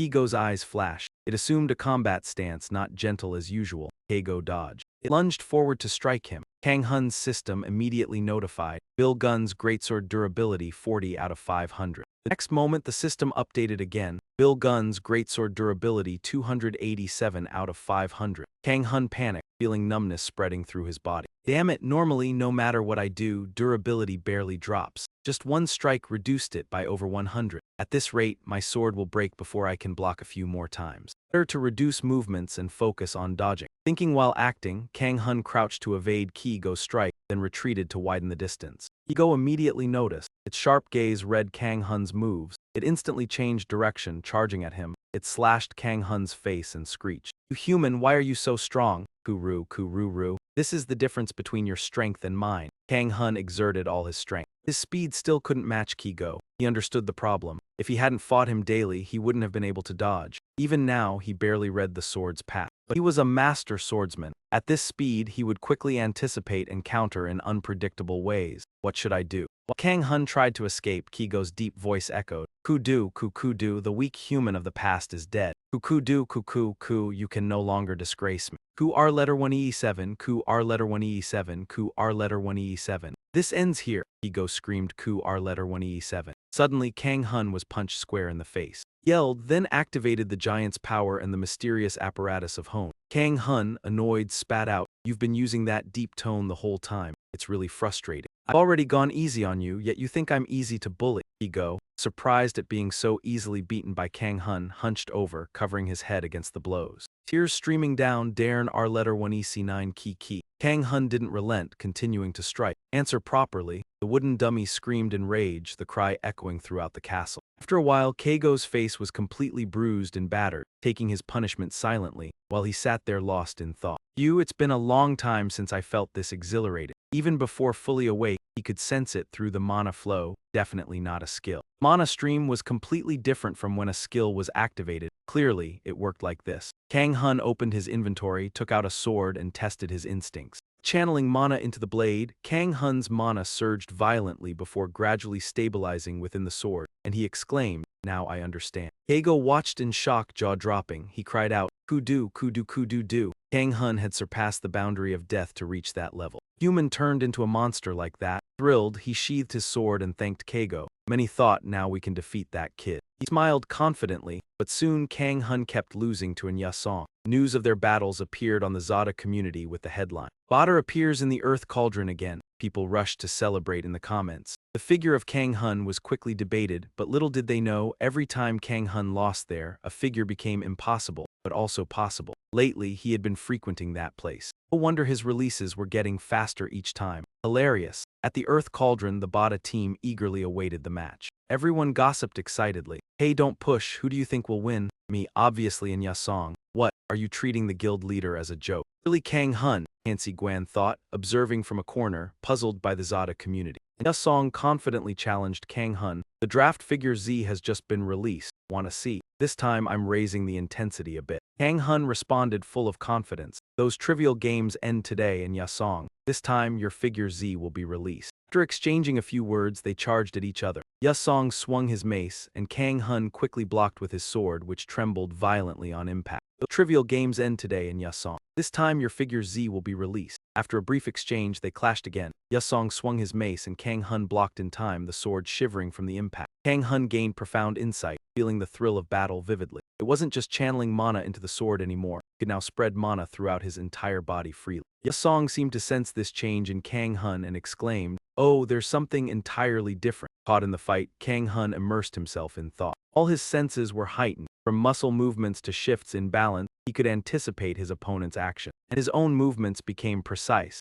So this was the feeling, the growth Kang Hun achieved after a few battles. Yasong could only gasp in shock. Insane, he had to give his full effort. "Then try to block this one too." Yasong rushed forward with his mace. He launched a series of attacks at Kang Hun, but this time Kang Hun wasn't knocked back. Instead, he held his ground and finally knocked Yasong's weapon away. Yasong was left stunned as his mace floated in the air, before crashing to the ground along with him. The fight ended with Kang Hun victorious. Yasong deliberately asked Kang Hun, "Did you just use a skill?" Kang Hun immediately replied, "No," he stubbornly denied. "Liar, that last move was clearly a skill." Kang Hun laughed joyfully, then asked back, "What's the matter with you? Someone at your level knows that wasn't a skill." In the end, Yasong had to admit it, clicking his tongue. "Where do you even learn things like that? You really are a monster." Thus, Yasong's first figure Z was born with a 1 in 6 drop rate. Episode 2 priced at 799,900 gold. A completely different reaction compared to Kang Hun. The online community went crazy over Yasong's figure Z. "Damn, he's so handsome. Handsome with top-tier abilities. Oh my god, please take it away. Please take it away, life is truly unfair. He doesn't even need filters but that aura." Genuinely handsome, his charm shone even in sloppy clothes. Damn, young and rich. Kang Hun felt both admiration and envy. He secretly wondered why reactions were so different. The next day, Kang Hun treated himself to a cold can of beer. He tilted his face toward the sky, smug. Drinking beer after a victory felt completely different. And Yasong played games while muttering, "It's been a whole week and he's still talking about that." Kang Hun grinned mischievously. "The glory of victory lasts forever. What would you know about that, loser? You act like you won't accept defeat," throwing a few words back. "What are you saying? You've lost 3 times already." Kang Hun didn't care and grinned. True victory belongs to the one who wins at the final moment. Sung A asked suddenly, "By the way, Kang Hun, haven't been to the dungeon lately? Your break seems a little too long." Kang Hun raised his eyebrows and replied immediately, "Yeah, I'm starting to feel restless too. Captain Sintegi told me to wait for orders. He said the situation is a bit complicated." Sung A asked curiously, "Why?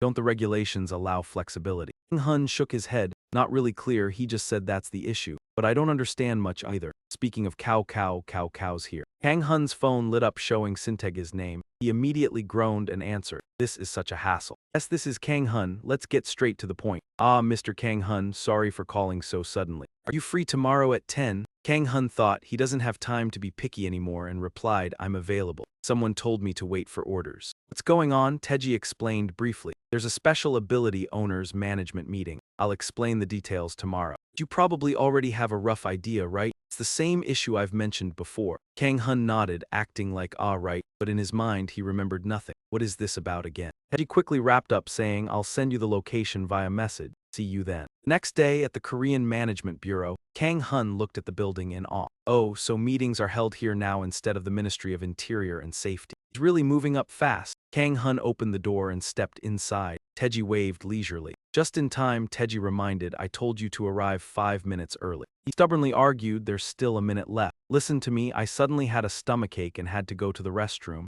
Seriously, it was that big. It wasn't what you think, it felt like giving birth. Teji angrily scolded Kang Hun, I don't want details, please sit. Kang Hun clicked his tongue. Grief, you're really difficult. Then he looked around. There were many familiar faces. Over there were Jiang Yun Han Si En Han and Li Lian's Dong Go. Han Mongdu, president of the Immortals Guild. Suddenly seeing a familiar face, Kang Hun didn't hold back his teasing. What's this, Uncle Gu and Han too? Aren't you the one who caused a scene and fell off a cliff last time? Uncle Ho John turned dark at the mention, freezing in place. But this time he'd matured. He didn't pick a fight, calmly replying, at least get my name right. It's Uncle Ho John. Fire Dragon Guild isn't so easily defeated. Kang Hun leaned back, hands behind his head. All right, he quietly assessed him. He's calmer now too. Judging by his mana, their levels seem equal or lower than Han Si-wan's. If this is the management team, they should be all strong people, but it looks like this time they're chosen based on average ability. While thinking, someone suddenly called him. Hey, are you a pervert? Kang Hun was startled, looking to the side in confusion.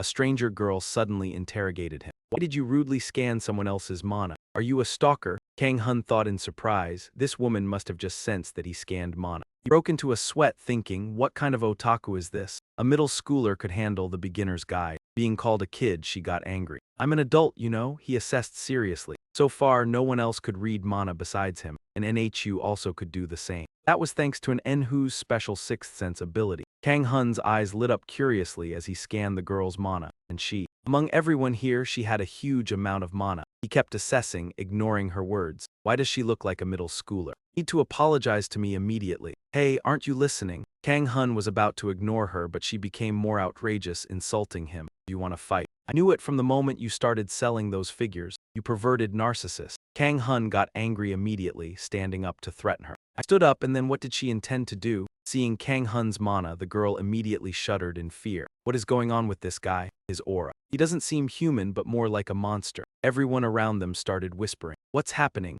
Are they going to fight? Just how strong is he? I heard his combat ability is even greater than Han Zi En Han and Choi Dongo. Mong Du let out a big laugh, amused. He was exactly the same as before. That guy, Sintegi, helplessly watched the scene between the two of them. As expected, I knew this would happen. This was bound to happen. Sintegi tiredly reminded both of them. Kang Hun, Na Zi, stop here. I really want to ask. After being reminded, Na Zi obediently sat down, but her mouth kept muttering. HMPH, since the team leader has said it, I can't do anything about it. Meet again next time and I will definitely teach you a lesson. Her words struck a nerve with Kang Hun. The anger inside him flared up once more. He glared down at her angrily. HMPH, then he teased her. All right, next time. Otaku, Na Zi retorted in anger. What? Choi Dongo, annoyed, spoke up. Enough. Nays, Kang Hun, that's enough. This meeting was hard to organize. This was the first time Dongo had shown anger and they both immediately listened. Dong Cheng nodded. Finally, the situation calmed down. Tegi quickly started the meeting. Let's get straight to the point. Next month, the Global Dungeon Summit will be held in South Korea. This is an important meeting where key figures from each country will gather. We want to assign the security responsibility to Han Mong-du. Isn't the military and police enough? Sintegi explained. As those who are well aware, the threat of terrorism still exists. Everyone immediately raised questions. Wasn't that resolved already? Then why was martial law lifted? Because of the summit. Sintegi nodded and explained further. That's right, our country. Its rapid responsibility and policies that favor those with powers has handled dungeons better than most countries around the world since their emergence. That image of a safe country is the reason the summit is being held in South Korea. The top security, South Korea, is the strongest. Baho-do realized, then the reason martial law was lifted is, Sintegi continued, because that image of safety is now shaky. They can't cancel a summit they worked so hard to secure. And Mong-do side, politics really is, Sintegi continued. For this reason, we want to ask you all to take charge of security to deal with terrorist organization. Suddenly, Han Zi-enhan stood up and interrupted. Sorry, but for something that may not even happen, I can't waste my time. Instead, to prevent dungeon terrorism, I will actively cooperate in clearing dungeons in the capital area. I have something to attend to, so I'll leave first. Kang Hun curiously watched Han Zi-enhan. Has she always been like this? Today, she seems especially irritable. Many in the room shared the same opinion. With Han Zi-enhan leaving, they began exchanging thoughts. Well, it does seem a bit forced. Honestly, clearing dungeons could be, well, this isn't mandatory, right? So we'll leave first. They all gradually left the room. Now only 7 people remained, including Sintegi. He tiredly rubbed his brow. Unexpectedly, Kang Hun said something unusual. Honestly, everyone with abilities is selfish, right? Sintegi, agreeing, nodded. You're right, if only they could cooperate like you, Kang Hun. But before he could finish, Sintegi stopped himself. He looked over at Kang Hun, stunned. He couldn't believe it. What? Kang Hun? Kang Hun is relatively cooperative. No, very cooperative. The management team for special ability users agrees with this. The transmission cut off, leaving everyone confused. Follow this series, please hit the like button and subscribe. Don't let the admin get mad. If you don't hit it hard enough, just wait for the admin to bring cooking oil to your house. Goodbye and see you next time.